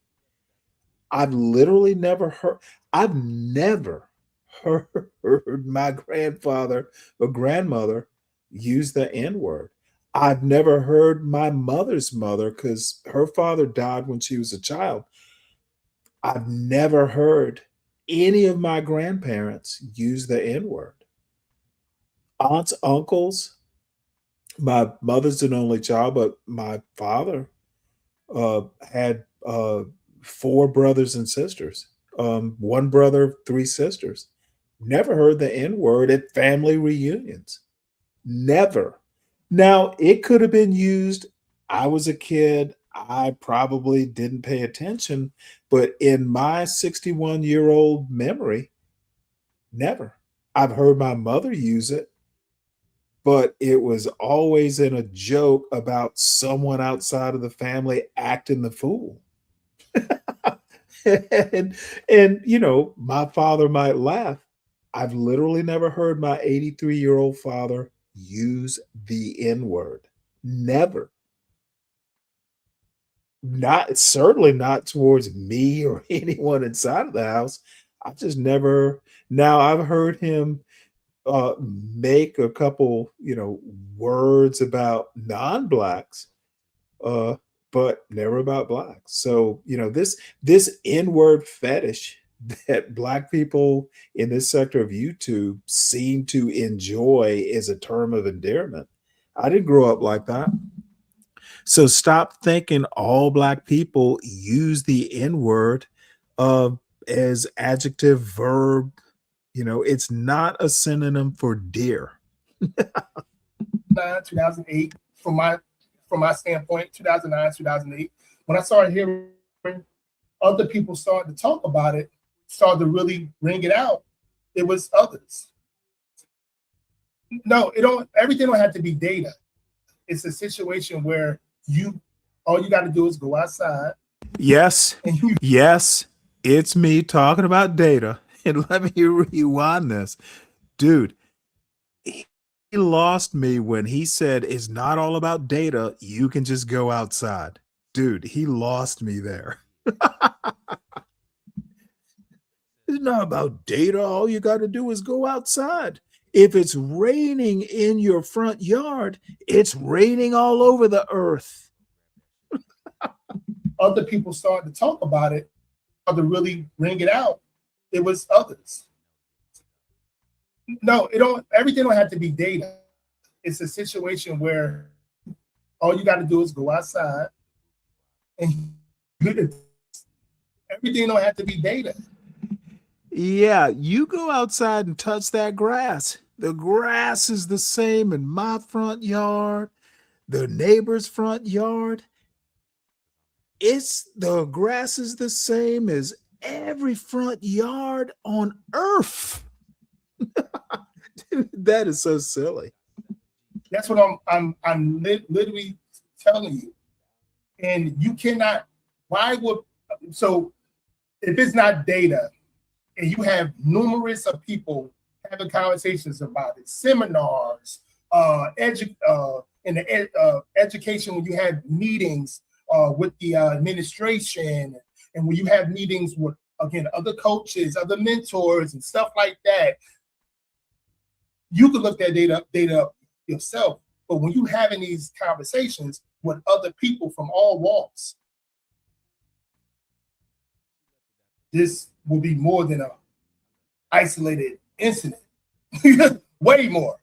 But I get the fact of what you're doing. But it's like I said, yes, it's a situation where it's no raising a village and stuff like that. It's none. You can't tell these parents.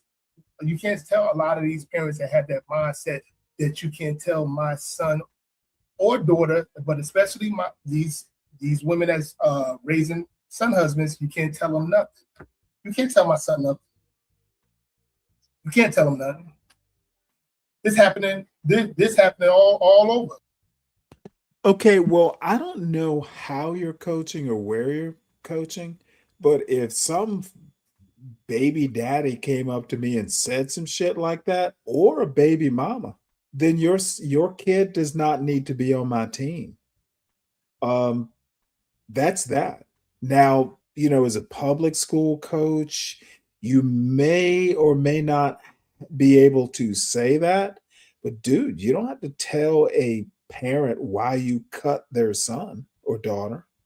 Dude, you are the coach. You are in control of who gets on your team, at least as far as I know. Now, there may be caveats where the principal, the TV stuff, hey, it'd be nice if, so-and-so was on your team. But by and large, as a coach, you set the criteria, and all of them don't have to be written on paper. I just don't think your kid will fit in with this team. Sue me.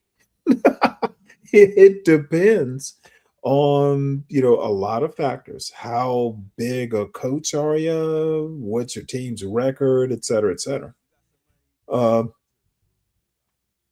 And to Sin's point, and Sin, I just kind of been toying with you. You, Sin 7 Sin, are a lot like this unapologetic manhood gentleman who I think is a cool guy. Dude. Yes, my sister, literally, I was raised with. I know how she thinks about child rearing because we were raised in the same house by the same parents. Yes, there were different rules for my sister versus my wife.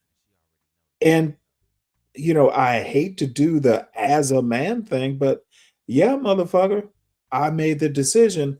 But let me also tell you something that I didn't articulate.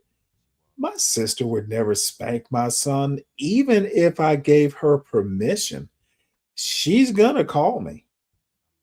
As it turns out, I don't think she ever had to because my son would never fuck up that way. But if my sister made a snap decision, like, God damn it, I better spank his ass now, I'm not gonna have a problem with that.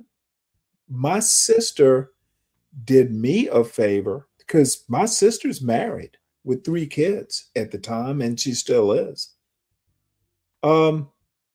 She was like the female influence on my son. I'm not gonna set rules in her house. She asked me, and the answer was yes. Now I know her well enough. She's not going to just spank my son for any reason. She knows me. I know her. Um, she's not going to use the power wantonly. I'm just saying, hey, if he fucks up that bad, don't call me. Deal with the goddamn problem immediately. I used to come home sometimes, because I commuted to work. I'd walk in the door, tired as fuck. It's a goddamn blizzard outside, and I had to navigate up a mountain and forgot to take the Jeep. So I might have to do it, in the front wheel drive, creeping up the mountain at 25 miles an hour, praying I don't fall off the ridge and die. So I come walking in, and my wife would be like, well, guess what your son did today? And I'm looking at her like, whatever it was, I hope you dealt with it. Tell me about it later. Dude, you're the parent there. You deal with it. Don't tell me. You can tell me, hey, well, no, actually, now that I think of it, I would go, well, don't tell me what he did. Tell me what you did about it. Look, Sin, maybe you've never been in like a marriage with a strong man who had opinions about how his son would be raised, but I'm not gonna tell my sister, you thou shalt not spank him. She's doing me a favor, and it's her house. She is gonna keep my son over the weekend or something like that. I'm not gonna tell her how to fucking conduct her business. I will tell my son, hey, you better behave yourself. You're not here. You're there. Obey the rules. And you know what? It's far. Now the other thing is my sister used to go, well, he's better behaved than my kids. Um, so I trust my sister's judgment still due to this day. She was raised like me. You don't just spank some kid because, you know, you got mad and felt like, you know, spanking the butt. Dude, you're measured. You got to know the kid. You don't treat every kid like they're all the other kids. My sister is actually that smart. And I know how the cross way of raising kids is. Um, if you need spanking, tell me about it later. I may question, but I trust my sister, as I said, implicitly. Now, um, my house was my house, and I just basically felt that this kid doesn't need to be spanked. Talk to him.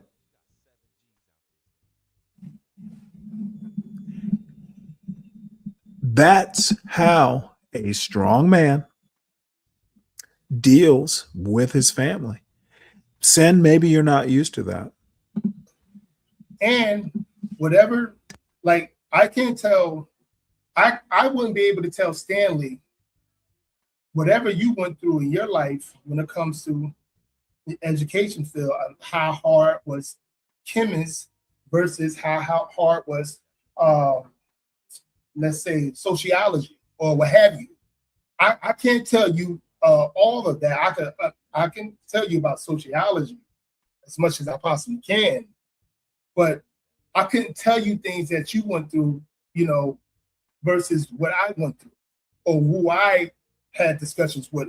What my knowledge of 46 years on Earth showed me, you know, personal experience doesn't put claiming a widespread problem does. Yeah, it's a personal experience. I'm saying my personal experience, like all content creators should do, and you can also have a situation where spread problems come about as well. And that's what it is. Widespread problems can come about as well. My whole platform is built on young men, no matter black, white, Asian persuasion, making better choices than I did. The generation just before me, they didn't do that. A lot of people that I've been around never did that. And again, guys that I know that's my age, they say the same thing all over the country, And I didn't just say Georgia and Texas. I said about 6, 7 different states when I did say that. They say as well, a lot of men just before us, they didn't teach none of that. This is what my platform is. Don't make the same mistakes that I might have made, or a friend that I know might have made, or a person that I know of might have made. Because again, people just talk it, I live it. My house is peace. I don't like my house is, I don't, all the stuff that probably been in my life before 10, 15, 20 years ago, not in my life, because I grew up mentally and understood how people are. But I always was like that. As a young man, even 15, 16, I never hung around the wrong people. If I was if I'm going to be the person to hang out with, if somebody's going to be wrong, then I'm hanging out with, I'm going to be worse than them. So I said, like crazy can't hang out with crazy, is what I'm trying to say, But again, I want to make it clear. I live by what I say. I don't live by what other people don't live by what they say. I live by what I say. You know what I mean? And people get. I don't know, because I've talked about this before, but Dirty, I told my wife that I didn't think there was a reason to spank him. As a form of discipline, my son showed an uncanny ability. You might have to tell him 8 times, but even at he was still in diapers. The last time I spanked my son, I swatted him on the diaper, probably at, I don't know, somewhere between 1 and 2, just to get his attention. It wasn't to make him feel the sting of my hand. It was like, hey, you need to listen to me. My wife, she would actually spank him like, hey, I told you no, spank. Like, no, just, as long, now you might have to spank him if he's about to drink down some fucking Drano, but otherwise, he will listen to you. Even as a young child, he picked up language early. You should never spank your child because you're angry with that child. Be measured. And, my wife was probably raised a lot like I was back in the day. Hey, you didn't do what I said, spank. Nope. I didn't like it as a child, and I was not going to have my son raised that way. So I just told my wife, nope, that's not how we're going to discipline him. And it wasn't like she was like, oh, no, we're going to spank him. No, I looked her in her eye. I rarely made demands like thou shalt. But this was one of those thou shalt. If we need to do it, convince me why we should do it. But as it turns out, I was right.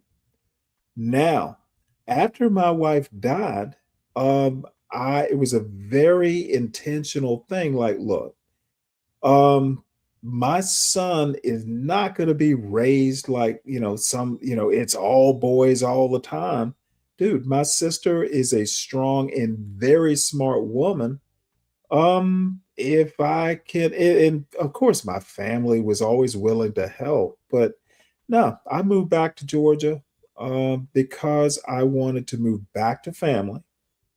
And it was intentional because up on the mountain, we live, amongst my wife's family. But Hey, my wife, the only reason I stayed in Virginia was because of my wife. I think a woman needs to be near her family. But circumstances changed. And my sister was the like my sibling. And you know what? My son needs to have an idea of what an intact family looks like. My sister and my brother-in-law still married for who knows how many years, 30 or something like that. um 3 kids.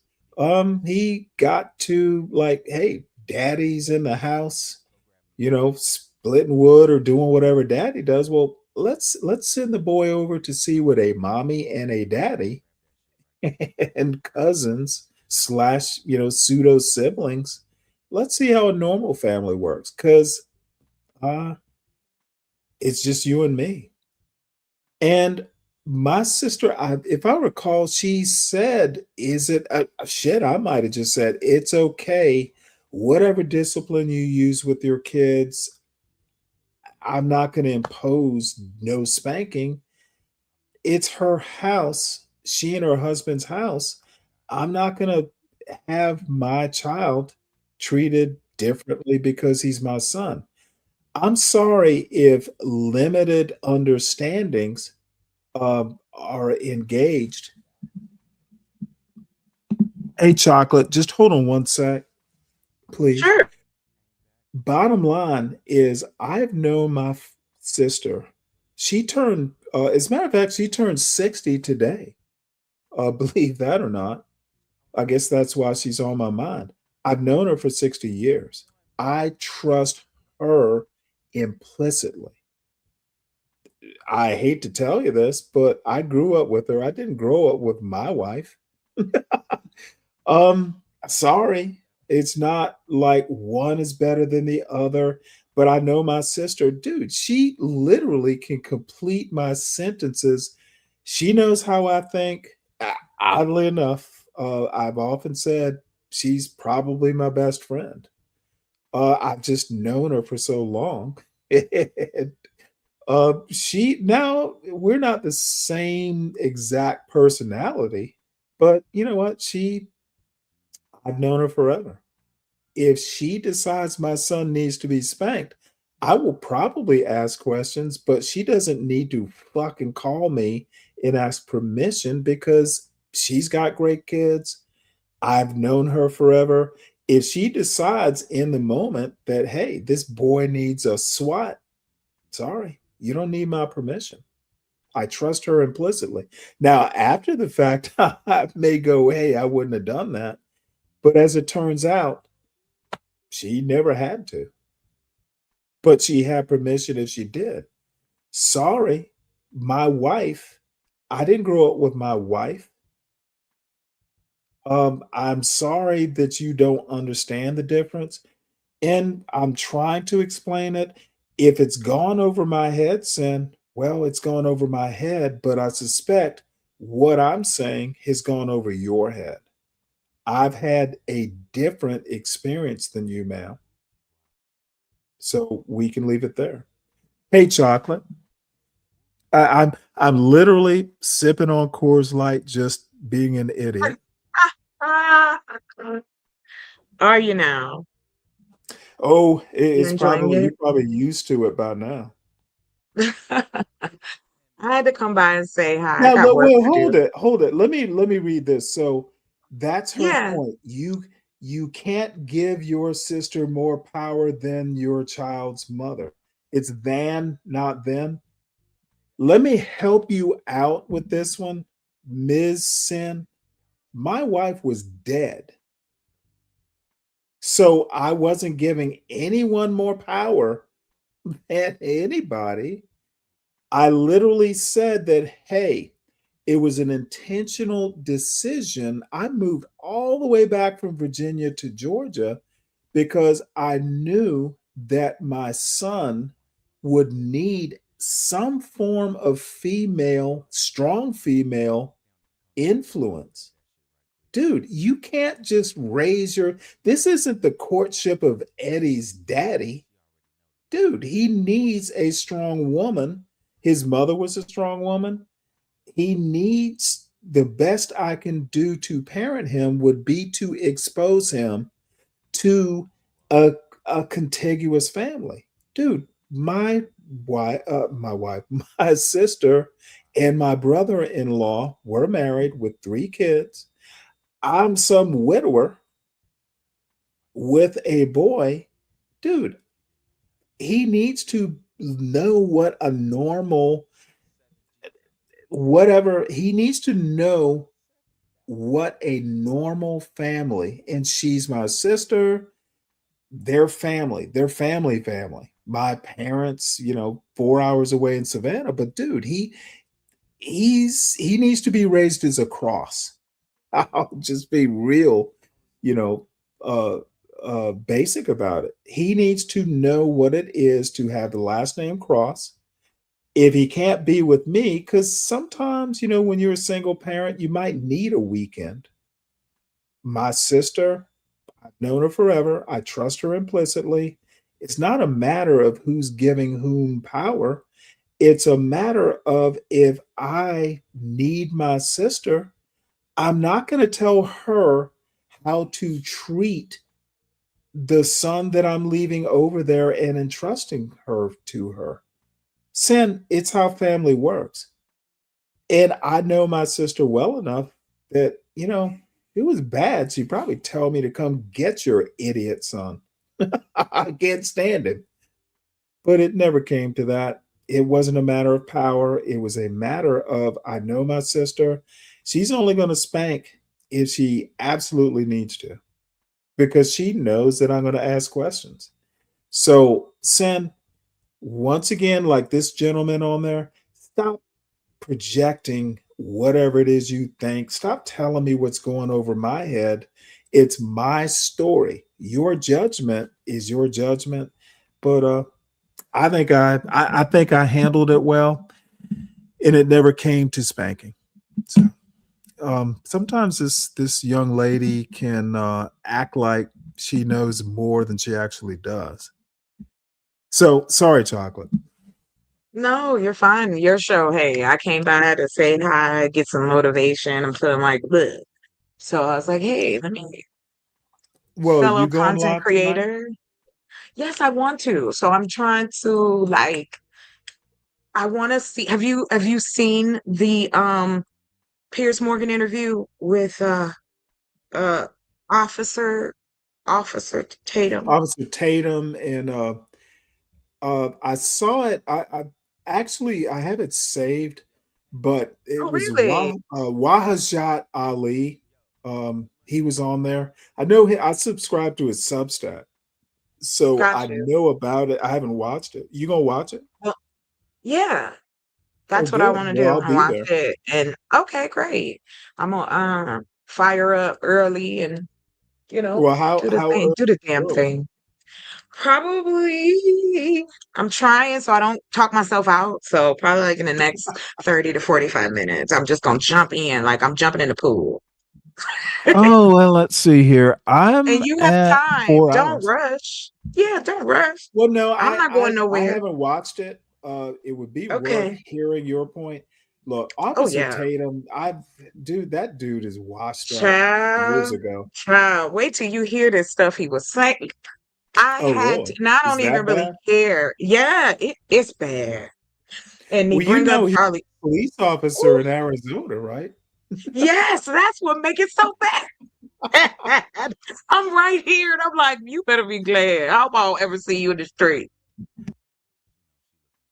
because I'm gonna kick you, because you need help.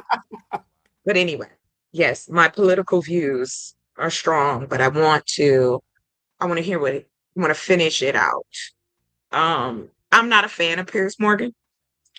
I know that he's, trying to redeem himself, but you still the same person that some the bullshit. Excuse me. But anyway, get back to your video. I don't want to take over. I just Well, wanted to come up and hang out a okay. little bit. Well, drop your link. Oh, Everybody should I go always over there. forget to do that. Yeah, let me while we talking, go ahead and do it. I'm gonna get the link and stuff for you. Well, I mean, while you're playing here the video, here I mean. here's here is my problem with this young man. And by the way, I think the world of him. Got I'm it. just like, Okay. these people on YouTube, and it's not just black men, it's not just black women, it's a lot of people, regardless of color or even Yes. background. They want to take how they grew up, their personal perspective, and for some reason they think everyone goes through their perspective. Everyone was everyone was raised in the hood, or everyone comes from a single mother, or just, dude, there are commonalities, but if you're going to make these claims that his topic is son, what does he call them, son husbands, like these women are raising their sons not only to be sons but like pseudo husbands, almost Yeah. like and I think that's Yeah. ridiculous. It is. Well, like I said, these type of men, it's always the woman's fault. There's no responsibility or accountability to why did the man leave and why isn't he fighting to be in his child's life, regardless of his relationship with her, unless she done Well, took them let kids me and let me take up kidnapped and for ran him a off, little bit. He does Yeah. he does bring men into it, but of course it's Mm, going to be a little bit more of the woman's fault. it's Um, minuscule. I'm gonna be honest. The bottom Hmm. line is, if this son husband thing is the It, what's happening, well, who'd be the antidote? The baby daddy. but that's what I mean. Where are the men? Yeah, And no one I ever don't has know. that answer. Oh, well, it's not for you to have it. It's more of a Oh well, rhetorical I for those know where who, they are. They're not but there. they, They're not there taking well, that's care of food. very, very true. There's an article that came out, I remember some years back, and it had pissed everybody, well, black men off certain black men, because it said that there's a $50 million somewhere in there, and I'm paraphrasing, that if black men took care of their kids, the government wouldn't have to spend $50 million on other people's kids. And I just thought that was cold, and I thought it was wild, because I'm like, okay, so we're the smaller of the group. However, we're the most doing it. I just don't. There's a lot of Well, single that mothers would of, actually not be true. yeah. You mean per capita? Yeah. Yeah. The number Yeah. compared to the population, but Right. money wise, the actual number of people, dude, even if it's per capita, that's where you're getting the most. Dude, Yeah. that doesn't mean more money is being spent, in Hmm. one demographic versus the other. Per capita is literally the mediocre white man spinach. You remember Popeye, eat some Oh, spinach, yeah. you get big muscles. Dude, the biggest problem is not the black community in every framing. It is a problem if you're saying, hey, it's acute, but if you're going to look at it in other framings, how much money, how much does it affect America? I'm sorry, there are other ways to frame the problem. There are different types of problems that are similar. There's all kinds of ways. And again, we racialize. America is fundamentally, we look at everything through race. Yes, I We agree. racialize crime in very limited geographic areas. Most black Americans don't live in urban environments, but the crime rate there is very high, and for a bunch of different reasons. But dude, I grew up in Savannah, Georgia.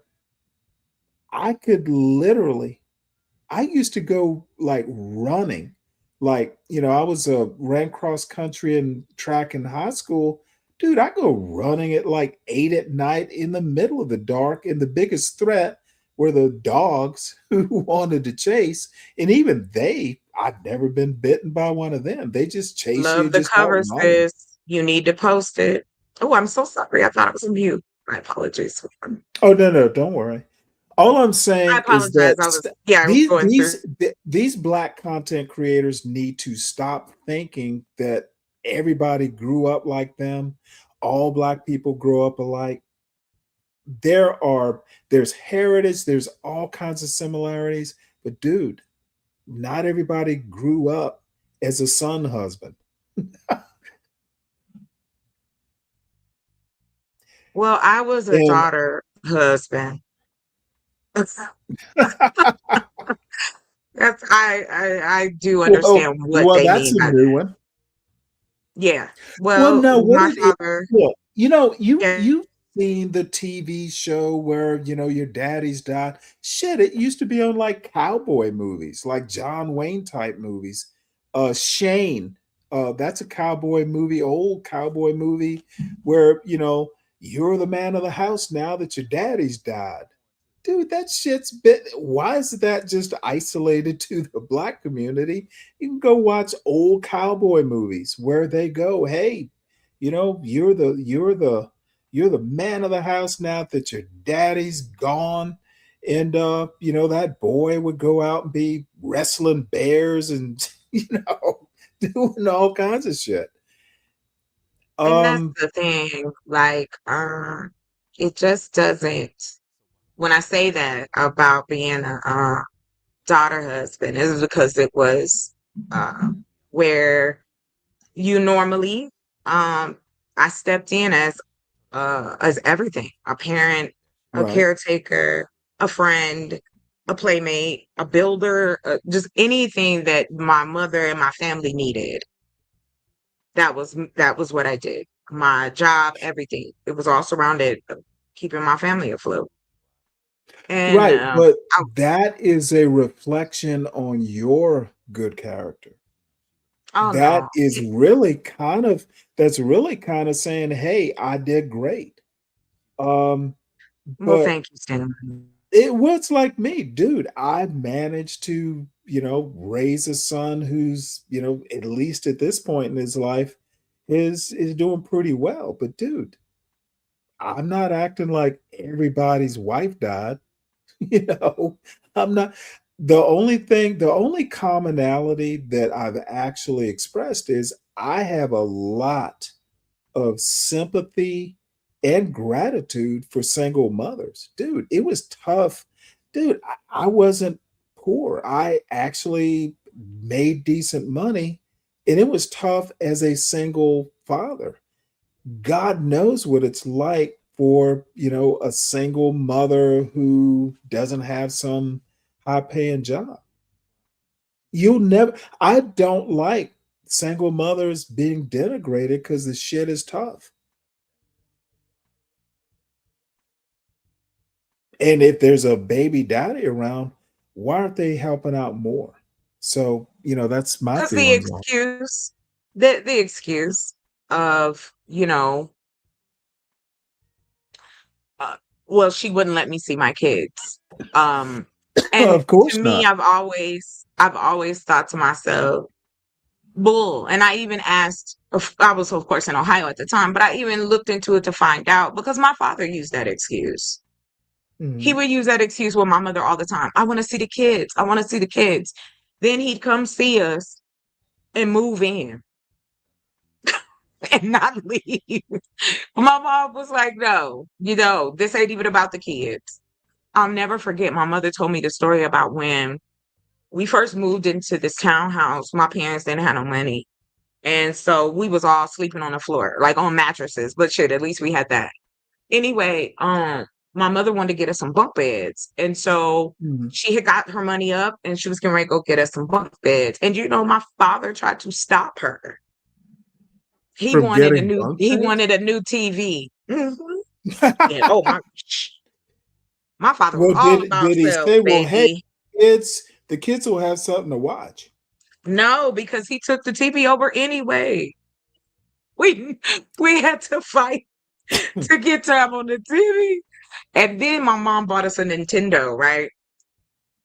And so, because my mom was all about, hey, you get good grades or you do what you're supposed to do. I got you. I'm going to, reward you. So we would have to fight our dad to play Super Mario Brothers because he would play it all day. We come home from school, he's still playing. We like, wait a minute. And I don't put that on all fathers. I don't put that on all men. I just know that there's a demographic of men who acted like my dad. You should not, because I don't. my father was like, I've literally, like, he bought us. Now I'm older than you are. You're my brother's age, but I think my brother actually wound up playing that Atari 2600 too. So shoot, my father, I sometimes I'll tell you a story. One day, my father used to get frustrated at me sometimes, and he would go, well, a lot of these fathers are out on a bar stool after work, and I'm always here. But you know what? I was maybe 14 or 15, and I did not say this, but I certainly thought this.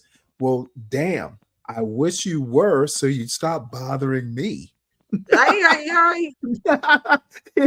like, That's please go have a drink after work so I can do what the fuck I want to do. Now, that was flippant, and I regret that thought. Of course I didn't say it. Dude, I'd be waking up now. Right. But dude, hey, I had a father that we never ever had to wonder where he was, because he was always where he needed to be. I can tell you stories, and it was so funny because my sister and I used to laugh about it. My father would pop up out of nowhere just when you were fucking up. Dude, dude, it's like, where did he come from? You wouldn't hear him, you wouldn't see him, you had no clue. But dude, and I used to do the same shit to my son. Dude, you never know when I might pop up. Fuck up with you best. But dude, my father, and my father was the ghost. He would he'd just be there. And it's like, oh god Yeah. Oh damn. yeah. Where did He must have knew my mom. Yeah, she was notorious. I remember being like 2 or 3 streets over in the neighborhood. My father just fucking walked. He just walked from my house 2 or 3 streets and most of the block, and he just popped up just as I was about, dude. It involved BB guns. It involved BB guns. Oh my And God. my father just walks up the driveway and goes, "What are y'all doing?" I was like, Right. "What?" Oh, dude, Oh I my gosh, remember that's so this. funny. This happened like 50 years ago. But dude, it was like, oh my God, how did he get here? He didn't drive up in a car or anything. Motherfucker walked. I guess he was just That's wondering, well, funny. gee, I wonder what's going on. Let's get some exercise. Dude, my father is a legend in my own mind. That motherfucker, he just pop up. Hey, what y'all doing? So anyway, 12th Man and Tina. Hey, you guys. Tina said 1 sec, and I wanted to let you know I put the link to the show, and I put the StreamYard link in the back. So I put everything in the back. Do you want me to post it in the chat?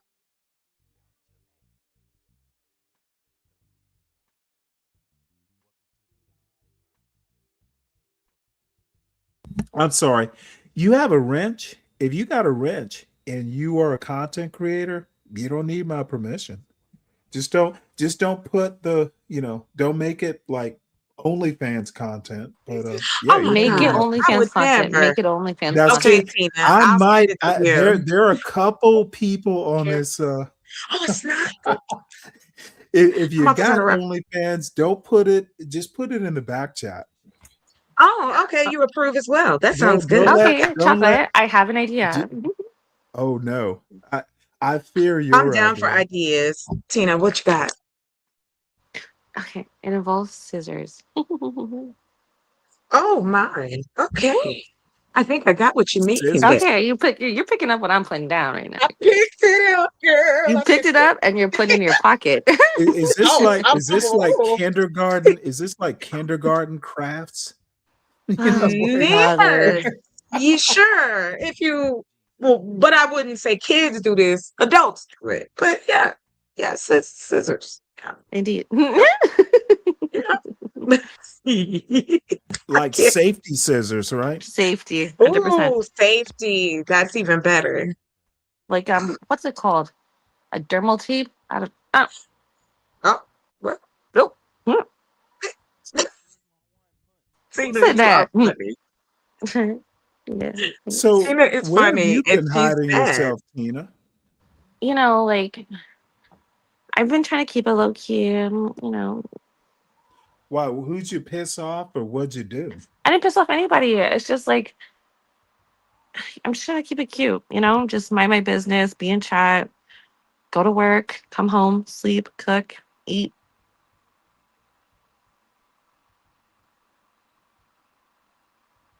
Well, that Mhm. sounds good. I guess that's why you need scissors, huh?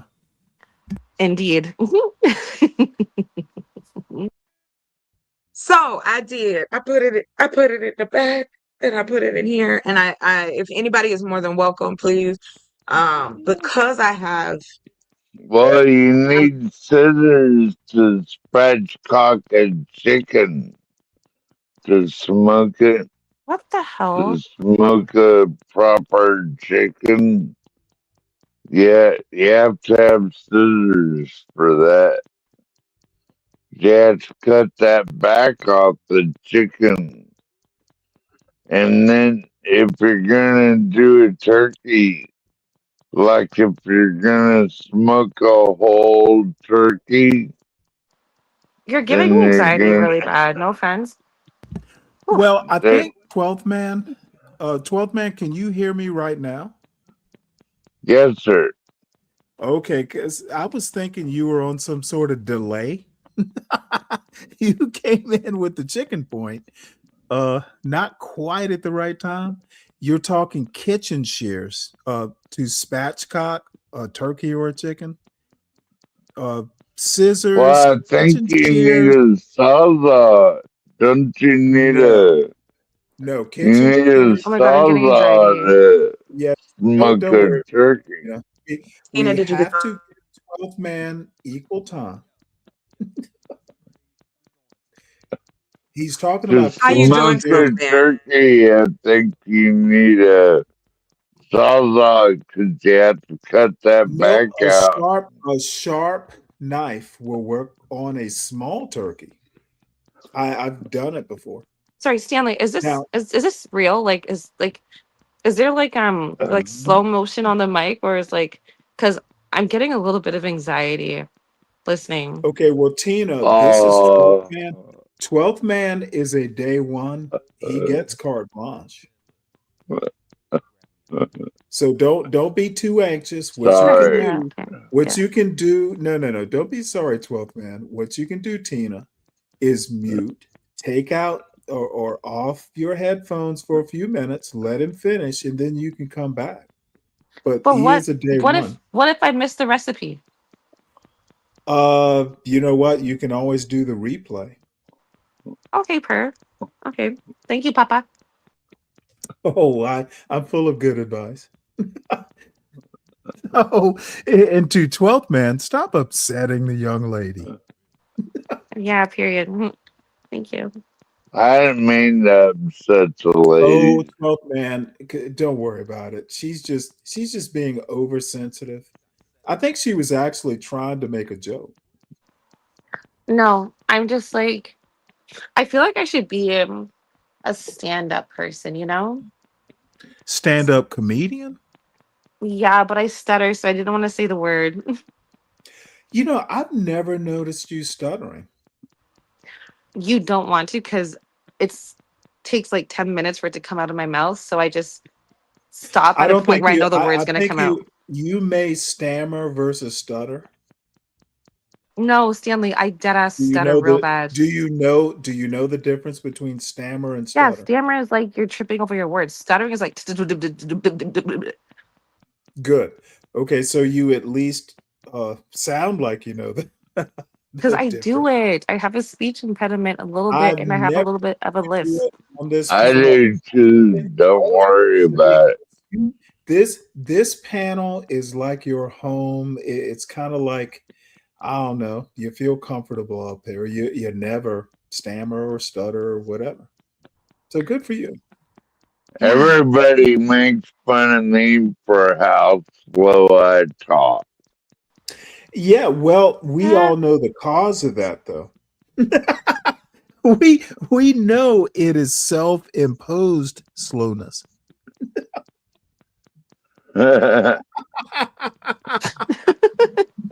This is you don't have to be slow. Stanley would put me in the brig. You choose to be slow, my friend. You don't Yeah, have I to be. like it slow. Yeah, but not everyone else is on your wavelength. Yeah, I know. Yeah, well, if you know, If you don't know, now you know. by the way, let's see, Chocolate's probably on her way to her show, which by the way, she has a tantalizing topic. Officer Tatum on Pierce Morgan. So when Officer she goes, Tatum, yeah, when she goes live, I I'm probably like gonna that guy. no doubt you do. When she goes live, I'm probably going to wrap this up. Unfortunately, I had more to go, but I'm really just fucking around, having a good old time. And let me thank the sponsor for this Saturday's show, Ms. Brooklyn Watson. Thank you so much, ma'am. I am going to make this Saturday show saucy enough. So Kim is also, like the moderator of moderators. So thank you so much for sponsoring the show, Kim. As a matter of fact, you should be listed among the executive producers.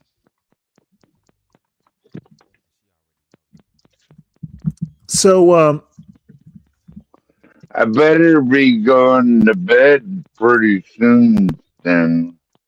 why's that? You gonna pass out? I got disconnected. I wanted to say hi, Oh, and I'm that's about all to right.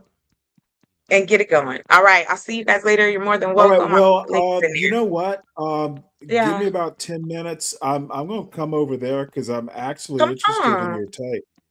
And Yeah, come on through. all the little Stanley versus the World gang. We're gonna go over there too. All right, y'all welcome. Come on through. Don't tear nothing up. All right. Okay, I'll see All y'all right. later. Bye. Bye. So, folks, Chocolate Earth has dropped that link. I'm at 5 hours and something? Yeah, 5:02. So probably time to wrap this up anyway. But let me make sure. You're gonna wrap it up early tonight, Stanley? Not really. I've been on for 5 hours or so.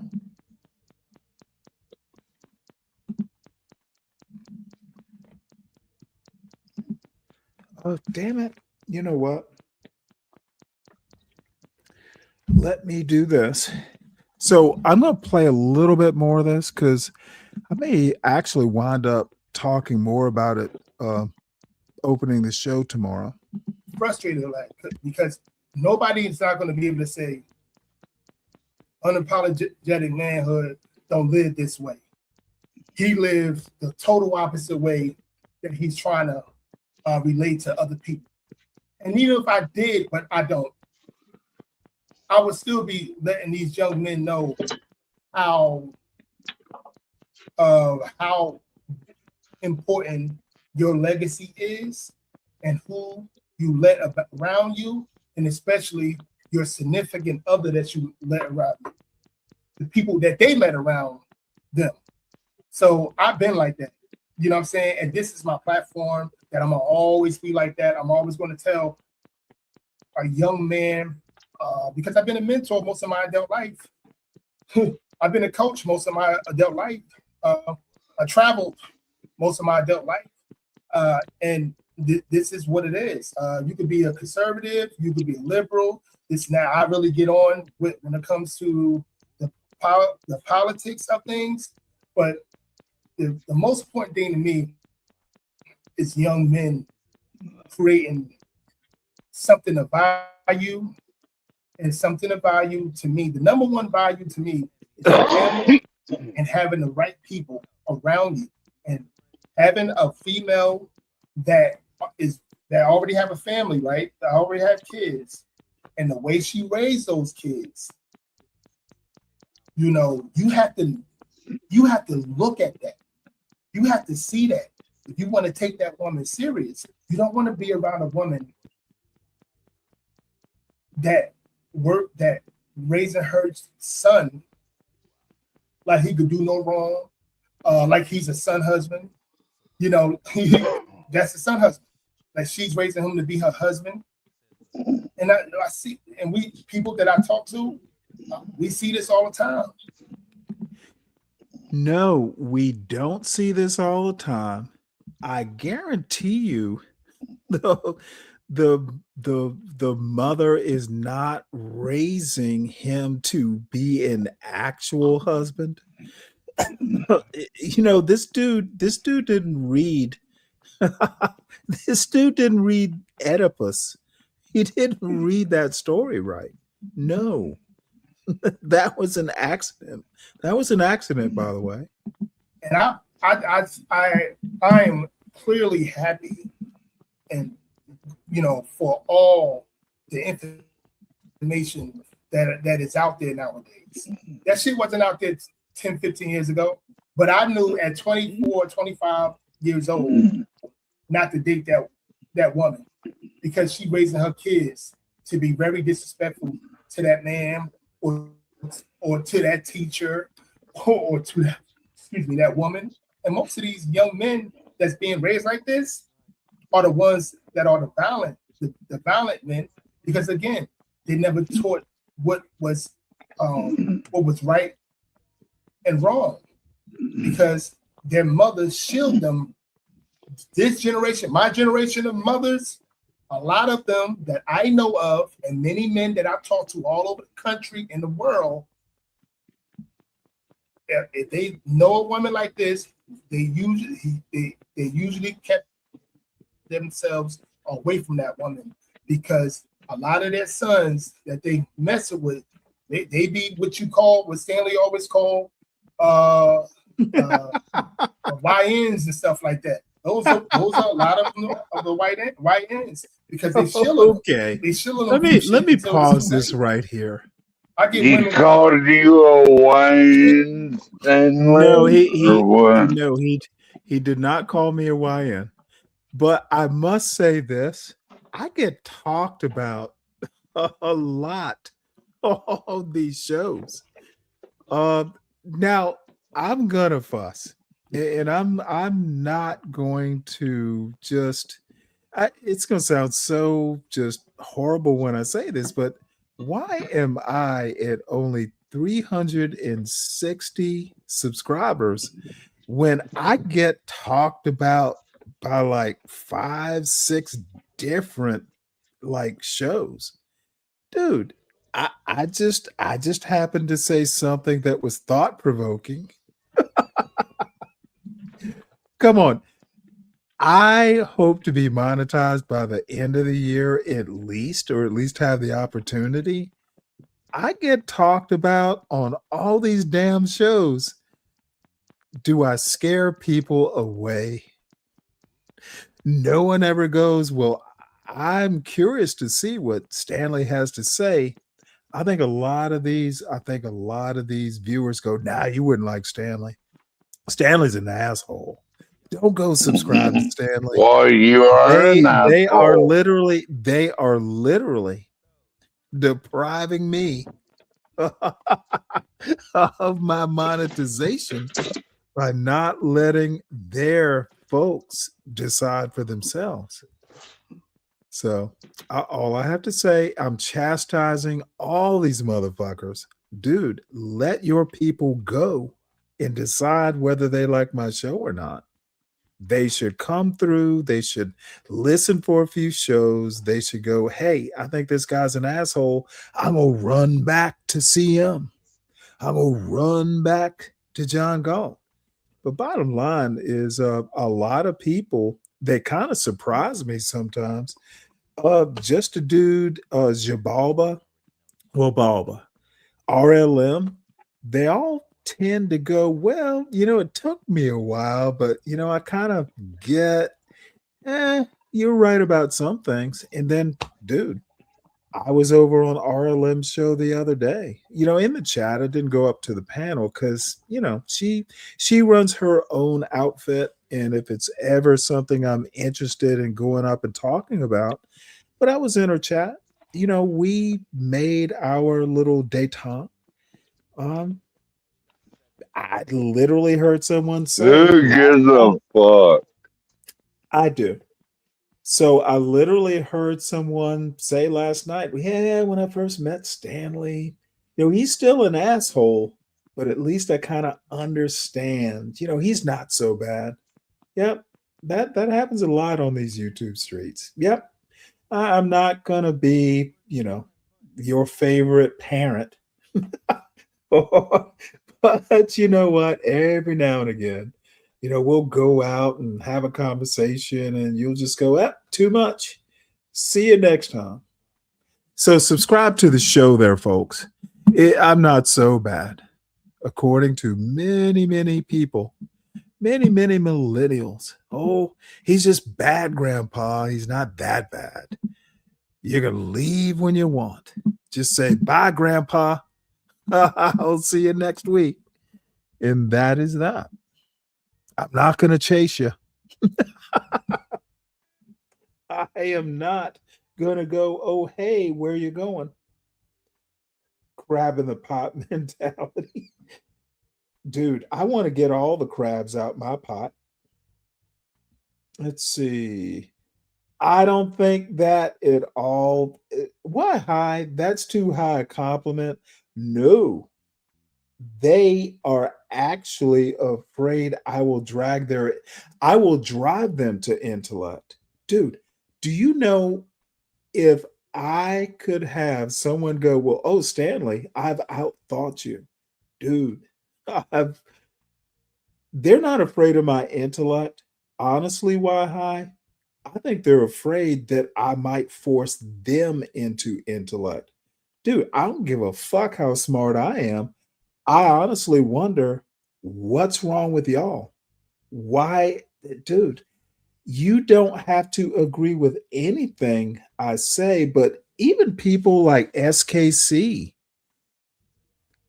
dude, I disagree with about 98% of what an SKC says, but the compliment I give him is, dude, I understand why you think this way. I disagree with your conclusion, but at least you left me intellectual breadcrumbs. I know how you got to the conclusion. We just came to different conclusions. I'm okay with the disagreement. I have a problem with how you got to this fucked up opinion. 98% of, I don't know. I'm being a little bit, a little bit too much. I think we're just gonna have to go over to Chocolate Earth and let her control. Um, but why high? I totally appreciate the compliment, but I'm not that person. But I do expect, like, dude, my son, dude, you better be about 5 times smarter than I am. Dude, I raised you. I didn't raise you to be like me. I honestly expect you to be smarter than me. The fuck? You should know more. You should be able to do more. Um, come to your own conclusions, but dude, don't let old dad be your fucking albatross. Fly, go, do it. Be smarter. Surprise me. Dude, and I actually have had this experience. Dude, I'm like, God damn, this motherfucker thought this, executed it. Dude, I'm his daddy. Dude, there's this this picture that CM and all these guys, I'm in that little tweed jacket and all that shit. Dude, that was I've told this story, and then once I tell this story, I'm gonna, go over to Chocolate Earth. Dude, all these people, CM would, bring up the little picture of me in my little tweed jacket and my little afro and all this stuff. Oh, Stanley, is that a purse you're holding? No, it's the back of a chair in my son's school library. I told the story several times, but dude, I was proud as fuck. Dude, his guidance counselor calls up, Mr. Cross, can you come to the school tomorrow? I'm like, what? Dude's a fucking senior. What on earth has he done? First thing I thought was like, damn, what has he done? I've never been asked, can you come to the school tomorrow? So I was like a John Galt. I'm like, well, why? Honestly, I was like, holy fuck, do you need me there today? Because if he's fucked up, I need to be on top of this. Can't wait for tomorrow. Well, no, we wanted to keep it a surprise for you and your son. But yeah, he got picked up for Georgia Tech, full ride. Uh, he didn't wait for the general spring. It was his first choice. He applied in the winter, there are 2 sessions in Georgia, general admission, after, Christmas break or whatever. This motherfucker applied in September. He's like, hey, I want you. Do you want me? He got picked up. And they just wanted it to be a surprise. So me and my brother, we get there. He had no clue. It was so funny. Now, two other girls. There were 3 kids from his high school that got picked up, but these people were like 1,400, 1,500 SATs. My son actually was in the 1,400 range, but that's not bad. Good enough for Georgia Tech. So they just get him out of school. The fucking principal, like, hey, Mr. Cross, we need you in the library. So he comes walking in and I'm there. You should have seen the look of fear. Oh, my dad's here. Dude, it was funny as hell, but dude, some recruiter from Georgia Tech, there was balloons, he got a sweatshirt, he got this coffee mug. It was like, hey, y'all got picked up for Georgia Tech. Academic. It was in the newspaper. There was like a newspaper reporter. Dude, when I got into college, no one ever did that shit for me. I was proud as a motherfucker. Dude, that's my boy. Dude, hey, you got picked up. I'm sorry, it's only the third best engineering school in the country, which makes it one of the best in the world. My son scholarshiped his way in because he worked hard in high school and I'm his daddy. So I expected him to do better, and lo and behold, he did. That is Black culture to me. That is what American Black culture is. My dumbass Harris tweed jacket and my dumbass fro and a big ass smile on my face. That people like CM are wondering, ooh, the back of that back, is that a purse you're holding? Motherfucker, no. It's a school library chair in my son's high school library. What you don't see is the people there going, congratulations, young Mr. Cross. You did it. So when a CM or any of these dumb fucks tell me what you've done, my contribution to Black America is raising someone who knows what he can do, but he's going to be an engineer.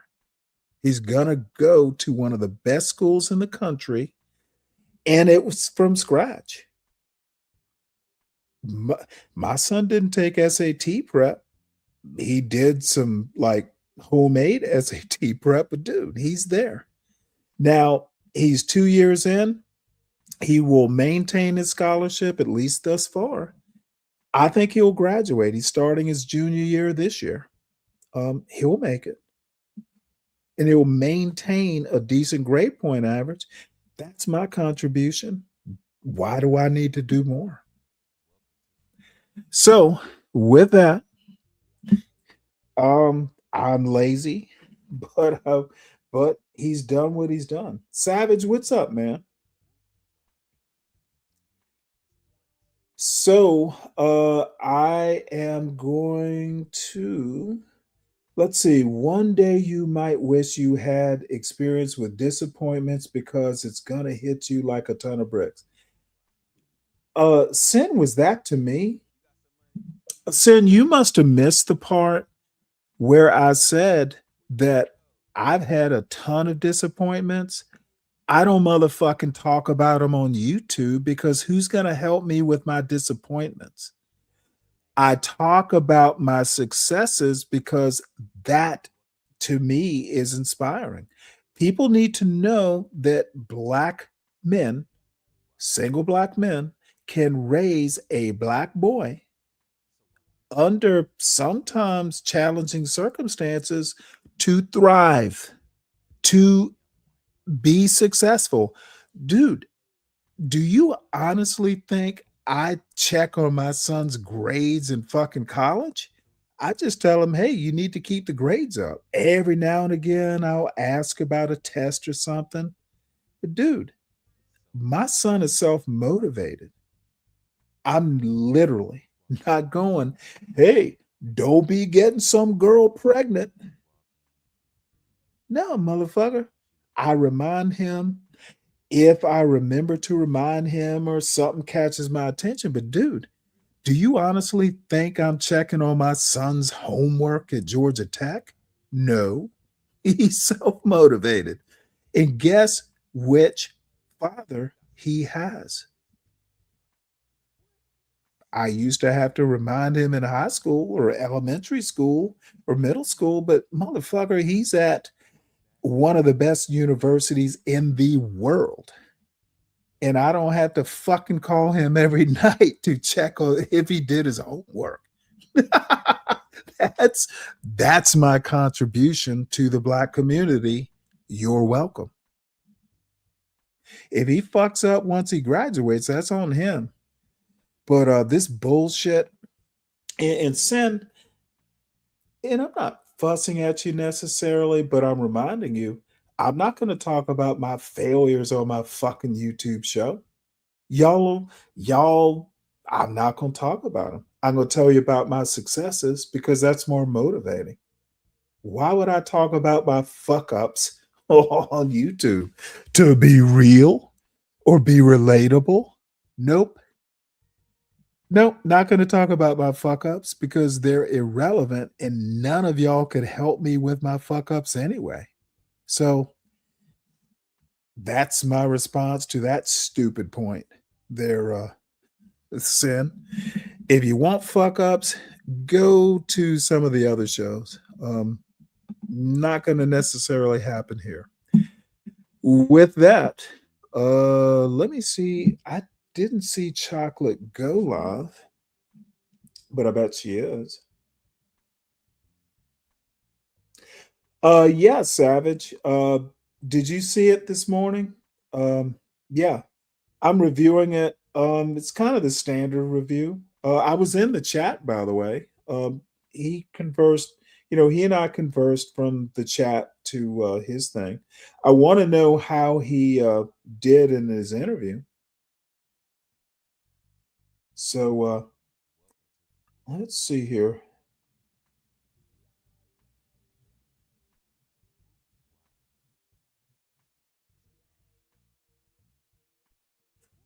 I think Chocolate is live. Wait, hold it. What is this? Oh, you know what? Hey, Dirty, you put the wrong link in there. Chocolate. I see Ola's. Hey, Ola, do me a favor. Would you drop Chocolate's live into the chat before I leave? I see Candy Cane's over there. So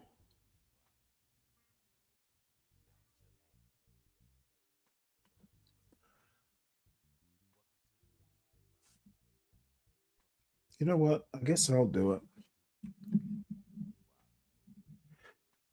Were you? Well, don't worry about it. This review is not like a scathing review. It's just I think that sometimes people can be too narrow-minded in their advice. But that's a me thing. I think Unapologetic is a great YouTube person, and the only time I'm ever gonna just drag him, we'd have to be on the same panel so he can hear me laugh when I do it. But no, he's a quality guy. So don't worry, Savage. I did not disparage him. It was light criticism. And folks, this is Chocolate's live going on currently. I'm heading there myself. I will see you all over there. I had a great time, and I will see you all tomorrow. I almost made 3:45 today. Try and keep it a little bit earlier, and maybe try and back it up a little bit more earlier, but we'll see how that goes. So, see y'all over at Chocolates.